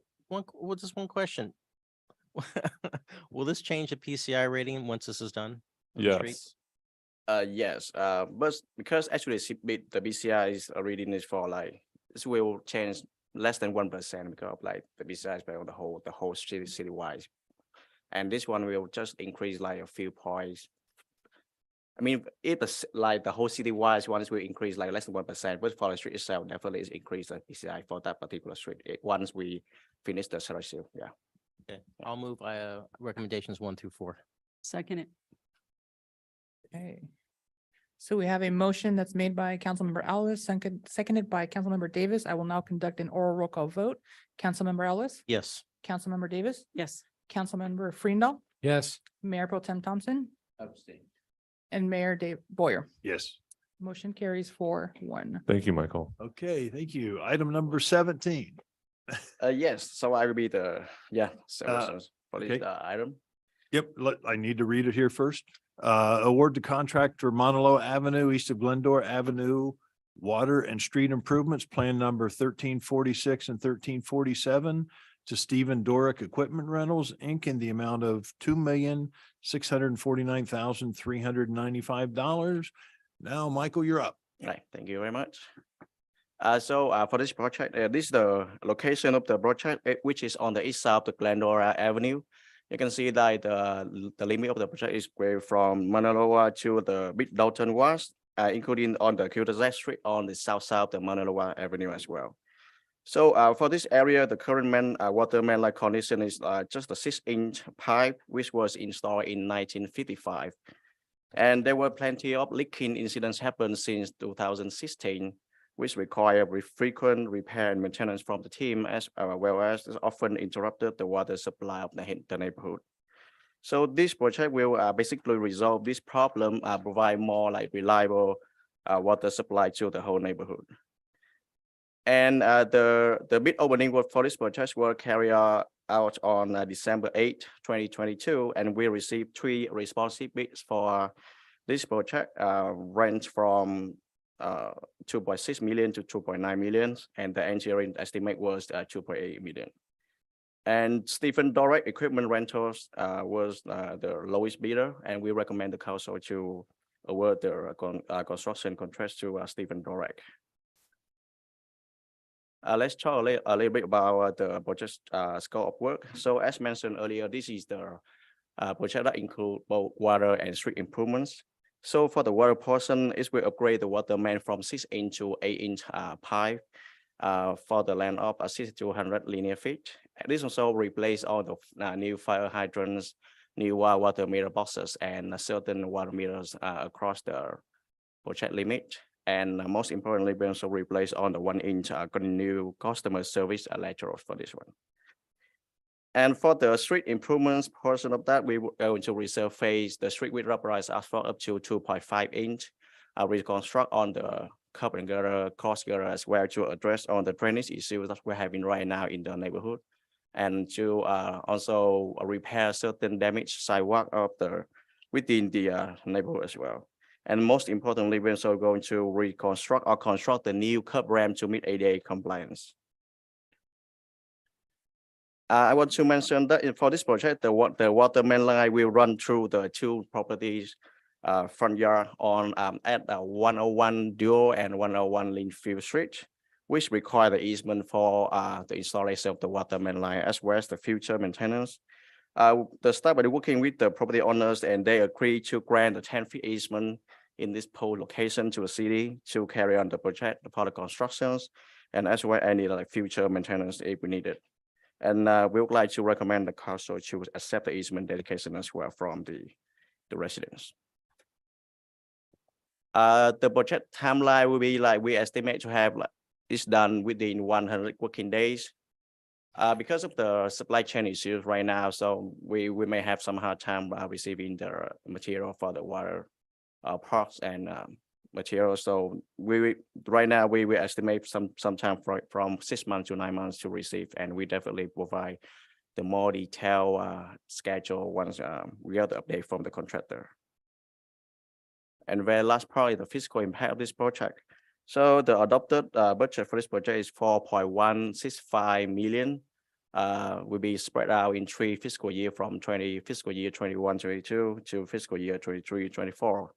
And the current available budget is insufficient. That's why we require to have the budget appropriation by moving the program funding from fiscal year 23-24 to fiscal year 22-23 in the amount of 500,000 to move the budget moving forward. And we also anticipate to spend another 17,000 for the material testing, as well as 165,000 for the construction management and inspection services, which will bring the whole the total estimated expenditure of this project to 3.217 million. Yeah, and that's conclude my presentation for this project, and I'm ready to answer any question. Okay, thanks again. Bring it back for questions, comments? None? I'll move Actually, items 1 through 7. I have a question. Okay. Okay, okay. The term is being used, pavement rehabilitation. Yes. I just want to be clear exactly what that is. Are we completely repaving the streets after we replace the lines? No, actually we are cold mill, so we just grind the top 2.5 inch of the, and then just repave with the asphalt for the same thickness. So we just grind overlay for 2.5 inch of the pavement, and then we just overlay with the the new representative for the whole street. But we overlay that over the entire street or just the patch? It'll be ground down. The entire streets will be down. ground down. And, okay. Yeah. Okay, They will look brand new. that's the clarification. I Okay. wanted. Okay, thank you. Appreciate it. Okay, Michael, go for it. I move recommendations 1 through 7. Thank you. A second. Second. Okay, so we have a motion that's made by Councilmember Alves, seconded by Mayor Pro Tem Thompson. I will now conduct an oral roll call vote. Councilmember Alves, Yes. Councilmember Davis, Yes. Councilmember Friedendahl, Yes. Mayor Pro Tem Thompson, Yes. and Mayor Boyer. Yes. Motion carries 5-0. Okay. Thank you. Well, that brings us to the end of our agenda. Anybody got anything else? We go 8 more minutes each, we can make this tomorrow. Okay, Adam? Special thank you to Alexis in the back. We're gonna embarrass him a little bit. So it's his last day here at the city. He stayed till 11:30 to make sure his items with the streetlights. So he's going to the private sector, and we're sad for us and happy for him. But we joked and teased with him that he would have to stay for his last day way past 5 o'clock. And so I honestly, I'm not sure if any city employee on their last day ever has stayed till 11:30. I don't know if that's a record anyone wants to replicate, but that's our expectation moving forward. So no, but in all honesty, your help with the antique streetlights and all the projects, and we know with everything else that's going on, we just appreciate you still being here and your dedication. And we know the staff members that are around you. Belia here is Michael's still here, and the other Michael's there. And so we appreciate all they're doing and still moving these projects forward. So Alexis, we'll miss you. Best of luck. You're always welcome back when you decide you don't like it. Okay. That's it. Thanks to everybody for sticking around this late, and we are adjourned at 11:33.